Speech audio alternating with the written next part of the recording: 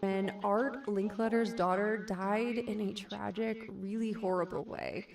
Art was a radio and TV personality who hosted a show called House Party, and then another called People Are Funny. He was on Hollywood Squares and all sorts of talk shows. He was huge on TV at the time. Beatrice had been pitching stories to Art for a while at this point, but he wasn't interested in any of it.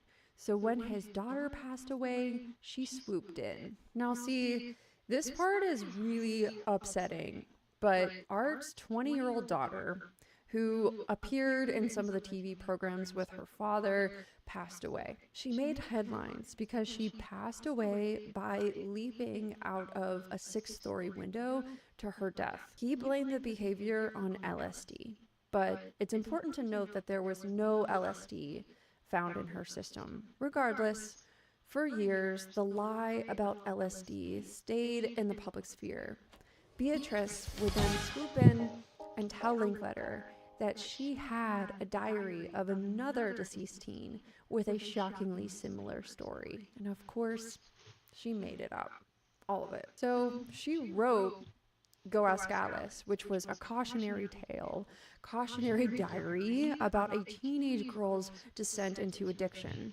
It was presented to the world as a real, found manuscript diary by Anonymous. And this was all so that teens would trust it more than something written by an adult. She presented herself as the book's editor, and that she was a therapist, and she found these stories while talking to people on the job. She called herself a psychiatrist, a psychologist, a psychoanalyst. She would change her title depending on who she was talking to, and she would change her degrees, her number of degrees. She would say that she had a PhD, multiple PhDs. She put PhD after her name on the books.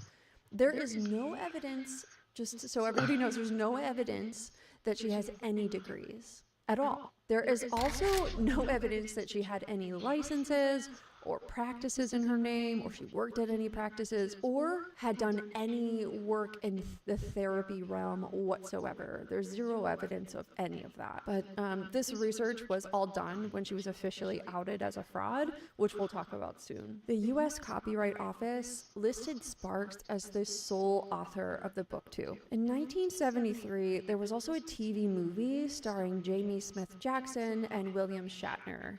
And in 1976, there was a stage play that was published. The book sold about 6 million copies. A lot of people know about the book Go Ask Alice and how it was a complete fraud, but I would say that the next thing she would do is even worse. In 1977, Marcella Barrett, a fellow Mormon, approached Sparks after a local paper outs her as the Go Ask Alice editor. Marcella's son, Alden, had died by suicide in March 1971 at just 16 years old. He was a star debater in high school and a quiet, emotional kid who fell deeply in love and suffered a really bad breakup. His younger brother, Scott, found the body, and he never recovered. Scott never recovered.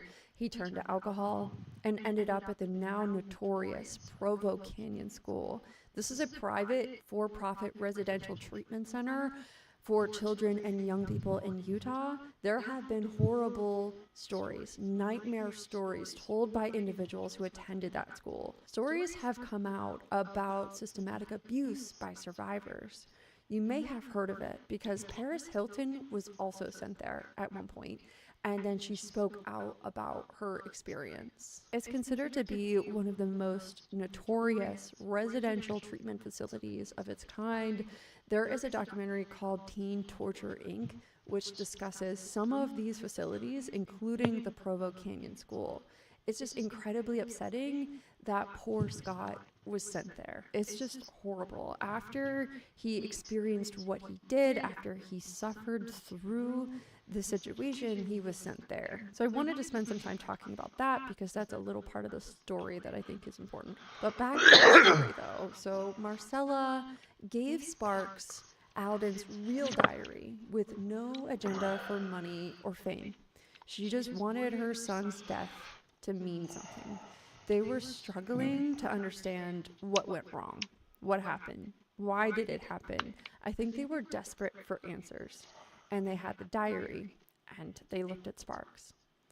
Sparks said she would take a look at the diary, and then she was silent for about 2 years. Then, in 1979, Jay's journal then appeared in bookstores as a real teen's diary about a boy's descent into satanic cults, occult rituals, and suicide. The original diary only contains about 90-ish entries.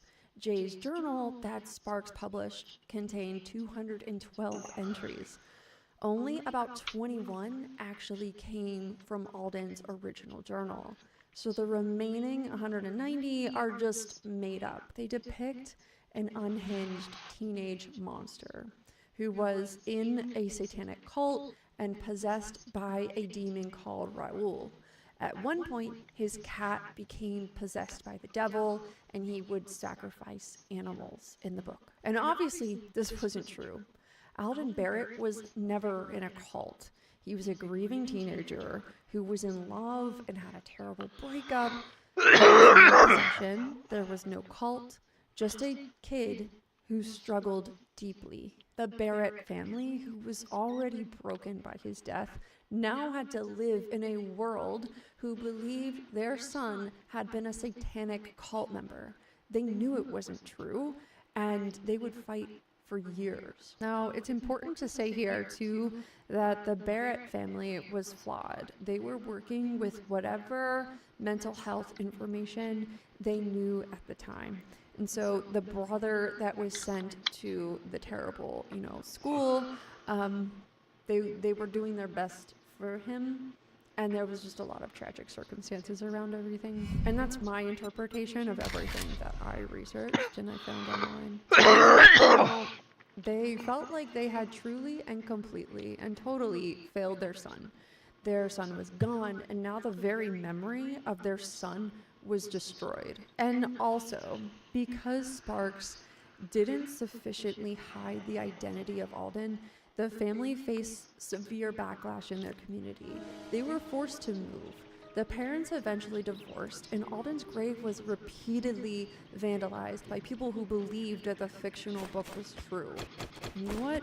Sparks would never admit to anything. She would never say it was all fabricated. She let the family fall apart.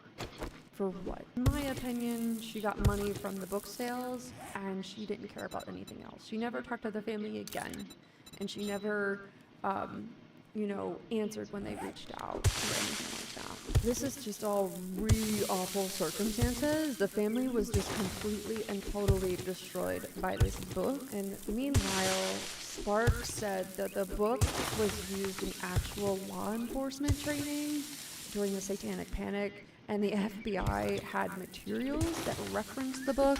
There is no evidence of this at all, but the book was widely distributed in churches and schools, so who knows what people were using it for, but we don't have any evidence that, law enforcement and FBI used the book in their training. So this book is one of the books that would essentially kick off the Satanic Panic, and one day we'll talk about the other huge book that also helped to cause this pandemonium. But this is a big one. Now, I'll briefly explain, what the Satanic Panic was, because there are so many great videos of documentaries about this that I suggest you dive into, because it was a completely insane part of North American history that everyone should learn about, because you need to know what happened to avoid repeating history. But if you're not familiar, the Satanic Panic was a weird situation where many people in the 80s and 90s were suddenly experiencing mass hysteria, fueled by conspiracy theories that there was an infestation of satanic cults doing all sorts of terrible, awful, horrible things.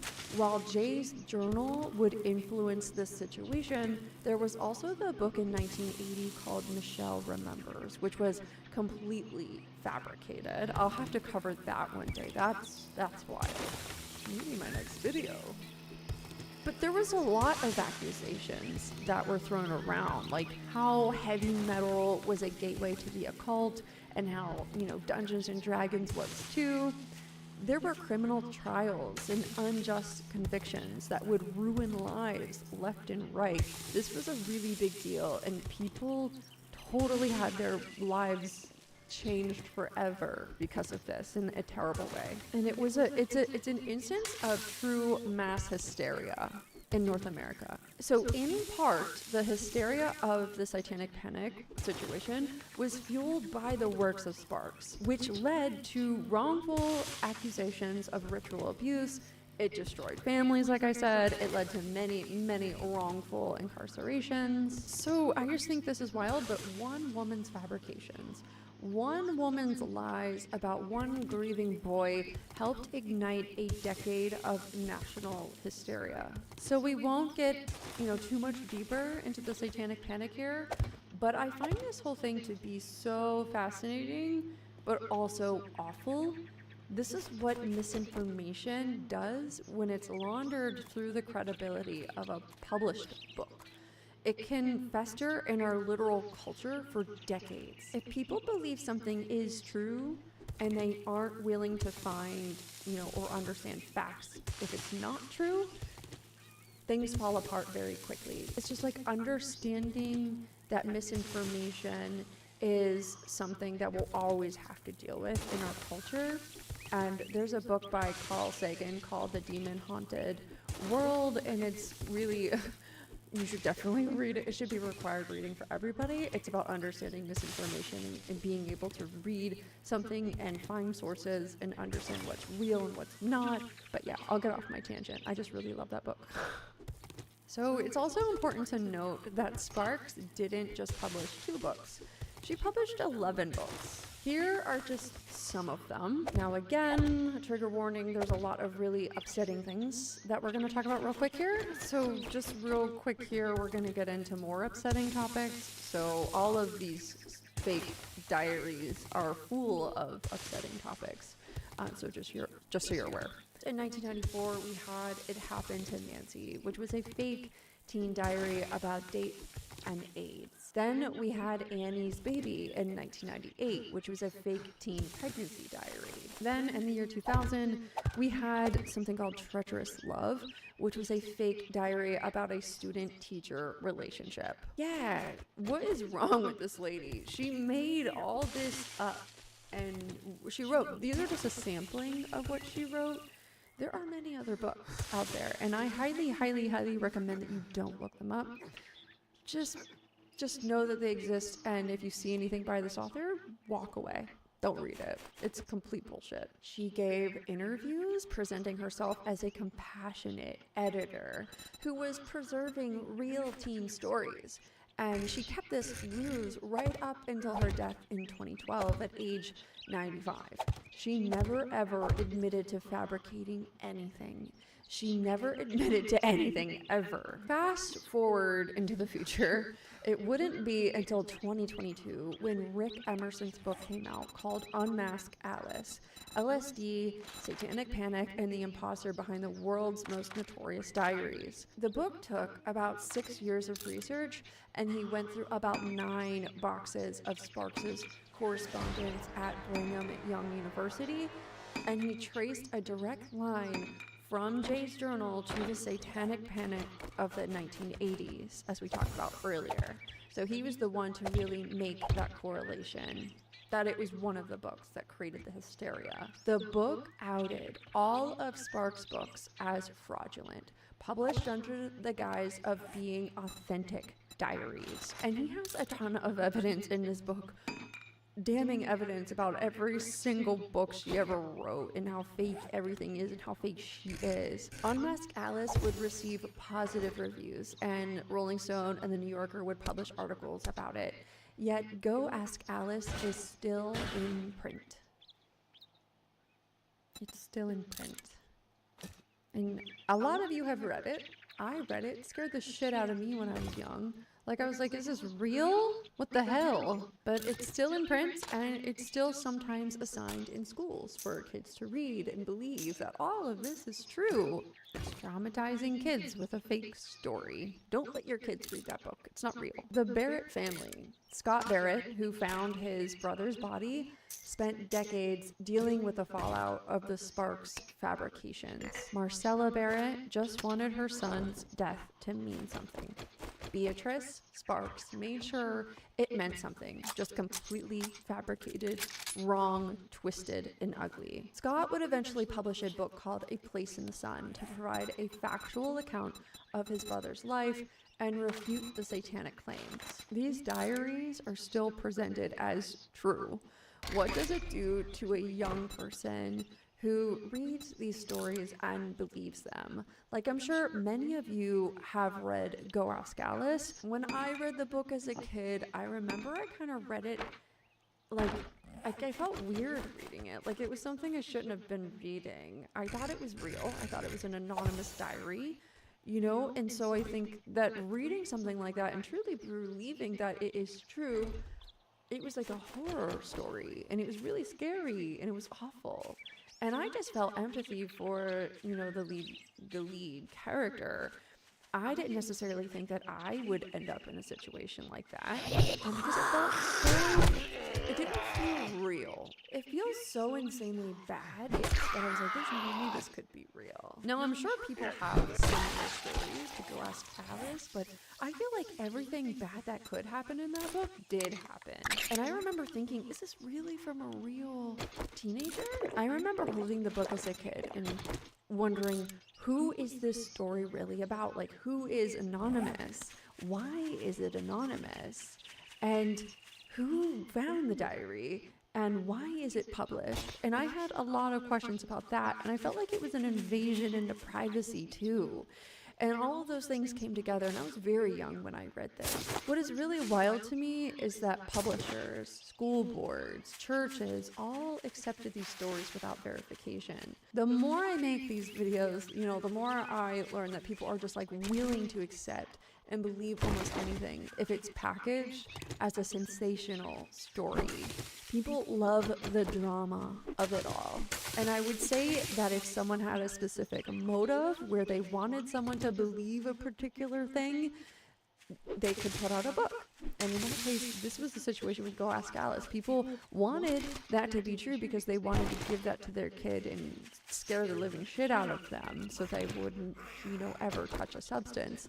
And a lot of people said that they didn't ever touch any substances because they read that book and it scared them. So, in my opinion, the real horror in all of this isn't that she lied. Lots of people lie. We talk about it on my channel all the time. People lie. People make up stuff. In my opinion, the worst part of this is that society as a whole was just so eager to be fooled. I think no one questioned her because no one wanted to.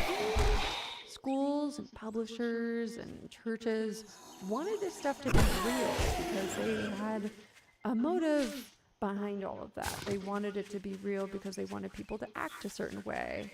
And I think that led to, you know, no one questioning this author's stories. But anyways, this was a pretty heavy one, so if you feel up to it, give that subscribe button a little hug. It needs it. We all do. And give that like button just a little high five.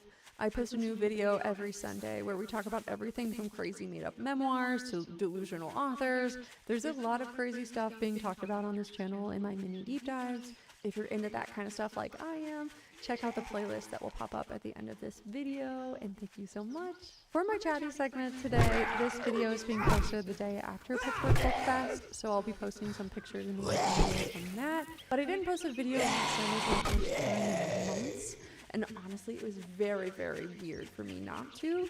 And so I put a community post, so if you're interested in staying updated with stuff like that, there's a big reason behind all of that, but I'll just let you know that everything's going much, much, much better than it was last week. But yeah, thank you so much for all of the nice words and well wishes and all of that. It's really nice to hear. So it's a tough time, but yeah.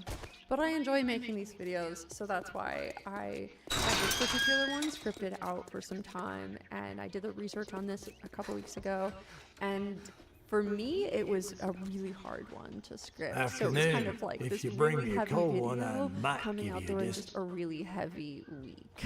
It was a lot, kind of all at once. But I really enjoy it. I really, really do. And I find that Satanic Panic to be I got just work to very do. It don't just interesting stand there with because your of this thumb up mass your hysteria ass. that happened, Get and the it's job I done. don't understand. And I feel like something like this could happen again, and I don't know in what context or what it could be, but I feel like we've seen it, too, since then. But anyways, the next thing I'm doing is StokerCon, so if you're going to StokerCon, let me know. I will be there. I will also be going to something called Confluence, which is happening in Pittsburgh here soon. I'm really excited about that one too. So if you're going to anything, let me know. I might see you.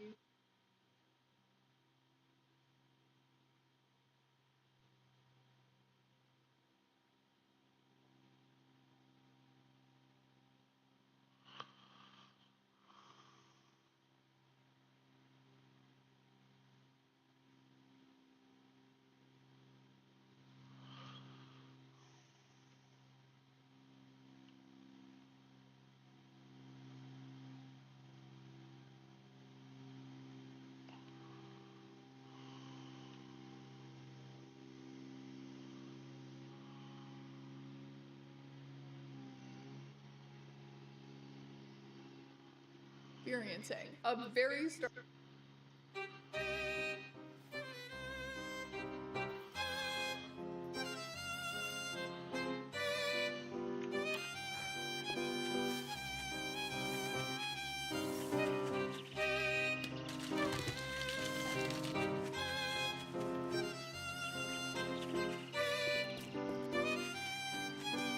Do you like vampire stories? I will warn you, these aren't the ghastly creatures of folklore. These are very cool, modern vampires, who inhabited early internet forums, a unique subculture of the 90s, and who might still be lurking in your midst if you look hard enough. What are you doing in my house? I'm just sitting here enjoying my very refreshing bloodbath. My question is, how long are these gonna last? Before I go insane. The pop culture icon of the vampire as we know it emerged in the 20th century, transforming the undead monster of folklore into a poetic, tortured outsider that so many misfits identify with. Dean T. Youngson founded the Count Dracula fan club in 1965 with the agenda of bringing together fans who celebrated all things vampiric. However, Youngson began receiving letters from people who claimed to be real vampires. In 1972, Stephen Kaplan founded the Vampire Research Center and opened a vampire hotline, which ended up collecting dozens of accounts from real vampires, telling him their life stories. Both fans turned researchers published their findings in some of the first accounts of 20th century real vampires. Both are considered extremely flawed sources today due to the high percentage of just obvious hoaxes and jokes present in their results. But they do demonstrate that pretty much as soon as the vampire became a cultural phenomenon, real people began identifying with these figures in a pretty serious way. And vampire fandom was serving as an incubator for this new way of understanding oneself through the lens of vampire. The premier source on real vampires is Joseph Laycock's Vampires Today, The Truth About Modern Vampirism, which was published in 2009. We are going to be citing this book a lot, and if you're interested in doing further research after this video, I recommend that is where you start. It's true that Laycock is not a vampire himself, but this is one of those cases where a third-party researcher's perspective can be really, really valuable because, as you will see, the vampire community is not a monolith. Many of them aren't exactly on speaking terms with each other due to some serious philosophical differences. Laycock's book brings together all of those different voices and puts together a comprehensive analysis of everything that he saw going on with the vampires. Nothing like it had been attempted before, and nothing like it has been done since.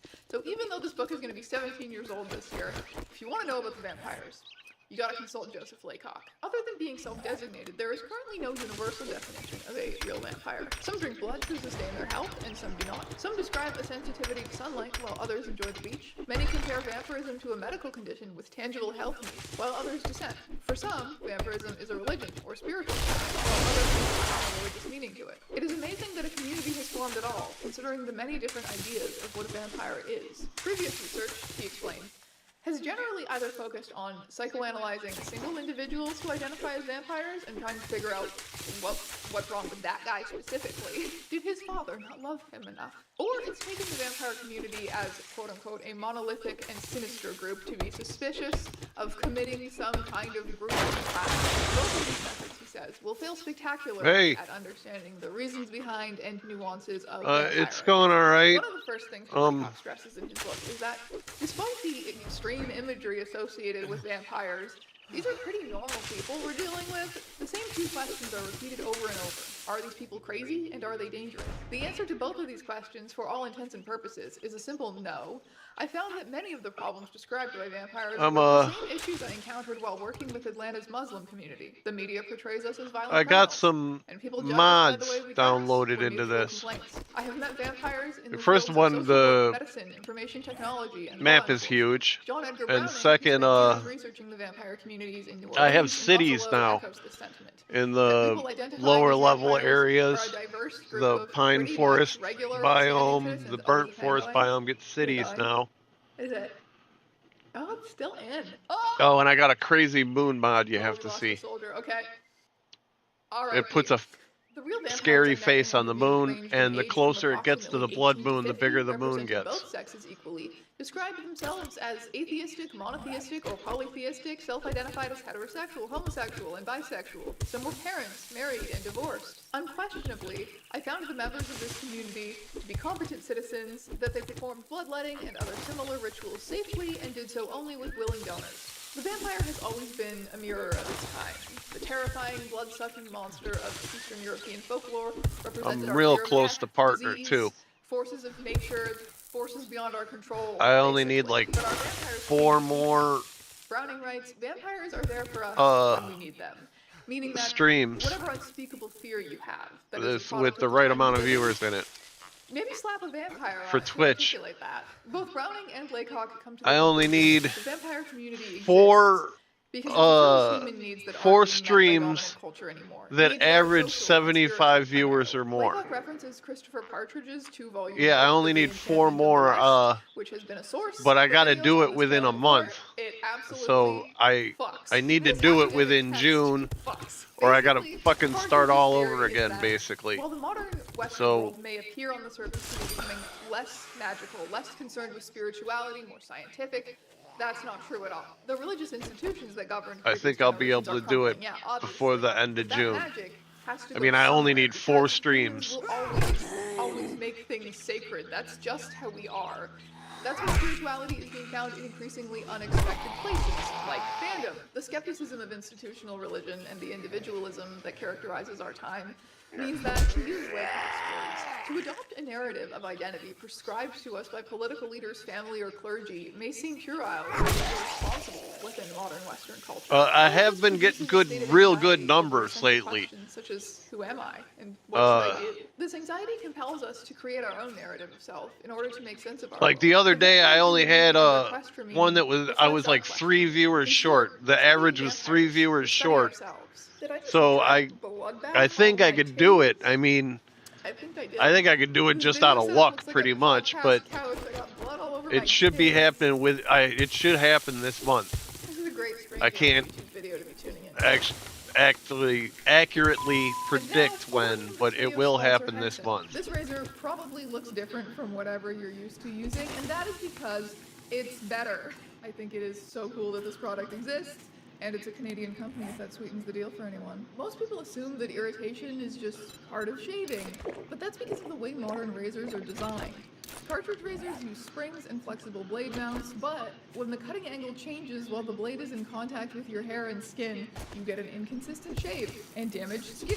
Instead of eliminating blade movement, the shaving industry had largely built workarounds like shave gels, aftershaves, and having multiple blades to try and make up for the inconsistent shave. And then the multiple blades add more friction to your skin, plus you're pressing really hard trying to get the thing to Come work. on. That's what's causing razor burn, ingrown hairs, and other irritation. Henson's solution is a razor that has complete control over the blade, meaning you get a perfect shave with no need to I'll press on your definitely skin. before the end of the Shaving is a month. constant battle for you. Stop settling for the terrible way that it's always been. I think, Try something completely different. I'm Thank you gonna to push Henson my for sponsoring this Friday video. If you want to try streams it, a they're little offering 100 harder. blades free with the purchase of a razor, just head over to hensonshaving.com/strangeeons and use code I'm going to STRANGEONS start at spending checkout. less I'm going to time off stop stream on my gesturing Fridays with blades now and probably and return Saturdays. to your regularly scheduled content.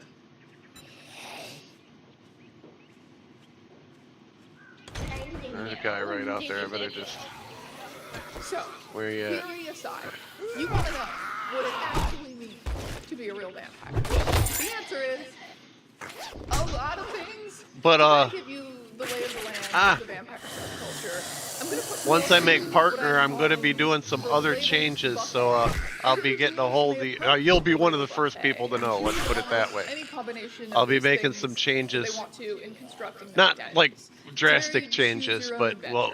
I'm going to be First, umbrella identity of returning to the YouTube that's thing, for people who identify as vampires, specifically but consider probably themselves doing it a little psychic different because my vampires. streaming Others will schedule will change too. energy vampire to describe just I'm going to be spending a lot more people who time are really live emotionally streaming draining to be around, and doing as different opposed things to other than just playing mainstream, video like, games. kind of self I mean, the video games will be my bread and butter, but what you probably don't know I'm is going that to the idea start. of psychic vampires or energy vampires dates back to the Victorian era and evolved out of more But, vampire folklore. Some French spiritualists For in my the Victorian era commentary, I'm going to described want a the type of different, vampire a whole rather than kind being of a walking different corpse setup. was a spirit that You know could what I detach mean? from the buried body and prey on the living. I don't have an idea, but since I'll be playing videos and pausing videos, I was thinking kind of like a living room kind of setup where I would play the video on a television screen. One feels less intelligent, less good, sometimes even less honest. Are there not some whose vicinity extinguishes all faith and all enthusiasm? Like, hang who on. draw you by your weakness, who govern you by your evil propensities. These are dead people whom we mistake for living beings. These are vampires whom we regard as friends. And we eventually arrive at a vampire that is human and mortal, but nonetheless seems able to let me siphon go to energy Bing. from others. This magnetic vampirism is practiced every day and hour in social, most especially in conjugal intercourse.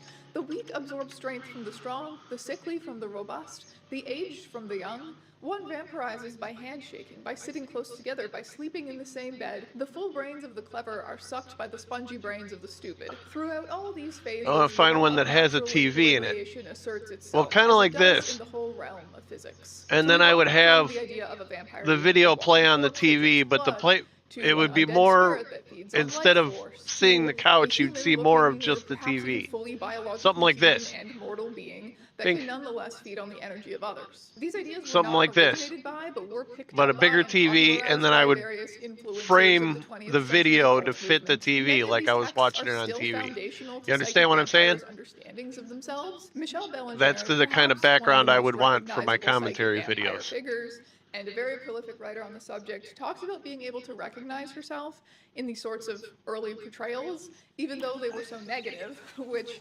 yeah, a lot of queer people can relate to that one.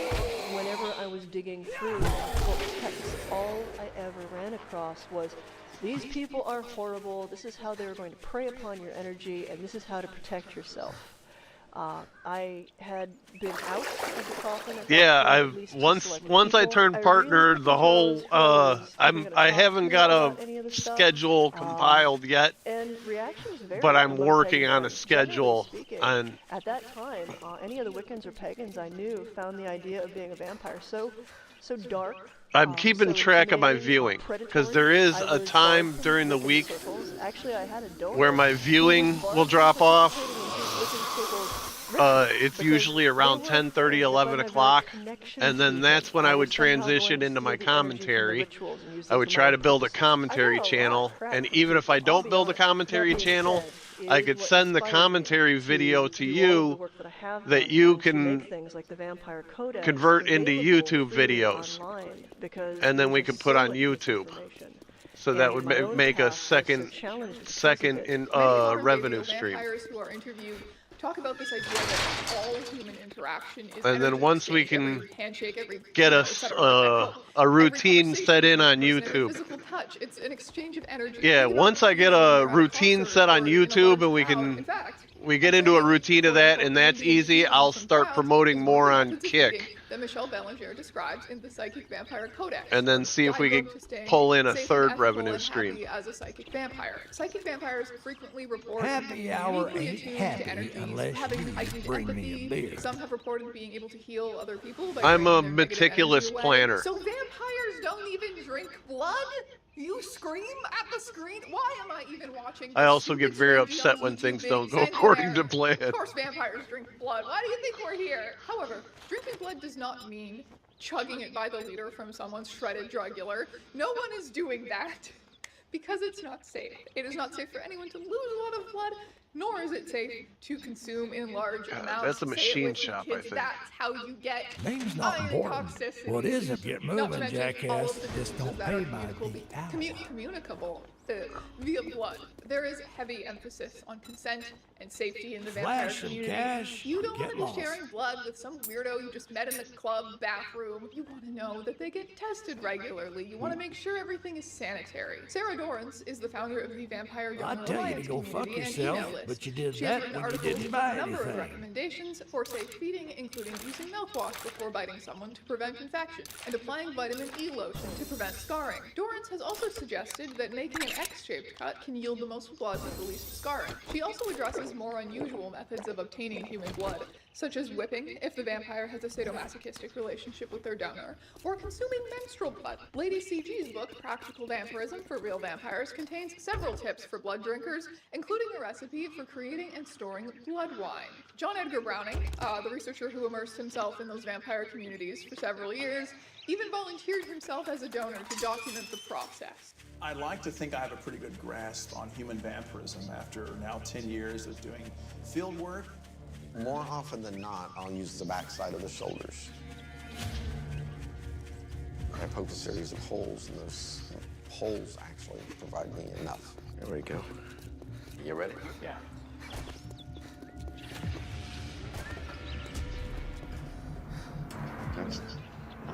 Some of Laycock's interview subjects told him that some sanguinarians use animal blood too, usually beef blood or bloody steaks, even blood pudding, as well as other foods that help them reduce cravings when blood isn't available. Curiously, chocolate was the most common after animal blood. Juice, herbal tea, and red wine were also popular. A pair of vampires in London created a drink of ersatz blood out of orange and tomato juice that had been heated in a microwave. You might think orange juice is a really random substitute for blood. Actually not, okay? I've been down this rabbit hole because I was trying to make Count Chocula cereal with blood and a glass of blood from my Immortal for a Patreon video, and I was like, okay, so there's two ways we could interpret this. We could go, are we trying to simulate the look of Count Chocula cereal with blood and a glass of blood, or the taste of Count Chocula cereal with blood and a glass of blood?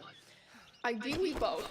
So I do my creepy little Googling. Basically, the best way to simulate the taste of drinking human blood would also involve probably giving yourself iron toxicity. So, unfortunately, the sort of metallic tanginess that you get with orange juice is the closest you're going to safely get. So I assume in this case the orange juice is for flavor and the tomato juice is for looks, microwave for temperature. Apologies for the tangent, but I simply can't shut the fuck up if I know a fun fact. Some vampires are hybrids, meaning they're both sanguinarians and energy vampires. So if you are helping yourself to the label buffet, you can have both of these. Someone might also consider themselves to be a medical vampire, clinical vampire, awakened vampire are all terms that kind of mean the same thing. The idea that vampirism is a condition they were born with, but had to become awakened to the reality of. Being a vampire is part of their nature.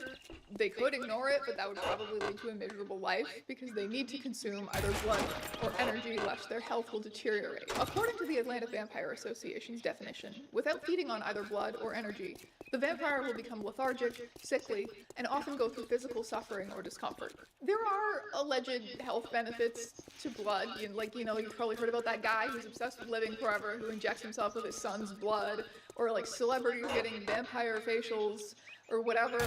That stuff is probably all bullshit, but it still has more of a scientific basis than the idea that consuming a few drops of blood here and there can sustain someone's health. When did you know that you were? My initial thought would be that maybe this person has a psychiatric disorder. but I don't think it's unreasonable to consider the possibility that there's an underlying medical condition.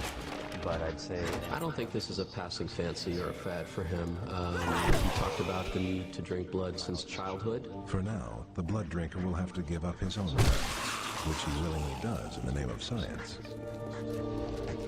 If for some reason there is a physical cause for my condition, I would love to know. Throughout history, patients have been called crazy because on the surface, they're doing something uncommon, harmful, unusual. But when we dig deeper, we find that they have a true medical condition. So I think anytime a patient presents like this, the medical community needs to take them seriously. So you got the blood test, and he tested you, and what were the results? The results were inconclusive.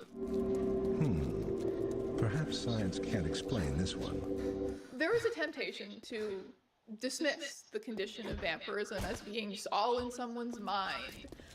But what does that really mean? Like, are the mind and body separate? Not very. If someone is able to consume blood or energy and feel sustained by that, feel better from that, and they feel wrong if they don't have those things, then is it not essentially true? None of the people I interviewed gave me any reason not to believe what they were saying.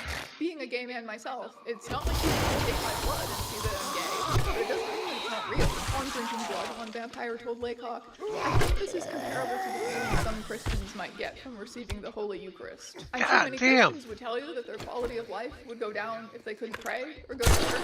We're really getting into the religious comparisons now, so I should say, despite the fact that most vampires are spiritual and interested in the occult, and there is most often a spiritual element to vampirism, Laycock stresses that we should understand vampirism foremost as an identity around which social and religious institutions form. The group he worked most closely with when researching his book was the Atlantic Vampire Alliance, or AVA, who he describes as being scientifically minded medical vampires who mostly looked like normal nerds. They were interested in doing surveys and hosting conferences, bringing together as much knowledge as possible to try and understand and define what they were experiencing. A very stark contrast to the dramatic fang-wearing picture hanging around goth bars. They almost seemed to pride themselves on their complete lack of interest in goth parties and other social events. To these vampires, appearances had nothing to do with it. Dressing goth for vampires, I assume, is sort of like dressing gay for queer people. A vampire doesn't need to dress goth any more than a millennial lesbian needs to have the haircut. Doing so may be fun and help signal who you are to others in your community, but you don't need it. And yes, some of you may have guessed where this is going. In their view, vampires fall under the umbrella of otherkin, people who have non-human souls. Another word that I think is worth throwing on the table, the buffet, is pagan, because like I said, most vampires are spiritual and practice some form of paganism. Michelle Bellinger, for example, believes that being a psychic vampire is a part of her essential nature. She was born that way, but she also practices a spirituality which is informed by this. Psychic vampirism, human vampirism, these are, after all, concepts born out of occult movements, and still deeply linked to them. Then you have the lifestyle vampire. Someone who lives a life inspired by vampires. They probably dress like a vampire, wear fangs, hang out at goth clubs, drink their partner's blood, but they don't believe there's any reason to do those things other than the fact that they're fun. They describe sexual and psychological gratification from consuming blood, but not an actual health need. Some lifestylers believe that there are no real vampires, and that those who claim to be vampires are mentally ill. Lifestyle vampires might additionally fall into categories like role player, blood fetishist, or goth. Attraction to blood is called homosexuality, by the way. Goes far beyond the vampire community.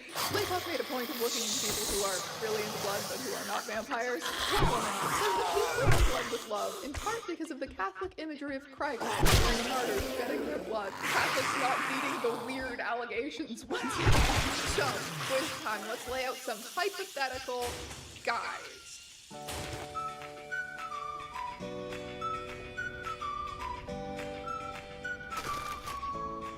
You might have someone who calls themselves a vampire because they love dressing goth, and they think blood is sexy, and the word vampire describes their lifestyle in a fun way. And they might say, I can't believe how far mentally ill people are taking this, thinking they actually need blood to survive, that's crazy. And then you might have someone who considers their vampirism a very real and medical condition who who says, OMG Elvira, you're such a shallow poser. You think being a vampire is about going to goth clubs and being kinky? Real vampires don't need to be so performative. It's just who we are. Sorry, you're calling us fake vampires? For what? Having fun? Having a sense of drama? How about you leave your mom's basement sometime, Jared? Listen, guys, we're all valid. We are just different. According to Laycock, one vampire going by the name of Vlad said in an interview, look, if you drink blood and it's a sex deal, don't call yourself a vampire. You're a blood fetishist. Admit it, dig it, live it. Wait, some of you guys are seriously drinking blood? That's kind of unsanitary. Not to mention dangerous. Sorry, you licked the bloody packaging of a raw steak because you were craving blood. That is too far for me. You need to learn how to feed on psychic energy, dude, okay? I can write you some great books.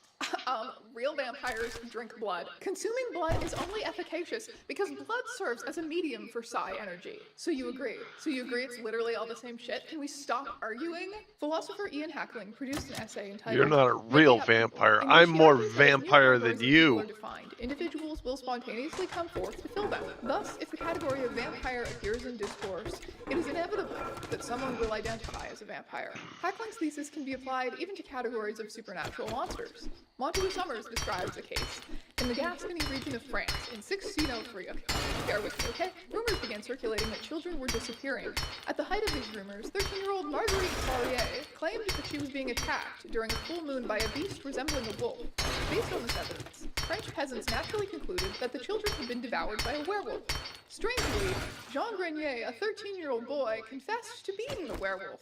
He stated that he had changed into a wolf and attacked Marguerite, and that he had eaten all of the missing children. Watch out, because if you make up a guy, they will become real. All of us are just making ourselves up. So much of what you and I both consider innate and unchangeable about ourselves is, to a great degree, still constructed by culture. The idea of being gay is a 20th century invention. Sure, same-sex attraction has always existed. People were known to be capable of homosexual activity. Show me the medieval dildos, please.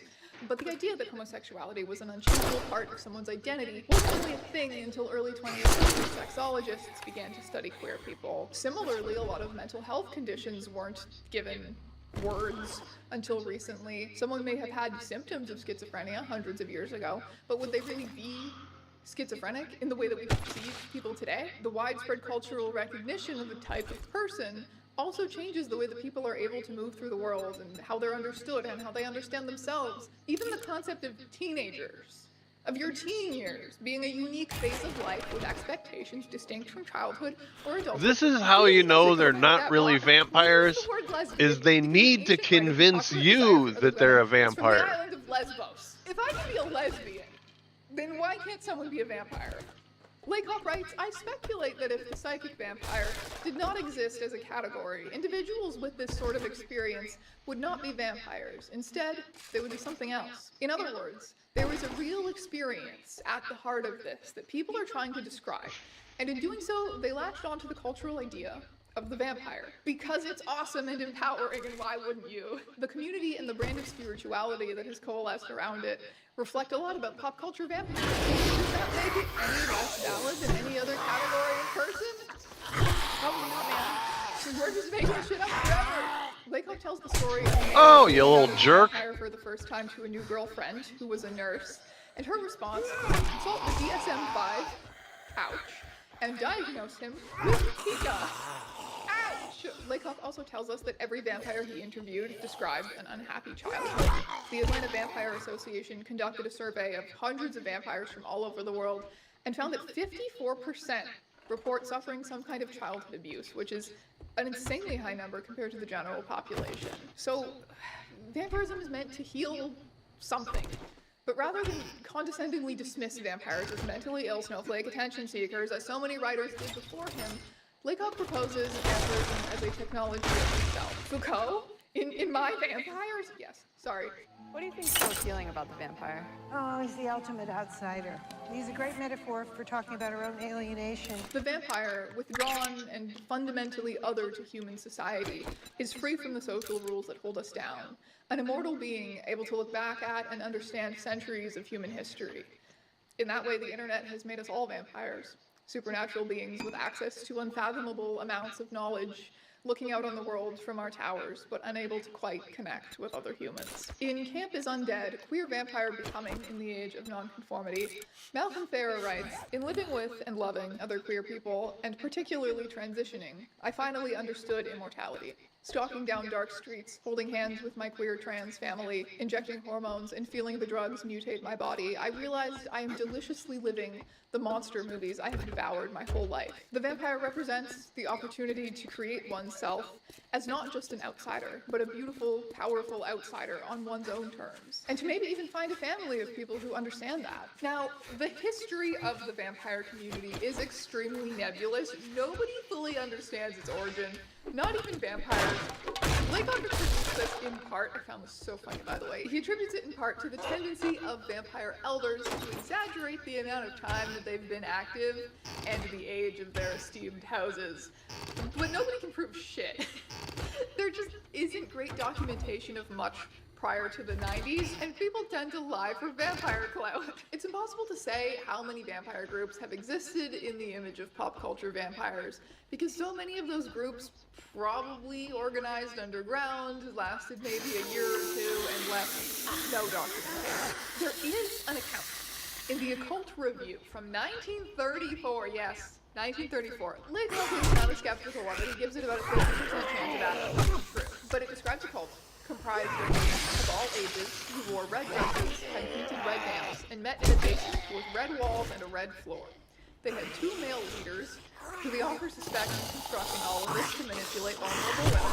Tale of old time, the women were convinced that they were secret vampires and would go into meditative states in which they would carry out psychic attacks on enemies. In 1934, that's early, right? Or is it though? Because all of the occult literature laying out the foundation for psychic vampires existed. Dracula, starring Bela Lugosi, was released 3 years prior in 1931. Like, it's possible! And then if we're following the trail of real vampires, we have absolutely for a few decades. 1960s was when fandom in the modern sense really started kind of happening. The character of Barnabas Collins from Dark Shadows was very compelling to a lot of people. The vampire was beginning to shift from monster to endearing misfit who resonated with a lot of human misfits, and by the 70s and 80s there was a full-on vampire media boom happening. Lestat had been released upon society, and nothing would ever be the same again. At this point, there were almost certainly individuals who were thinking of themselves in the way that the vampire community eventually would, but there wasn't a community yet. The only records we have are these kind of individual case studies, like those collected by Yumson and Kaplan. But these vampires would have had a very difficult time finding each other. These were the decades when the vampire community was starting to emerge out of what Michel Belanger has called womb communities. Subcultures and fandoms that sort of incubated it. So, vampire and horror fandom, role-playing games, the BDSM and fetish scene, and occult groups, mainly. If you've noticed that a lot of vampires are goths and nerds and witches, that's because they came together for the first time for goths and nerds and witches. In the early 90s, we start to see zines and newsletters targeted towards the vampire community pop up, featuring articles in Vice columns, and we see people starting to collectively define what a real vampire is. We also cannot talk about the real vampire community without talking about a role-playing game called Vampire the Masquerade. Vampire role-playing started with DIY games based around Anne Rice's Vampire Chronicles universe, and then in 1991, White Wolf Games released Vampire the Masquerade, inspired by and capitalizing on the Anne Rice craze. And it was wild. Yeah. Real vampires absolutely don't have to be confused with role players, and role players holy shit. be confused with real vampires. They have Goddamn, everybody came to the party. We cannot avoid the fact that the vampire subculture and Vampire the Masquerade are deeply entangled. The two spaces could be very difficult to tell apart in the beginning. One vampire that Laycock interviewed said, "The first time I had access to the internet, I immediately entered vampire into the search engine. For the following few months, I was fooled into believing a group of LARP gamers, and though their claims were not lies, they convinced me that I was human, and they were not. When I finally realized that these people had spent the entirety of our correspondence in fantasy, I felt more betrayed than I could put into words." That role-playing scene helps to form a unique vampire lifestyle subculture in the New York club scene. Eric Newsom poked around in this scene a little bit for his book, The Dead Travel Fast, Stalking Vampires from Nosferatu and Dracula, and the interviews he conducted reveal a confused miasma of role players, fetishes, nerds, and real psychic vampires, all mingled together under the cover of darkness. Once you strip away the finger armor, black lipstick, hair extensions, and leather, you are left with the same square pegs that got stuffed in their lockers in high school. The captain of the football team never seems to end up thinking he's a vampire. It's the unnoticed geek in the corner who eventually ends up declaring himself undead. None of this should surprise anyone. It's pretty obvious when you are around these folks that one of their fundamental attractions to vampirism is the ability to shock and empower. He asked one representative of the community, why all this, I guess? What attracts you to all this? Vampirism is an archetype for us, he responded, demonstrating that he'd anticipated this question and thought through the answer ahead of time. To us, it just makes sense. Some people expect us to be crazy. We really aren't. It's just something we all have in common and unites us. We're into all the elements of it. We use the vampirism as a metaphor. It helps them articulate the fact that they're different in a way that is empowering. Enter Father Sebastian Van Houten, a dental assistant whose interest in vampires started in the role-playing scene. He made a name for himself as the Fang Smith. Good evening, this is Father Sebastian here at the Fang Shop, New York City, inside the Halloween Adventure Shop. This is Vampire Central. This is where Sabretooth's headquarters is in New York City. And Sabretooth is a company which makes custom-made fangs and optical. Basically what we promote is the vampire lifestyle and tradition and philosophy, which is basically based on taking the vampire mythology and turning it into a tangible, real-world experience.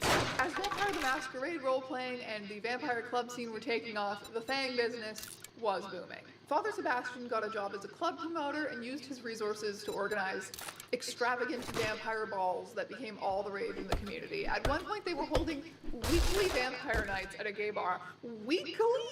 Explode every smartphone right now. We need to go back to 1996. Father Sebastian formed the Sanguinarium, an alliance of vampire houses all over the US who could share information and come together to organize events. Vampire houses of the Sanguinarium were to observe the Black Veil, a code of ethics penned by Father Sebastian. In its first incarnation, it was very nearly identical to the vampire code in the fictional universe of Vampire the Masquerade. Michel Bellinger helped him to rewrite it into the Black Veil 2.0, specifically to distinguish it from the role-playing game. So we have a lifestyle vampire club promoter who started as a role player and a real psychic vampire working together to establish this community. One of the Sanguinarium's goals was to standardize the language of vampire subculture. For example, calling local groups houses rather than covens, which is from the Anne Rice vampire universe, or clans, which is from Vampire the Masquerade. They adopted the term mundane to refer to normal humans.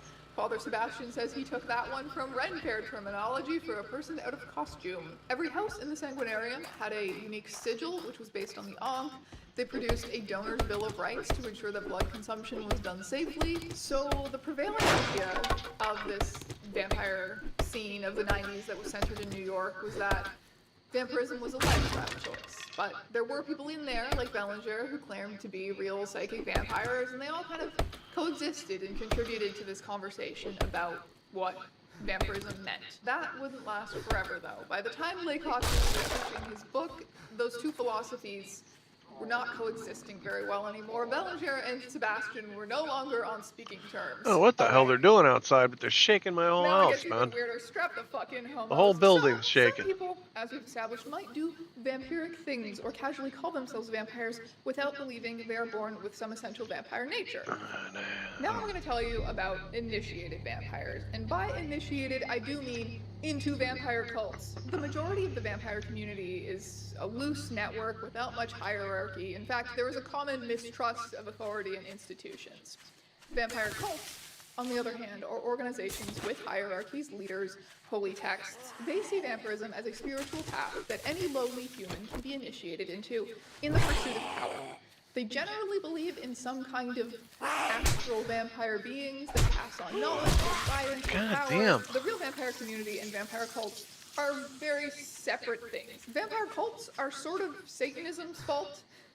The Church of Satan, if you are not familiar, was founded by Anton LaVey in 1966, and crucially, does not involve worshipping Satan as a real deity. Satanism focuses on the biblical figure of Lucifer as kind of a model for anti-authoritarianism, individualism, curiosity, pursuit of truth. You're more likely to find modern Satanists at a pro-choice rally than stalking the graveyards at night, or whatever. According to Laycock, a schism in the Church of Satan spawned another sect called the Temple of Set, which took a lot of the ethics and practices from Satanism, only swapped him out with the god Set to distinguish themselves, and they seem to have worshipped Set in a much more literal way. Another schism then led to the Order of the Vampire, in which initiated members sought power from astral vampire deities to become human psychic vampires themselves. Their ethics are very different from that of the real vampire community. The real vampire community, it's all about consent, it's all about ethics, whereas these guys see it as more of a method of gaining power over other people. Despite being vampires, the Order of the Vampire forbade the drinking of blood and declared on their website, "A true vampire knows that he does not achieve the posture of effortless power to the mundane act of physical blood drinking. In fact, to pursue such acts would mean that he did not understand his own condition, let alone vampiric black magic." Okay, shade. It should be readily understood by all who seek admission to our order that we are unique and separate from the various right-hand path-driven online vampire community groups and houses that have sprung up over the past few years. Such groups promote a weak and powerless version of the vampiric archetype among a myriad of fuzzy new age ideas such as missing chakras, otherkin, and a need for blood drinking. We do not tolerate such in our ranks. Literally, medical vampires DNI. I find it funny that these guys are like 2 degrees removed from Satanism when pretentiousness is one of the mortal sins of Satanism. Because, oh my god, these are the most pretentious bitches I've ever heard of. Probably the most well-known vampire cult is the Temple of the Vampire, which, yes, is different from the Order of the Vampire. They're really hated by the rest of the vampire community for being, well, culty. While they originally portrayed vampirism as a path to personal power, the Temple of the Vampire eventually began promising its members actual physical immortality, which is crazy town. Temple of the Vampire Life Force message board. I have researched the temple. Is this real? What do you mean by immortality? The temple has identified 3 methods that can lead directly to immortality, 2 of which come directly from modern science, and the 3rd from our own traditions. There is a 4th that is being considered even as, oh yes, there are 3 methods to immortality, 2 are science, 1 we made up, and the secret, there's a secret 4th. We realize that immortality cannot be proven. You would first have to live forever to do so, and forever hasn't happened yet. When we say immortality, we refer to the ability to return to full physical life, even if you die. I'm starting to get the feeling you guys might get along with the rationalists. Immortality is not dying dead forever, but being able to return to life with a physical body here in this world as yourself. So yeah, so like the rationalist tech bros who freeze themselves because they think science is gonna bring them back. Lakoff stresses that vampire cults like Temple get a lot of attention because of how extreme they are, but they are a tiny minority of people who consider themselves vampires. To join, you have to buy an expensive vampire Bible and a bunch of their other products to complete an initiation ritual. You will then get added to their mailing list. And that's kind of it. Like, these losers never even meet up in real life. Their whole deal seems to be taking people's money online, starting discourse, being as exclusionist as humanly possible. Vampirically possible? A member was once fully excommunicated for leaving a comment on Michelle Bellinger's live journal. I'm sure you can imagine how pissy they got when a member of the real vampire community leaked their vampire Bible. You are just another tragic hero type who cannot stand those more successful than you. You feed out of a need for abject survival. Temple of the Vampire members feed consciously to fuel and improve themselves, to make themselves more. You cannot learn from something, so you punish and attack those who do. Indeed not. I violated copyright law because I wanted people to see the truth of the pathetic Temple shortcomings. I was born a Psy-Vamp, not like the humans like yourself the Temple teach to become energy leeches. You thought I was exaggerating with the hypothetical discourse. But it is that crazy. Speaking of vampire discourse, Father Sebastian is still one of the most visible members of the vampire community today, and he is very protective of the community's image. Blood drinking is a particularly sensitive topic for him. It's a bit controversial, actually, in the vampire world, believe it or not. I'd like to interrupt. Was there a discussion about blood drinking? I had to interrupt. Yeah. The Sabretooth clan is very concerned with this because the real vampire community has made so much trouble for us over the years. No, you made that very And we need to be very cautious of it. He explains in this Vice piece that blood consumption is a cool fetish that should be done safely between consenting partners. He doesn't subscribe to the idea that vampirism is a condition. In fact, ideologically, he sort of, at some point, found himself identifying a lot with cults, like the Temple of the Vampire. Problem was, the Temple were assholes. So he decided to do his own, more fun cult. He called it the Ordo Strigoi Vai. No, that's wrong. Actually, what happened was Sebastian met a mysterious European man named Dimitri at a Renaissance fair who gave him a copy of the Temple's Vampire Bible and told him it was pretty much all true. Too bad the organization sucked. Ha, get it, sucked. Dimitri took him to an amazing underground vampire club where everyone was wearing real Victorian clothes and not Hot Topic clothes. Dimitri and his entire coven then disappeared in the year 1996, leaving Father Sebastian as the only witness to this beautiful vampire world that had existed for real, for sure. So he founded the Ordo Strigoi Vai to be the Temple of the Vampire, but fun. Mixed in some other traditions, and there you go.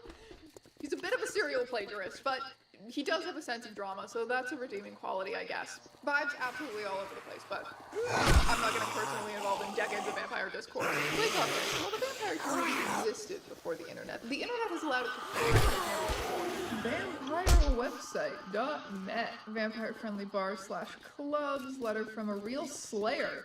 Vampire questions and answers. How to get blood. Vampire myths and facts. Do you have unusually pale skin? Your skin doesn't need to be pale to be a vampire. It just needs to be pale in comparison to what your skin tone should be.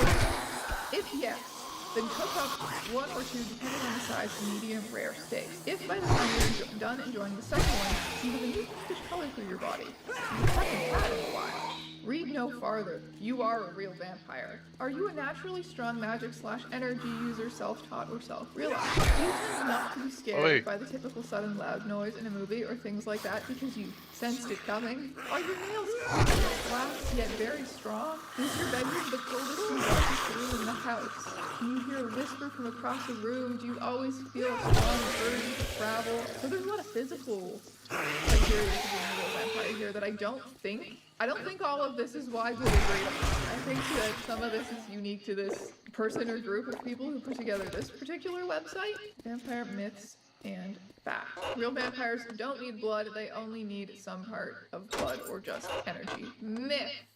Some real vampires do need blood. Real vampires can fly. Myth. Sunlight kills real vampires. Extreme exaggeration. Real vampires are undead. That is a myth. Real vampires are immortal. Extreme exaggeration. Oh yes, okay, so this one is not full. I think I know why. I'm not reading the screen. I'm not looking at it, okay? I'm quizzing myself on my vampire now. It's because a lot of real vampires believe in reincarnation, and they've been a vampire in every lifetime, and they are able to unlock memories of those past lives, and so that is sort of a form of immortality. Is that what you're gonna say?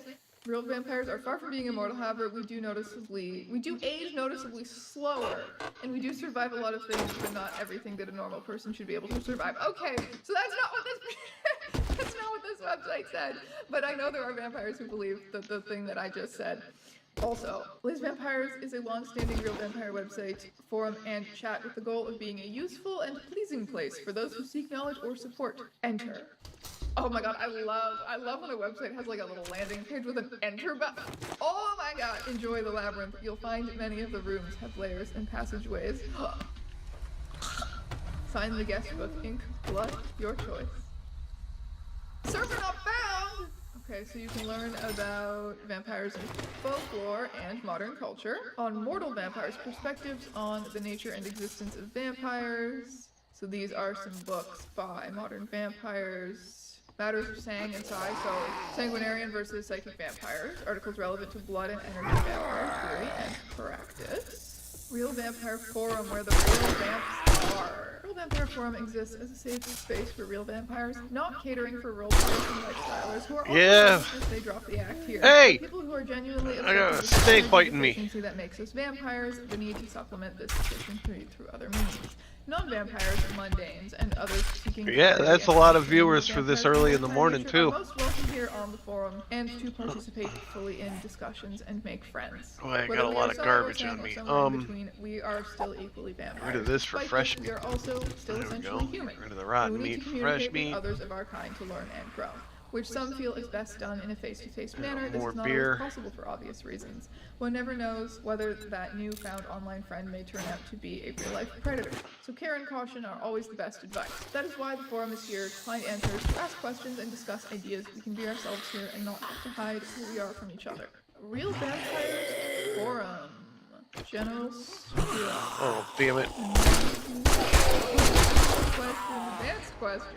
Well, I guess I'll start with the questions before the advanced questions. So I'm 18 and I really want to meet some vampires so I can befriend them.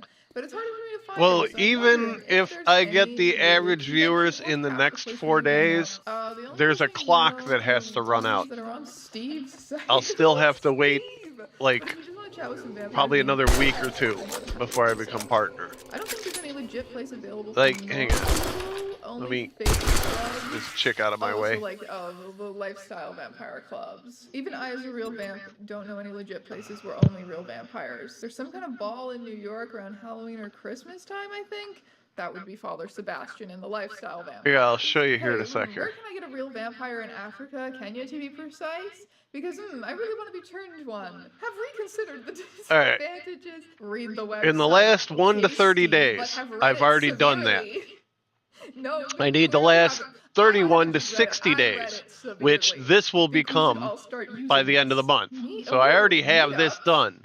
So what I Maybe need to vampire do is Vampires near Orange, make up Ontario. these When was it 4 posted? right here. 2023. So Alberta, every day Vancouver. this Oh my god, I feel bad for any advances. vampires living in So Alberta. even if I feel bad do for it anyone living in the Alberta. next Darknessembrace.com. 4 days, I Oh, get this these one is 4, gorgeous. I have to Newer wait modern vampires are until indeed human. They are often split into two these types, up which here are move Sang down and here. Psy. It is not uncommon for a person to have traits of both types. You People understand are what born I'm this way saying? and often realize they These are of eventually this going to become my nature. By their 31 to 60 awakening, you day. cannot become What I one by need to drinking do the is blood of make a up vampire. As for numerous fictional this. works have made up, vampirism is indeed a condition that can affect each person in its own So way. even if But in the yet next share 4 a days, certain I have to basis, wait energy. until And the one way clock or another, runs our out. bodies are our hosts and are not immortal. There is only one possible theory I can post to suggest anything in relation to immortality, and such a subject is another But personal view and not something that is necessarily I'm working bound to on this it. culture. But some It's believe their souls are that of vampires from the past.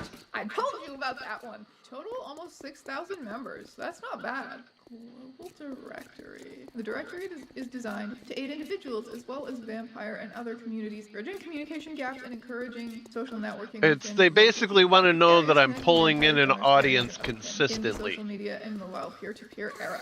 Voices of the vampire community.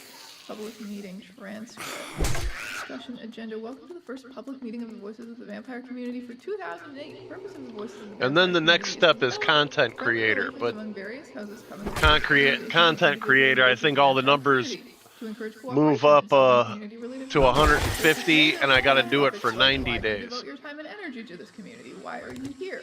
If you had to point to one positive or defining characteristic of the So vampire that's community, way what down the would it be? road. And why do you feel it's so important? What do you consider to be the single greatest inhibitor to productive conversation or continuing education for those who are part of the community? And this is fantastic, and there are so many of these. Vampires love data. Is what I'm realizing. Oh, we have articles in a lot of different languages here. Whoa, hello, Mister. Are you ready to vampire? Ah! Oh my god! Vampire, do you have little friends? Wow. At least I'm not hungry anymore. I know I'm going to annoy you so that you don't stand on my desk anymore because it's not very helpful. John Edgar Browning's research on vampires in New Orleans and Buffalo in the 2000s illuminated how different it is to be a vampire in those two cities. New Orleans is obviously the vampire capital of the US, thanks to Anne Rice. There's a huge subculture there that meets IRL, whereas in Buffalo, Browning found not a single place for vampires to go in real life and only located 3 isolated vampires who lived there through the internet. The internet had allowed these people to identify with vampirism in an individual capacity, without membership in any IRL groups. Those people were more aware of the worldwide vampire scene, whereas the New Orleans vampires were more concerned with the local scene. And according to Father Sebastian, the dichotomy between lifestyle and real vampires is thanks to the internet. He was responsible for creating many of the spaces that birthed this community, and now these weird internet basement dwellers claiming to need blood to survive are calling him and his friends fake vampires, calling them lifestylers. A lot of vampires disagree about what it means to be a vampire, but it wasn't as big of a deal when everyone was hanging out at goth clubs and reading the small number of zines and newsletters catered to vampire stuff, and they all kind of had to coexist. The advent of the internet in the 90s brought them into real conflict with each other for the first time, because while the internet has the ability to bring people together despite geography, it also has the ability to make ideological differences a lot more stark. The modern vampire community is now more self-aware and more interconnected than ever before. As forums and articles for real vampires become more readily available through the internet, and as vampire groups have begun to publish books, it is now quite easy for vampires to locate and contact one another. The result of this has been that different models of vampirism that were formed in relative isolation are now forced to confront one another. This has led to numerous arguments over who are the real vampires, as well as to the production of endless subcategories of vampire to accommodate different perspectives.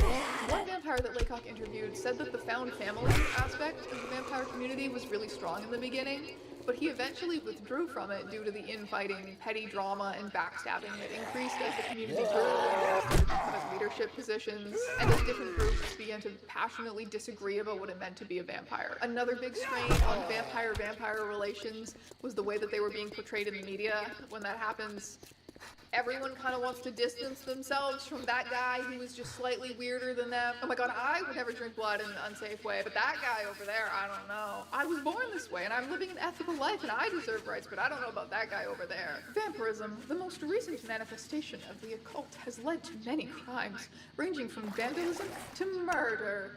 Vampires pride themselves on practicing the antithesis of Christian ethics, and this is apparent in the ritualized sexual and violent activities that permeate their interactions. The vampire community was viewed by law enforcement and mainstream media as some kind of sinister, satanic underground movement, and any sort of murder or crime that involved a lot of blood or weird things done with blood, or even some light cannibalism, would end up with the label vampiric crime slapped on it. Most of those obviously have absolutely nothing to do with the real vampire community, but there were unfortunately a few cases that hit closer to home. In 1996, an aspiring journalist named Susan Walsh disappeared mysteriously without a trace while researching the New York vampire scene. Sensationalist headlines may have failed to mention that Walsh had recently published an expose on the Russian mafia and had confided in friends that she believed said mafia was stalking her. So, my bet is on the mafia rather than the goth LARPers. A teenager named Roderick Farrell, who called himself a vampire, drawing on lore from popular media like Vampire the Masquerade, Vampire Chronicles, and Lost Boys, murdered a couple who were strangers to him in cold blood. During the trial, vampire media, goth culture, role-playing games, paganism were all made out to be evil, corrupting influences on our youths. Anne Rice had to issue a statement saying that it was unfortunate that some of her books were found in the car that the teens fled the scene of the crime in. Laycock suggests that maybe it was Farrell's extremely dark and abusive childhood that led him to being less than well-adjusted, rather than reading about Lestat's gay antics. The Farrell case presents a problem for the vampire community that is shared by many religious groups. While the overwhelming majority of Muslims are vampires, some are. While the overwhelming majority of Christians would never bomb an abortion clinic, some have. No group should be judged by its violent periphery. When he concluded his book in 2009, Laycock believed that the real vampire community had received too much exposure and media attention to ever fully, quote-unquote, go back in the coffin. In the 2000s, everyone wanted a vampire in their reality TV show or documentary. Blood. My favorite. This has gone stale, and I just had a lump in my throat. I thought I was gonna throw up. I was like, okay, this is disgusting. The vampires Laycock worked with apparently received tons of unsolicited requests for interviews and appearances. But despite that, even in the midst of massive media attention, the community is eroding instead of growing. An Atlanta Vampire Alliance member showed me a chart on his laptop measuring the amount of online activity by the vampire community over the past few years. The chart indicated that online activity had been steadily declining for several years. The community is contracting, he said. It's going offline and underground. My contact believed that as more television shows seek vampires in film interviews, the old guard has become jaded and withdrawn from the community. Laycock believed that the community was just changing, however, not actually going away. He proposes a future in which the trajectory for the real vampire community has been not unlike the gay rights movement. You know, the 19th and 20th centuries had underground secret societies for queer people, just like the 90s had secret vampire subcultures. One day soon, vampire and other kin identities will be able to exist in the open and receive mainstream approval. He touches briefly on things we're gonna have to figure out as vampires integrate in society, you know? Will they receive religious protections under the First Amendment? What does it mean to raise one's children in a vampire way? This prediction on his part strikes me as wildly optimistic, you know, maybe because it's been 17 years since his book came out and that kind of Alright, I'm getting bored with the vampire talk. Vampire subculture is less visible than it was then, and other can identify.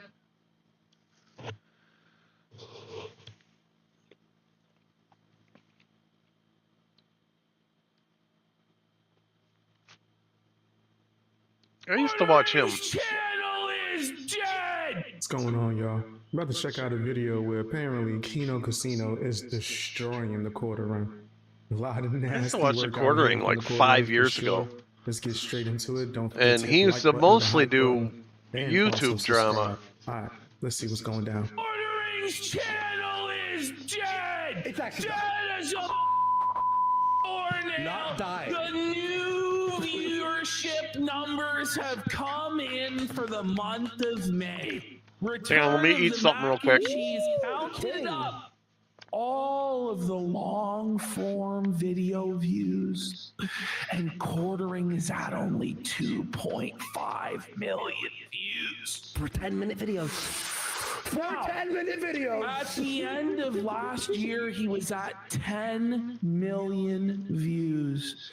That was his lowest month ever, to where the business was gonna die unless it could improve.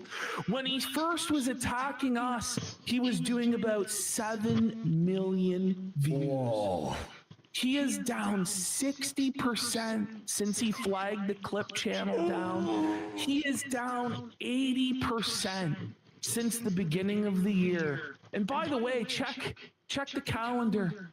It's June 1st. The Rumble contract has expired. No longer is there any $20,000 a month deal with Rumble, multi-million-dollar sponsorship. He hasn't been on the homepage in 6 fucking weeks, not getting rated in the lineup. All of the co-hosts are gone other than Melanie Mack. Quartering has made the announcement on Twitter where he's back posting on Twitter. He just couldn't learn his lesson. He's back flexing his home theater system, flexing his RC car track, which by the way has been taken over by deer that have shot all over the RC track. At least someone's using He's admitting that nobody's even using the RC track, just a massive waste of like $30,000 fucking dollars. The shipping, it's like life after people, life after Jared. Jared can't even be bothered to waddle out into the ruins of his abandoned empire. RC track. You know, in spring, it's over, buddy. It's like a Resident Evil post-apocalypse. Just so people understand how bad this is, and the Hambly channel only did 700,000. Damn, they on him.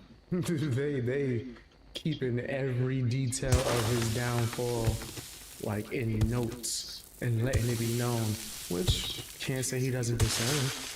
When you're destroying the income for multiple people that's employed underneath them as well as them, yeah, you're gonna definitely get that backlash and attention. I don't know why the quarterer would even interact or start this whole process. He could have just shut his damn mouth. Could have just kept on doing his content, doing all those nasty type of shorts where it's almost no work.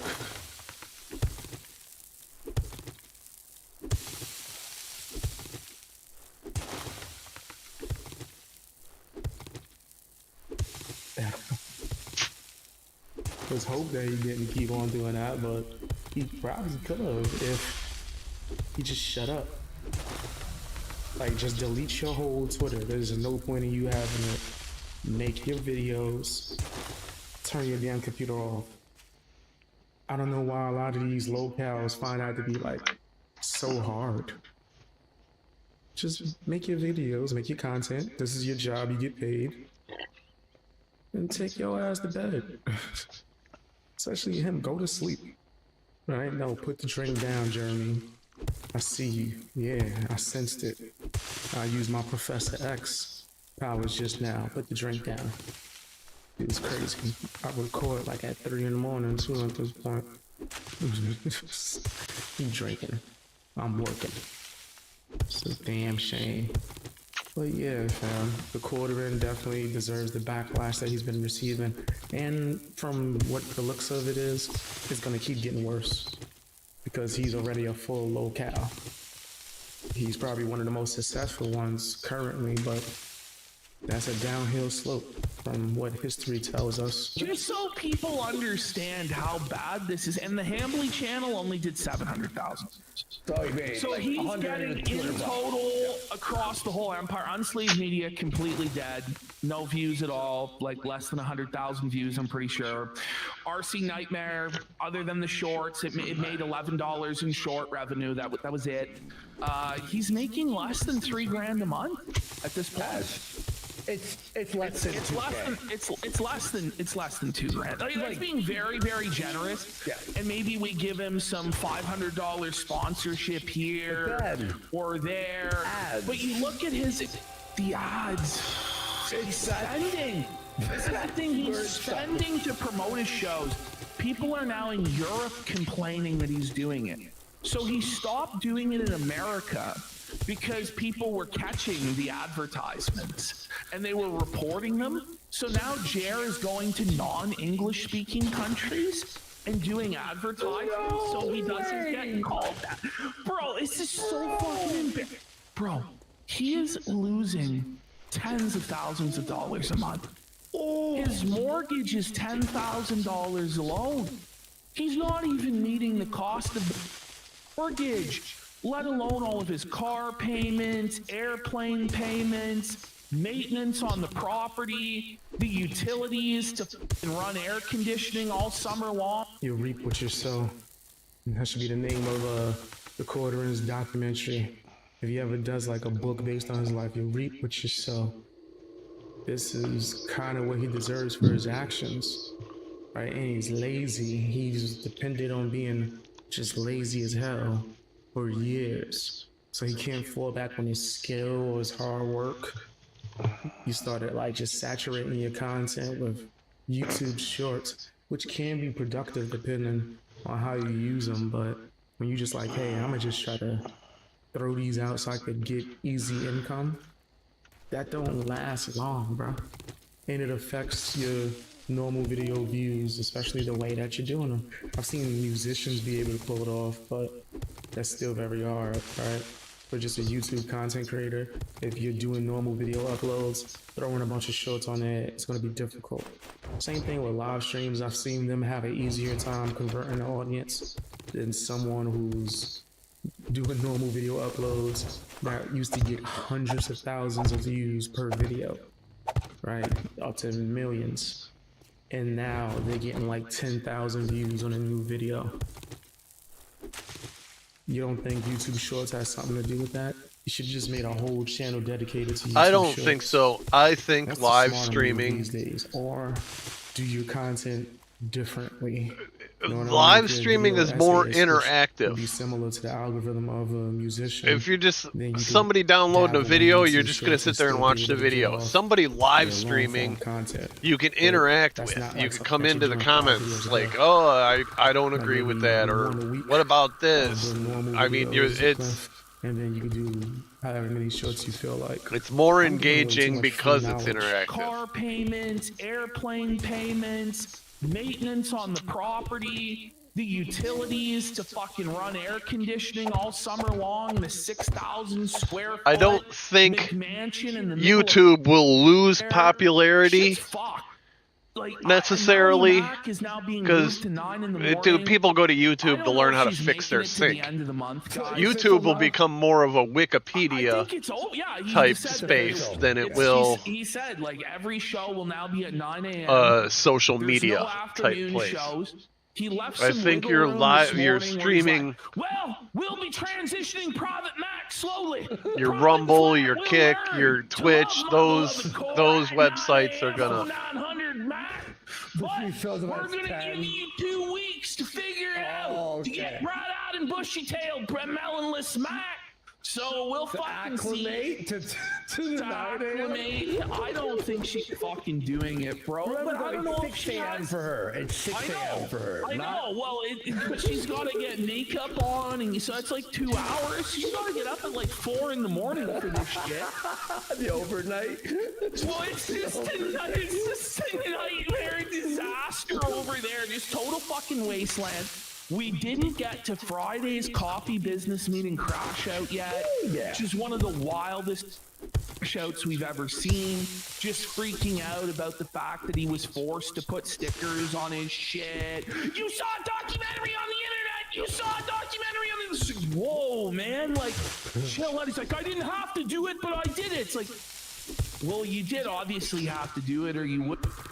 And like, it's just, the whole argument is asinine anyway. Just this prideful argument. It's like, okay, so if you aren't required by FDA and Amazon to do this, you're doing this why? Just for the trolls? Yeah. Like the bad faith trolls? So you're letting the trolls control your business? That's the argument you're going with? How about it was an oversight on my part? You know, normally coffee doesn't need to be labeled or whatever the fuck, even though there are some things that do need to be labeled, even for regular coffee that he wasn't doing, like he's from, you know.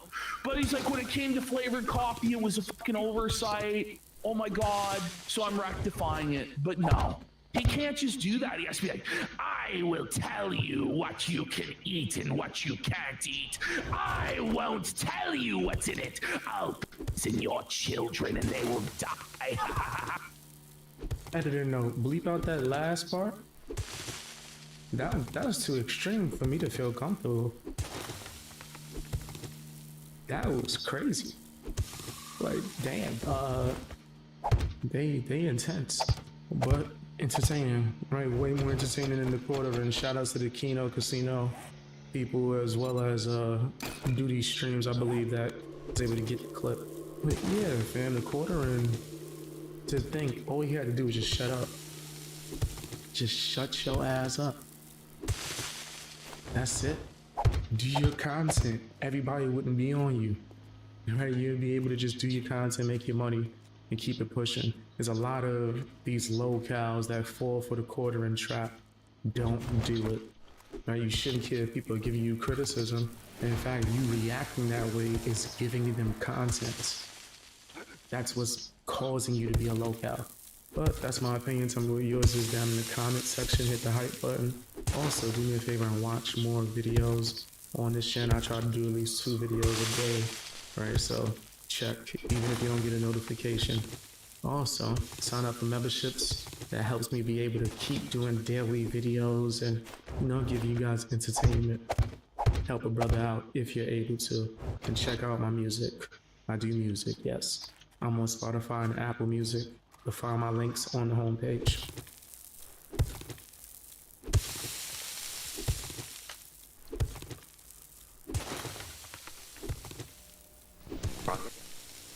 From this big, alright, if it's a male, you might have lines like that from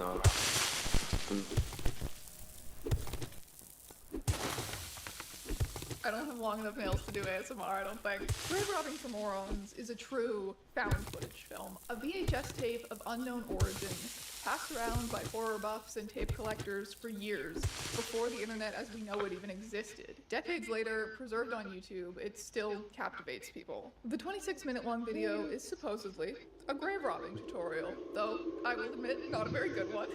Our host appears to be a teenager, certainly no older than his early 20s. He's sitting in this cluttered, windowless room, probably a basement. His friend is recording him while he proudly shows off a skull and 2 femurs, which he says are the spoils of his second grave robbery. He's only done 2, but nonetheless considers himself to be in the position to impart his wisdom on aspiring young grave robbers. This is a little boring, you know. I find no fear in holding it, tossing around, you know. Really never uses a baton, you know, it don't matter to me anymore. Our protagonist, who introduces himself as Anthony, also has a unique speech impediment, which he never acknowledges, but which makes it difficult for him to finish sentences sometimes, and generally adds a lot of character to the way that he speaks. I'm secluded. That way there's no interruptions, okay? His face appears to be covered with cuts and bruises. There is a lot to talk about with grave robbing for morons. After, of course. Oh, you know what it is. A word from this video's sponsor. This is a special Sleep Awareness Month message from Helix. 1 in 3 adults do not get the encouraged 7 to 9 hours of sleep per night, which is essential for cardiovascular health, immune function, and like having a working brain. Good quality sleep improves memory function, emotional regulation, and the list goes on and on. Helix Sleep makes premium mattresses and bedding customized to fit your unique needs and conveniently shipped straight to your door. No matter what kind of sleeper you are, Helix is going to have something for you. Their lineup offers 20 unique mattresses and a variety of mattress toppers, so you've got soft, medium, and firm options, plus options for side, stomach, and back sleepers. There's cooling options, and if all of that sounds complicated, do not worry, because you can take a quick quiz to match you with your perfect mattress. If you sleep with a partner, you can take the sleep quiz together and find something that's the perfect compromise for the two of you. Based on my results, Helix matched me with their Twilight Luxe mattress. This beautiful mattress right here. It is their firmest mattress. I do tend to prefer firmer mattresses because of the scoliosis demons that live in my spine. Helix has been reviewed against hundreds of competitors and is the most awarded. The Helix Midnight Luxe has been ranked best overall mattress according to both Forbes and Wired. Helix also offers a line of mattress toppers that are designed to be used on non-Helix mattresses. So if you're looking to improve an old mattress, these are an excellent option for you. They've got the premium mattress topper for sleepers who are looking for added pressure relief, the Ergo Align mattress topper, which has 3 support zones to optimize spinal alignment, the Dual Comfort mattress topper, which is designed for couples with different sleep preferences. I have had my Helix mattress for almost 4 years now, which is crazy. I still love it. Me, my partner, our 2 beautiful baby Binguses are sleeping excellently on it. And if it makes you nervous to buy a mattress that you haven't tried out in person, don't worry, because Helix offers seamless returns and exchanges, as well as a 100-night sleep trial. There's also a lifetime warranty, there are financing options and flexible payment plans. I really like my Helix mattress, so if you are looking for a new bed, go check them out. You can visit helixsleep.com/strangeons, take advantage of their March Madness sale going on right now, and get 20% off site-wide. And now I return you to your regularly scheduled grave robbing.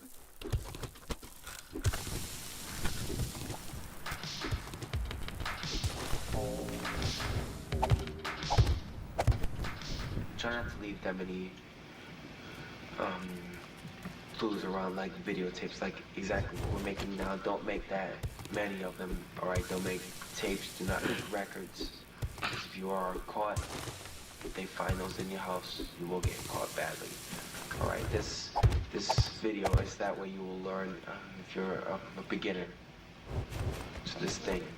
So the video begins kind of right in the middle of the action as Anthony is explaining that if there's any like scalp left on the skull, you gotta peel it off. You don't pull off, you'll make a disgusting sound. If you're stealing the bones of a specific person, like someone important, and you need to like prove that the bones are real, you should take a sample of hair with you. So if they have a mustache, you bring that definitely, alright? The particular skull that he's handling has a set of false teeth, so you gotta keep that. Take the dentures and you make sure they're with them.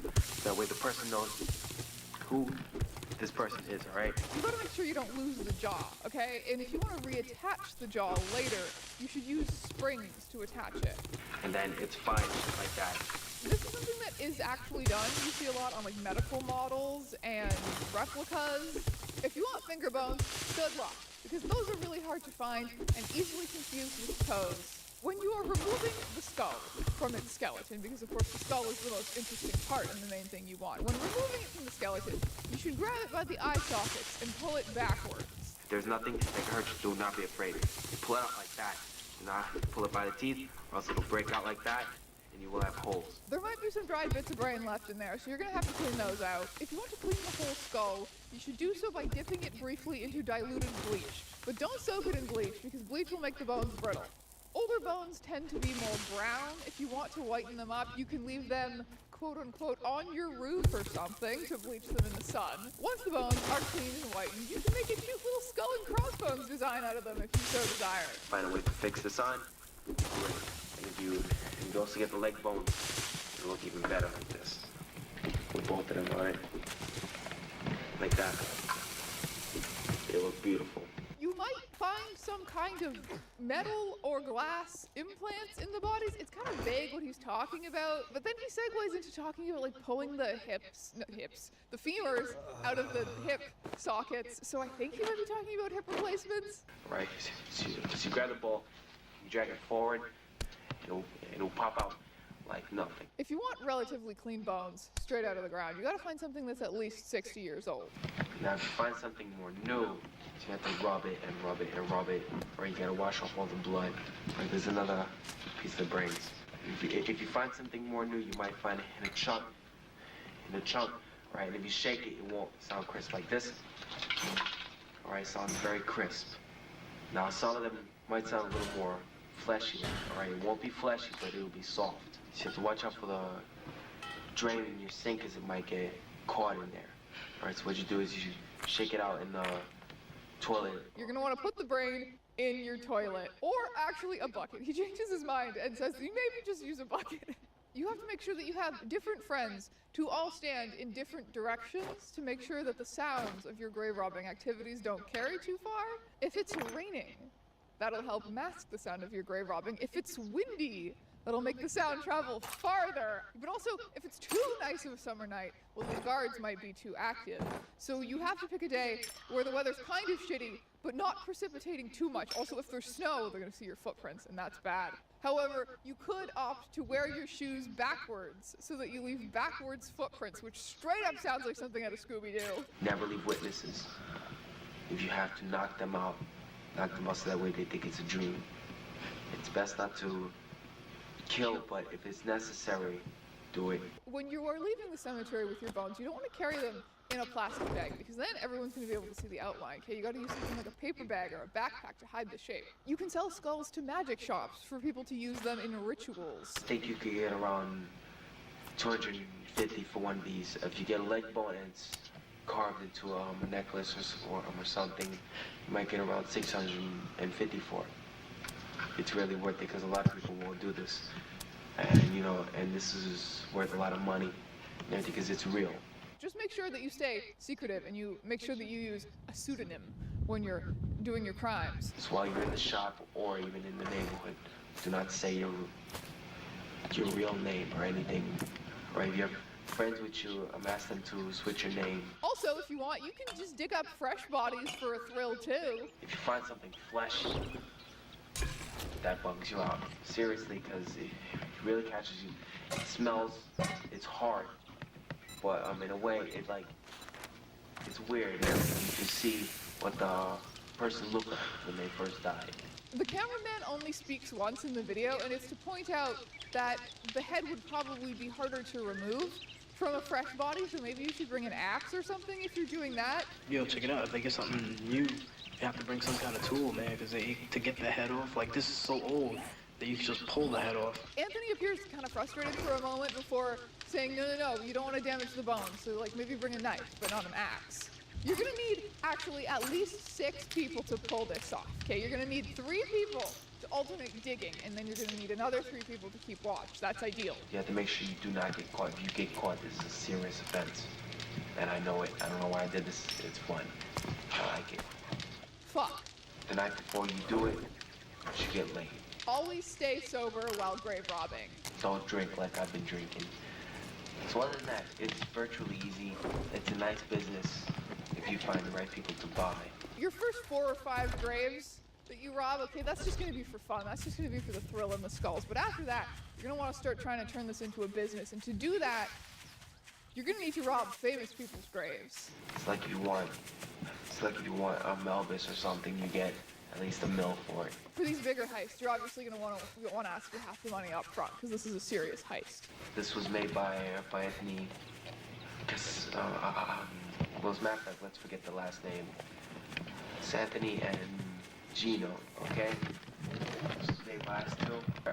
Also, Bucci and Daco. I'm also helped. I like to put them in this, but they're not here because they really helped in everything. Because we're the forefathers, me, Daco, and Bucci and everything. We're the first ones who opened up everything. We made this trend. From now on, this is a trend. We will keep doing it for the fun, soon. And our next big hit is Houdini. If you're watching this video, then you'll know who it was. Bye-bye. The question is, of course, is this video real? Are we watching the actual confessions of a teen grave robber? While some of his advice is nonsensical posturing, obviously, I've spent enough time in vulture culture and oddity spaces to know that some of it is accurate. Leech making bones brittle, teeth and jawbones being easy to lose because they're just not attached once there's no flesh, and people who don't handle skulls often don't think of that. Where did he learn this stuff? I know where I learned this stuff, but you couldn't just go on vulture culture Reddit in the 80s and 90s. Then there's the skull. That's like a real skull. That's for sure a real skull. There's the fact that he is scraping hair off of it. It has old-timey dentures. That there used to be people who were like, well, obviously the skull in this video is not real because teeth don't come out like that in one thing until they figured out it's an old dental bridge. Writer and filmmaker Jesse Pollock said in an interview, there are some people who believe the skull is fake, for whatever reason. But the fact is this. No prop shop, especially in the late 80s, was making fake skulls with that level of detail. One part of the skull that is never talked about is the fact that it features an elongated styloid process bone, also known as eagle syndrome, a condition that can occur in patients after they experience a head injury. Absolutely no one was faking skulls with that level of detail back then, and I'd argue that no one is doing that now. Then there's Anthony. He's absolutely real. You don't see stuff like that depicted in media, and it would take a really good actor to fake it with that level of authenticity. And if he's that good of an actor, then why is so much else about this video so unpolished? If this was masterminded by some kind of prodigy SFX artist and an incredible young actor, then why did they never make anything else? Why has Anthony still not been identified decades later? We have to consider the possibility that it's not a genius program. It's a shitty basement video documenting a real crime and real desecrated human remains. Another very important question to ask, I think, is why would someone steal bones? It's not the 1800s. There's no underground cadaver market. Surely, your local ethically... Oh my god, are you serious? Gonna catch on after like the third or fourth skull. So like grave robbing isn't exactly a sustainable side hustle, and he obviously knows this. He obviously knows the premise of the video is flawed, hence the whole scheme about selling famous people's remains for millions. The problem with that is it's not a thing. I was like 99% sure that was not a thing. But I did, just on the off chance, Google, have any famous people's bones been sold? To make sure, and by the way, there's only one of John Lennon's teeth. And he gave it to someone who was alive, so it's probably fine. Someone once tried to sell a vial of Ronald Reagan's blood, supposedly collected following an assassination attempt, but they had to cancel that auction because of backlash, because apparently it is frowned upon to sell people's blood. So I don't think anyone is getting away with grave robbing Elvis and Houdini anytime soon. That said, buying anonymous human remains, where you don't have to think too much about who that human person was, that is still very much a thing. Large online retailers like eBay ban the sale of human remains, with the exception of human scalp hair, mainly because of wigs. Etsy's policy is weirder than that, allowing teeth, nails, hair, and non-consumable items made with breast milk. I don't know what. My point is, if for whatever reason you want to own a human skull, you can. It's not that hard. I know where to find them. Give me a second. Let's just do a little... Well, there you go. Okay. I don't know my skull. It's an ex-museum piece. And they can be mine for $9,950 Canadian dollars. The skull can be shipped worldwide. The ownership of human archaeology is legal. Should you own someone's head, though? Ethically, probably no. I say this as someone who loves weird, creepy shit, and my house is full of bones and skulls, but I draw the line at, like, actual real human remains. Unless, there was some situation where it was like a loved one who, like, really specifically wanted me to have their skull after they died. I think then I would say, yes, I will honor your wishes for your skull, but, like, so far I think I'm the only one I know who's weird enough to be like, you need to keep my skull after I die. I don't think anyone would. Anyway, and like with this listing that I just found in 30 seconds, you will usually see something like former museum piece or like former medical piece, and you're supposed to think, oh, like that, oh sure, well that's fine. Academic institutions are obviously respectable. So, no, that guy was almost certainly grave robbed or died in such poverty that even in death they got no rest. Even if it was 100 years or 200 years, even if it's 2,000 years old, do you think that a Mayan skull ended up in a Western museum through entirely ethical channels? Are we still falling for this? There's almost always something, some kind of unsavory history with human bones available to own. It actually kind of makes me wonder what happened to the skull and grave robbing for morons, you know? Did somebody buy it at an occult store thinking, oh, this ancient and powerful skull, this poetic reminder of my mortality, but it's like, that's just someone's grandma who got dug up by a teen vlogger. I asked members of the Grave Robbing for Morons subreddit basically why they find this video so compelling, and part of one response from user Colt Inc. reads, it opens up some philosophical questions about death, what meaning or innate value inanimate bones really have, religion and morality in modern America, youthful indiscretion and the choices we make, even ownership and property, and what it means to quote-unquote steal from the dead. This is the question, really. When you die, is your body still you, or is it just stuff, objects, art supplies, decor, whatever other people want to use it for? Like that. It look beautiful. Every person feels differently, you know, about what they want done with their body. Every oddity collector feels different about what is okay to own. And so there's really no definitive answer to this question, but it is a question that is interesting to ponder. But I digress. I am here to tell you about the history of grave robbing for morons, the video mainly, not the ethics of bone collecting. That's just something that I think a tangent about is necessary given how long I have spent in those corners of the internet and the world. So back to the found footage mystery. Grave robbing for morons almost certainly predates the internet, being passed around by VHS collectors and horror buffs for years before we start to see traces of it online. The first verifiable online sighting of it that we have is from 2003. It was listed on a website called Shocking Videos, which sold VHS tapes of indie horror films as well as shocking videos.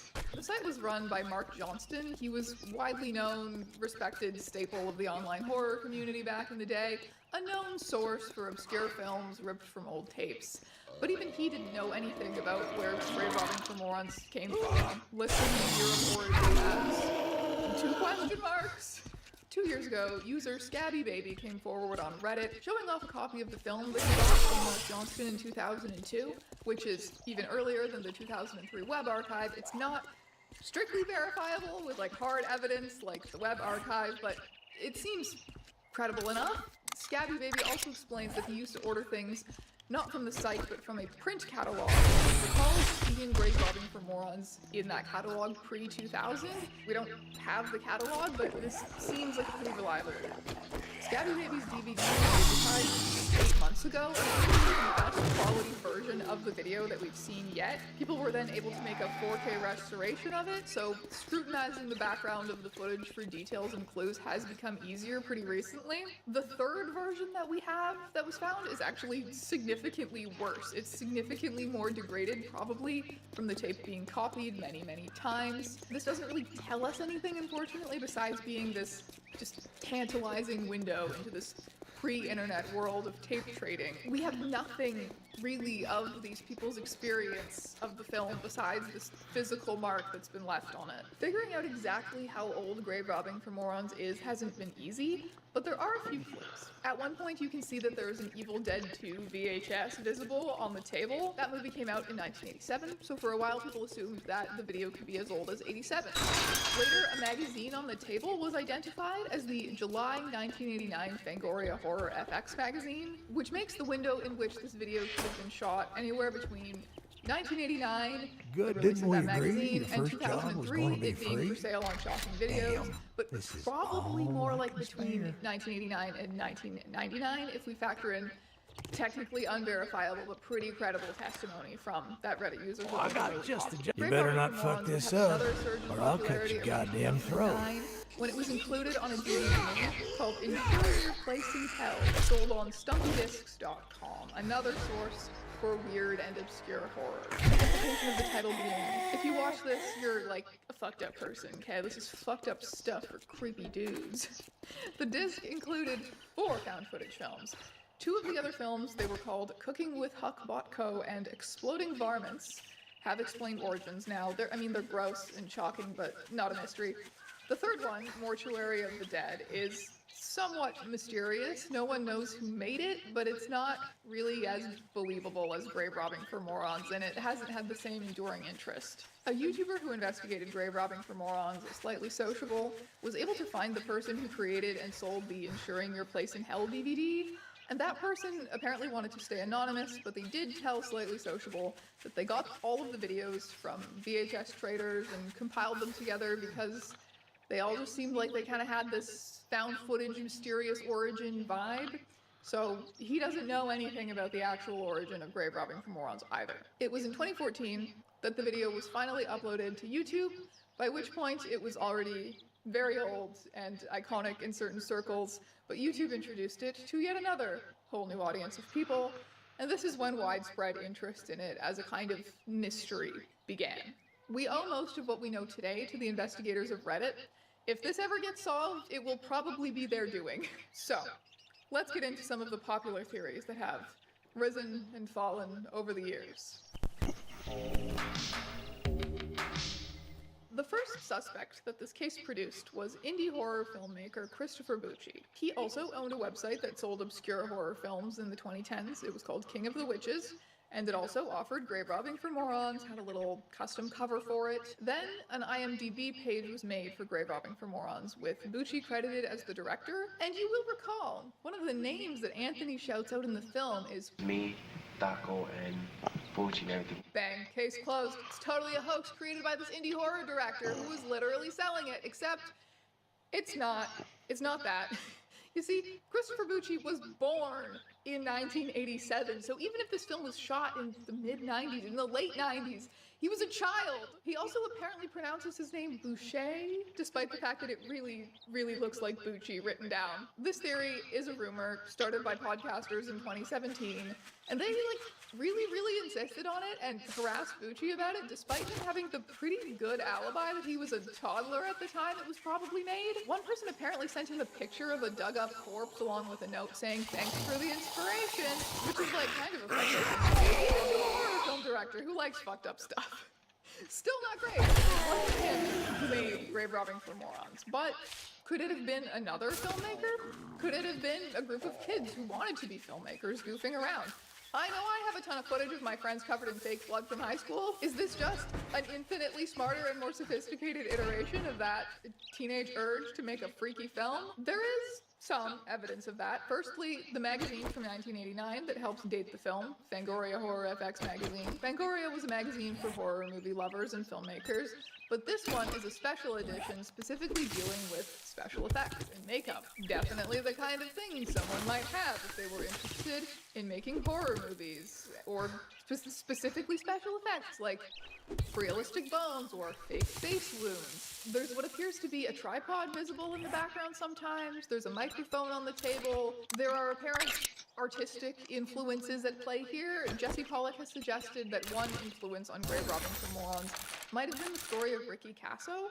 Pollock wrote a book about Casso, so I trust he's in a pretty good position to recognize these parallels.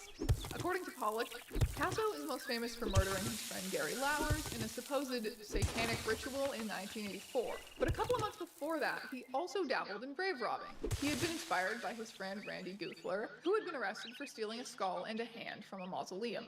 While Guthler was being questioned by police, he told them he had heard that he could get $500 to $600 for a skull at a magic shop in New York City. That claim of being able to sell human skulls for hundreds of dollars to magic shops was repeated again in a heavily fictionalized version of Casso's story, the book Say You Love Satan by David St. Clair, which mentions, quote-unquote, a store in Greenwich Village that pays $500 for a stall. According to College, the book was popular with teenage metalheads and punk rockers in the 1980s, a subculture to which this kid pretty obviously belongs based on his, like, everything.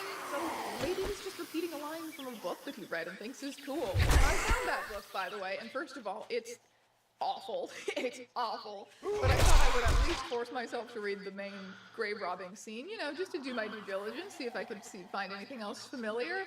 By the way, they're specifically robbing Native people's graves because of some insane racist notion about our community. There's a couple of spells where you take old bones and grind them up and use them in rituals. Use them? Ricky was interested. Yeah, in one, you throw the powder from the bones into a candle flame to make it smoke. And the other, you light up the bones and put some of the powder in a glass of juice, and you make a person drink it. Yuck, Debbie said louder now. I think that's Debbie's entire character, by the way. I know some witches and people like that. Gary watched as Ricky dug deeper into the grave. They have a skull on their altar, and they put a burning candle on top of it, and the candle burns down and drinks along the face and sides of the skull. That sounds dumb. Said Debbie. Well, Gary replied, defensively, that's what they do. Set it down, put a black candle on the top and let it bleed down. Let the candle wax fall and it looks nice. Isn't that right, Rick? Don't some witches do that? Yeah, he said. I heard about that. He was perspiring now from the exertion of turning over the earth that hadn't been touched in at least 200 years. The 80s and 90s were the height of the satanic panic. This widespread paranoia about satanic cults living sacrificing your white suburban children and drinking their blood out of skulls or whatever. Sickening killings that might have been part of a satanic ritual. We had activity off and on in this county for several years of some type of satanic practices. It's not known just how widespread devil worship is in Arkansas. It sounds cheesy now. It's pretty easy to scare and shock people back then with the idea of satanic rituals. Why would a magic shop buy dark satanic rituals? They use them for the rituals. Obviously, it's the satanic rituals. A lot of alternative kids, goths, punks, etc., bore the brunt of weird, made-up fears about Satanism, so it doesn't surprise me at all that some of them took that and embraced being scary and shocking even more, and embraced things like this book and being fascinated with death and bones. So let's say hypothetically that Anthony is repeating a line from a book that he thinks is cool. Okay. Unfortunately, that really doesn't answer all of our questions, because we must still ask, did he also rob a grave for real because he saw it in a book that he thought was cool? My opinion is that the reason that grave robbing for morons has endured and is so compelling is that we all know that on some level it is real. That kid's speech impediment is real. Sure, he's putting on a show for the camera, but it's not scripted. Well, sure, look here, boys. We got ourselves a real-life hero, and now he wants to be a real paid. human skull and got drunk and thought, this is so awesome, I'm gonna do something fun with this and pretend to be a master grave robber. I don't think we can definitively categorize grave robbing for morons as real or as fake. It is infuriatingly and delightfully both at once, all the time. That's what I see when I look at this footage. Maybe I'm wrong, maybe I'm projecting what I was like as an edgy teenager, but I think anyone who was ever 16 and liked morbid stuff and felt unbearably cool wearing their leather jacket and filmed something stupid they did with their friends recognizes this kid. There was one thing I think every single one of us can agree on, regardless of how much he was acting. That kid was a real person who existed. Someone out there knows that face. The only way to ever find out how real this video is to find him and ask him. Since the Christopher Bucci hoax theory was debunked, I don't know what prowling pizza is, What but is important, word of advice, next time, bathe before coming to it. Well, he has a New York accent. Plenty of people from that area have weighed in online over the years saying he's most likely from Queens.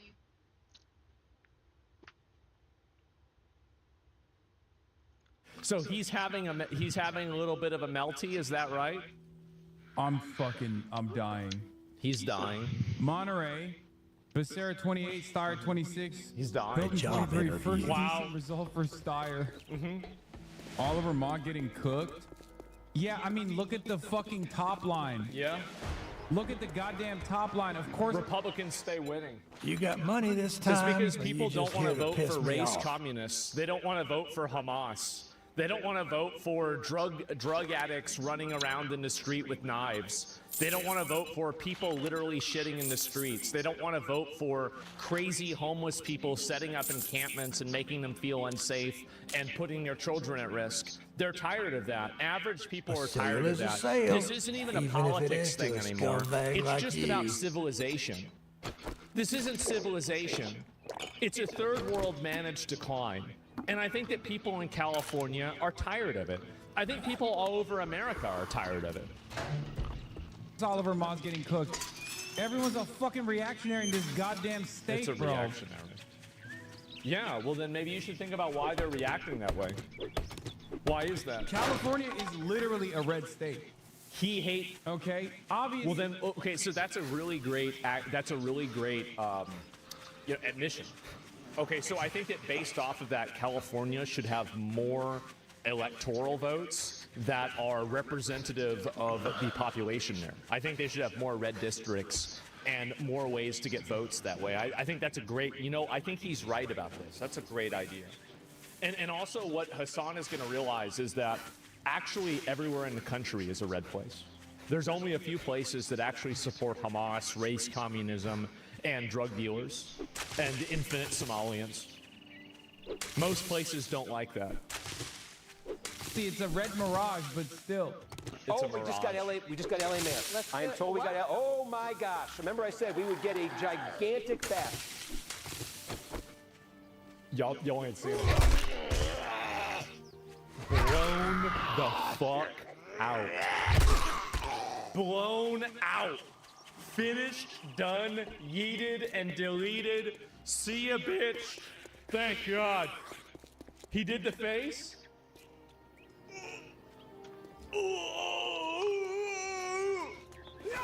All at once. What? And we just Oh, did. bro, we get it all over? Take you through this.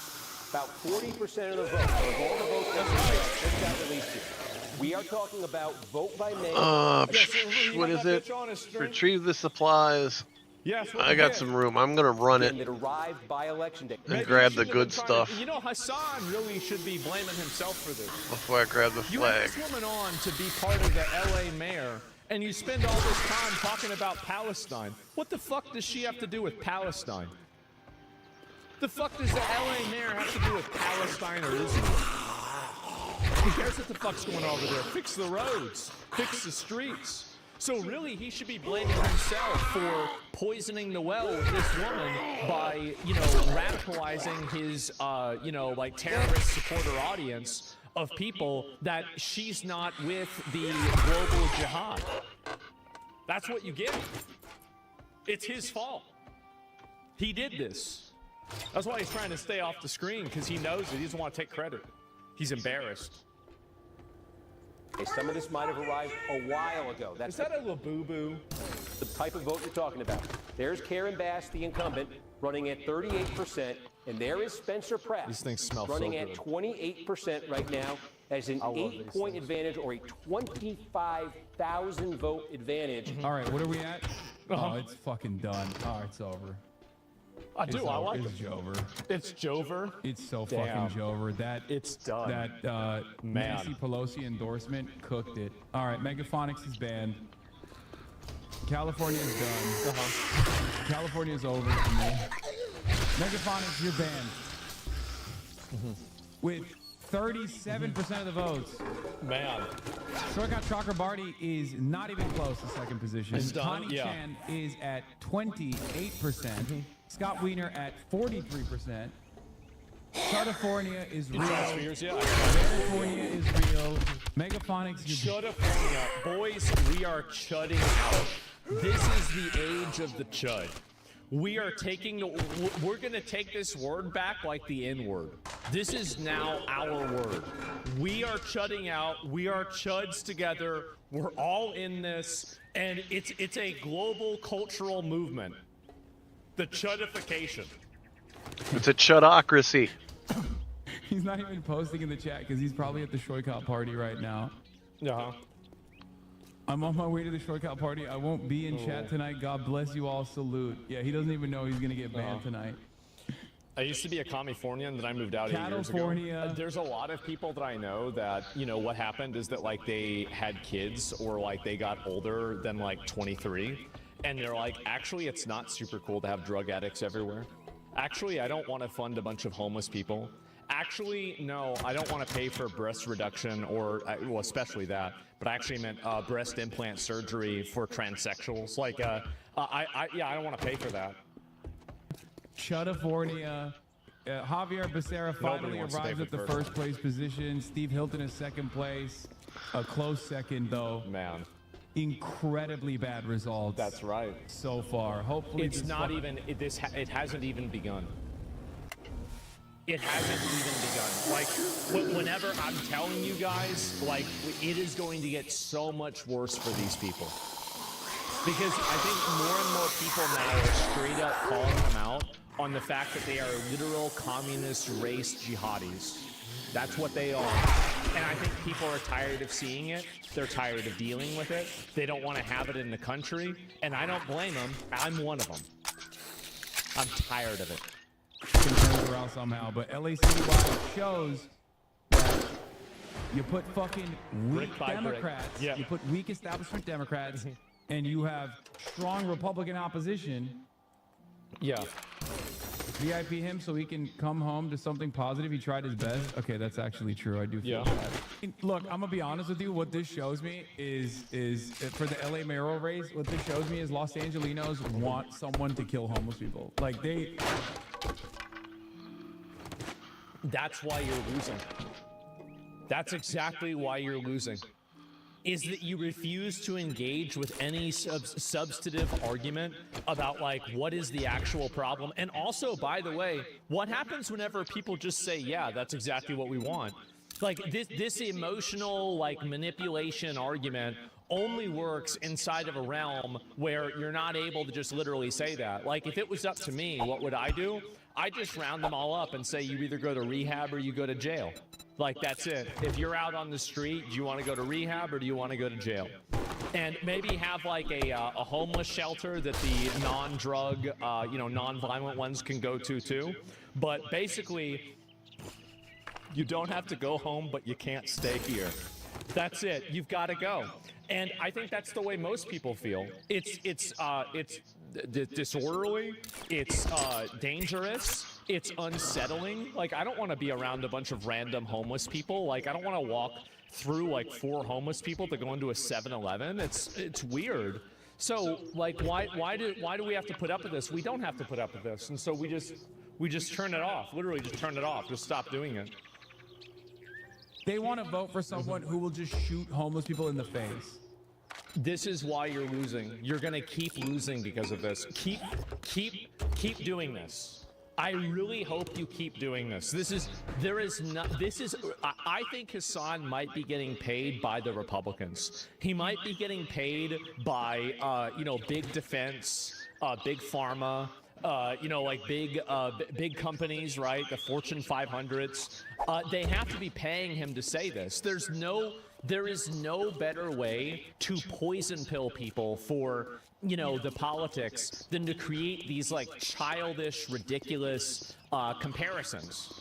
Like any normal person that sees this is like, what the fuck? And the elections are showing this. It's so self-destructive. It is. Thank God. Oh my God.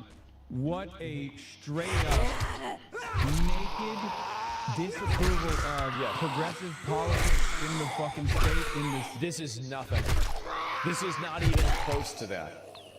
Like, if you think it's this bad in California, think about how bad it's going to be in Florida. Think about how bad it's going to be in Texas. This shirt might be against the law next year in Florida if James Christmas wins. I'm gonna have to not take this with me if I go visit my family. I'm gonna have to leave this at home. I will. It's gonna be like contraband. They're gonna fucking take it away. Thank God, brother. Diddy, Straight up California. California. That's right. To be fair, we didn't have candidates. There was not a lot of candidates. I mean, there are some, but not. But I mean, San Francisco is fucked not because they did not like Shoykot anyway. It's fucked because Scott Wiener is at 43%. He literally gave 10K to unseat Dean Preston. Shoykot burned bridges with the left. How can anyone be surprised? With the left. I don't ever want to talk about San Francisco ever again for the rest of my life. Okay. Unironically, Chud California would set the left up for a nice backlash win. There are levels to this copium. This is like this is like a multifaceted, four-dimensional level of copium.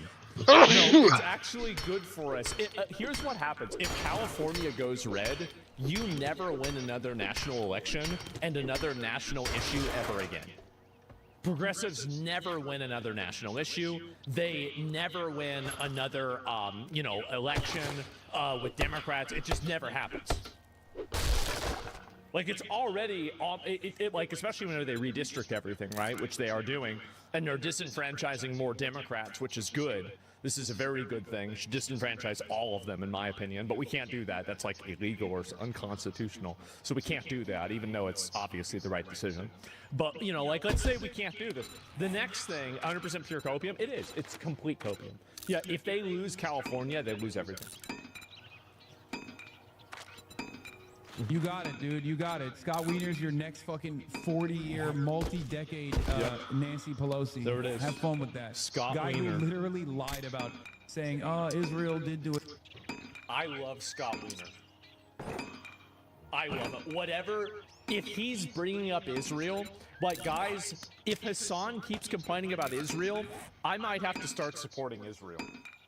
This is, it's becoming, like, I don't know why so many third worldists have, like, Israel derangement syndrome. Like, I understand, like, Americans that don't want to have Israel involved with, like, us, like, because of AIPAC, or, they don't want to have Israeli flags in the Capitol. Like, I actually agree with you guys. But the difference is that, like, there is a third worldist derangement syndrome against Israel that's masquerading as America first. It's not. Thank God. We never protect pedos? Oh, really? Well, maybe he sucks. Well, does he suck more than the other person, though? Because, like, you gotta pick, like, the one that sucks the least, right?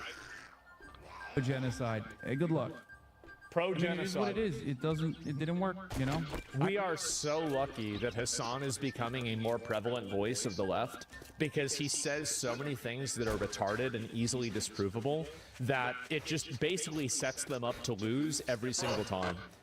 Like, they are actually, like, these foreigner immigrant people that come into America and want to vote based off of foreign issues. They are an invasive species. I am so glad the Democrats are realizing that and then freezing them out of the process. Thank God. They don't care about America. They don't care about America's interests. They don't care about Americans. They don't care about the Constitution. They care about how can they weaponize this country's resources to benefit their tribe. Thank God. I know what it is. Fucking car-reliant infrastructure. The more cars you have, the more chuddy the fucking city is. That's it. Guys, I'm investing in Ford today. No public transit. No fucking people living close to one another. No close quarters to one another. Buy Tesla. No public transit at all. Massive wealth disparity. It's just fucking rich liberals who just want homo-fascism in the country. Homo-fascism. That's what my shirt today was for. I didn't know, bro. This is like the final piece of today's puzzle. This is what the shirt is for. It's for I am the face of homo-fascism. Fuck yeah. Honestly, guys, Well, that sounds really cool. Now take your reward. It does. Like, and if get we the take hell a out of step here. back, right? And you take like, think about the uniforms. Money talks, bullshit walks. You would look so good. If we had homo-fat, can you imagine that? Damn. Damn, bro, like that. Yeah. Those uniforms will be pimp as fuck. Armband? Yeah. That's it. They want gay fascism. They want Gay techno-fascism. you want gay Gay huh? techno-fascism. Well, maybe you Peter should try Thiel is the Shamwood. perfect candidate for San fuck's Francisco. sake, what is he now? Steyer being a billionaire already makes progressives distrust him, even if... What does Peter Thiel have to... Peter Thiel did this? What is this? My take, he's being a billionaire. If he's progressive on paper, the only way he could earn trust is by taking a much stronger stance against Israel and calling out the genocide. Calling it, dude. Oh my God, we are so lucky these people are involved. We are so lucky. This is amazing. Stance just reinforces distrust. Do you think he'd be in first if he did that? Yes, I sincerely believe that. You think that he'd be in first place if he said a bunch of bad stuff about Israel? Oh my God, these people are in such a bubble. This is embarrassing. Wow. Will say I'm wrong, but his biggest weakness is that a lot of progressives were ashamed of like publicly supporting him. A lot of like it's you're a billionaire. I got it's some difficult shit for work. any Well, fucking good luck. socialist, self-respecting progressive to be like, okay, yeah, that's my guy. But if there was something that he could have put out there that would have it's all about optics. None of this is, by the way, none of this is about like what he wanted to do. None of this is about like a policy. It's just about like, well, this is what people would think. And he's like, oh my God. Homo fascist. Yeah. Of absolute. That guy spent $200 million of his own money just to lose. Well, Michael Bloomberg did the same thing. Been a cut above. What's wrong in your city? So much. London so much is my wrong. city. Yeah, I don't know. I think we've just had a good thing going for far too long, living in one of the most beautiful states on the fucking planet. Yeah, he turned it into a shithole. So we just are actively voting to ruin everything. Yeah. Dude, what a disaster, bro. God, this state is so busted. It's the most busted state of all time. Oh my God, it is so black-pilling to see. Oh, man. Oh my God, Spencer Pratt cleaning up. Oh my God. That's right. That's right. Oh my God. That's right. Okay, let's just watch Toby Burden to calm down a little bit. Was disabled. You'll see. At the end, you'll see that there's probably very low youth turnout, and that's the reason why this vote went the way that it did. Yeah, youth turnout is 5%, bro. They don't give a fuck. Sorry about Steyer, brother. No, I mean, it's fine. It's not, dude, I didn't endorse Tom Steyer. I didn't endorse anyone in the mayoral race either. I told you what you could do, a defensive vote, but there's a reason why I didn't endorse What the hell Steyer, is a defensive vote? There's a reason why I didn't endorse Nithya Raman. Because of Israel. You didn't endorse her because of a foreign conflict on the other side of the world. You're trying to hold American politics hostage because of Middle Eastern sand wars. Because the reality of the matter is, I had my own personal hangups. Yeah, which is Israel. But it's Israel. Having said that, I would have much preferred Nithya Raman to be in the top 2 as opposed to fucking Spencer Pratt. And I would have... Spencer Pratt. the Crystal Wizard is going to be the next LA mayor. Okay? The homeless people. I know it might sound. I know it sucks. I know it's upsetting, but the homeless people are going to have to stop doing cocaine and heroin and fentanyl on the street.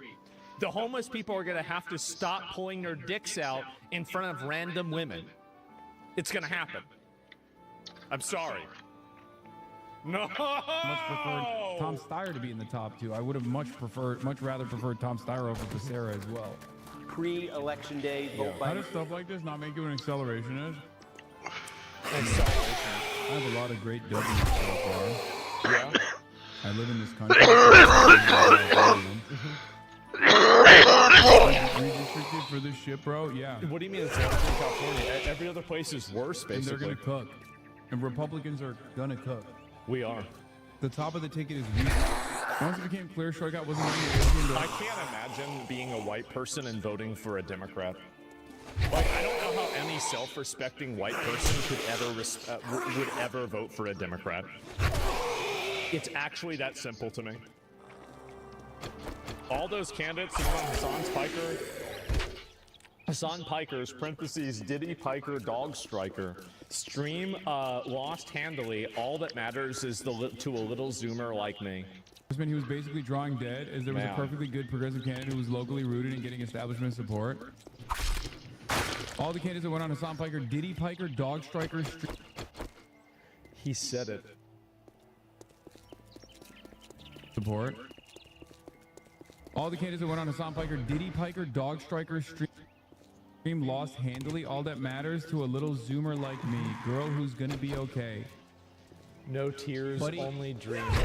You're a couple days out from ending it all. I don't think you're gonna be all right. You're a couple days out from ending it all. I don't think you're gonna be all right.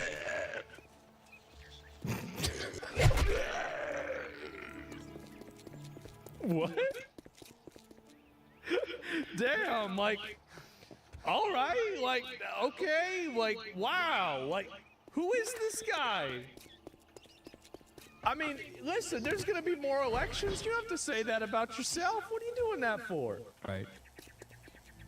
Damn, you gotta have another This guy chance. is literally a fucking bot. It's a bot? All the Well, I thought he hated himself. He wanted to kill himself. So you went from this person's suicidal and they're gonna kill themselves soon to they're a bot in literally less than 1 second. Oh my god. Dude, that went on Hassan Piker's stream lost handily. What the fuck are you talking about? What the fuck are you talking It's about? not going to be Pratt. Most of Rahman's voters will vote for Bash, but this is nonetheless extremely disappointing. Yeah, it's fucking blackpilling to see these kinds of results for like openly reactionary candidates. That's right. Steve Hilton with 26.6%. Oh man, I love this. This is great. And it's an Israeli bot. Everybody who disagrees with terrorism is an Israeli bot. Everyone who says that you shouldn't import infinity Somalians and give them all of your money is a racist. Everybody who says that you shouldn't, let's see here. What else besides this? This is also wild. Okay, all right, let me look and see this. Please take care. No, I'm chilling, man. I'm great. And what is this? Uh-oh. British-born Republican State of California, a clear front runner has yet to emerge. I cannot believe that there's a British guy who's possibly going to make it to the top two. What a shame. What a fucking shame. I wonder if he has any self-awareness at all. Do you have any? Or is there any self-awareness here? Katie Porter? Oh, this fat pig? Almost ran away. She lost. Go back to throwing mashed potatoes on your ex-husband, you fucking piece of shit, you hog. Fat ass pig. Yeah, Katie Porter. I don't think people are rocking with Tucker Carlson, but Kana, Ossoff, and Tallarico all score about the same. Yeah, I saw. Also, happy to not be included in this poll. Yeah. For the record. Yeah, the number, it'd be too low. Hilton and Pratt for you, Unc. Yeah, stop the boats, dude. That's what I say. Stop the fucking boats, lad. We got too many British people coming in here, ruining the fucking state that I love. What happened to fucking Brexit, yeah? What about Calexit? He's pretty good. This is good. Brexit means fucking Calexit, lad. No more British people coming in, stealing our jobs, yeah? They're coming in here and they're stealing good American jobs, yeah? How many fucking British people play American accents in Hollywood? I wish he was funny like this all the time. It'd probably get more people to watch. And that's funny. It is. It's funny. And he's actually talking. Yeah, it is.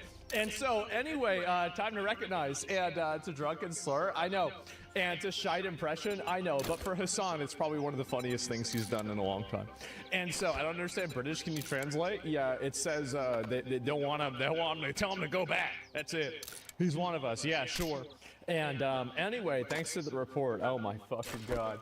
And so anyway, I've seen some of this too, and yeah, let me see if there's any more of these to look at, but it has been pretty funny. And I'm not surprised either. I'm not, okay,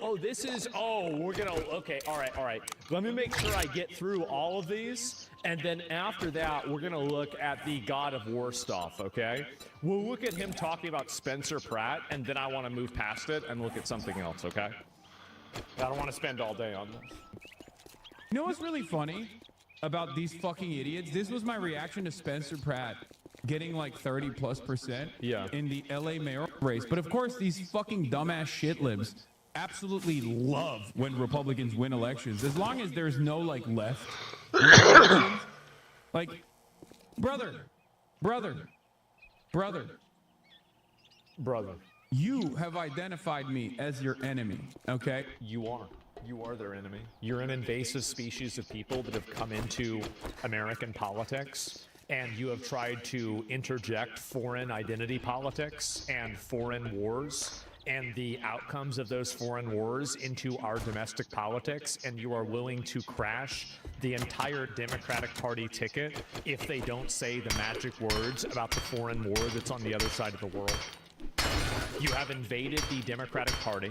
You have taken over a at least sizable portion of it, and you have poisoned it.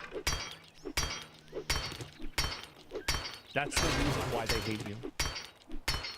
All right, that doesn't go anywhere. Where the hell are the last of these? We need a good Democratic Party. We need a party that's looking out for the rights of the workers. We need a party that's looking at it from the perspective of the working man. We need a party that's looking at it from the perspective of how can we help everybody first. The problem is that these people have taken those noble goals, and instead of using them as the ends, they use them as the means so they can interject more race communism into America. And then continue furthering ethnic voting blocks, other forms of religious supremacy, and other forms of just, in general, bullshit. Foreign bullshit. Blood feuds from across the world. I don't think you want to be my enemy.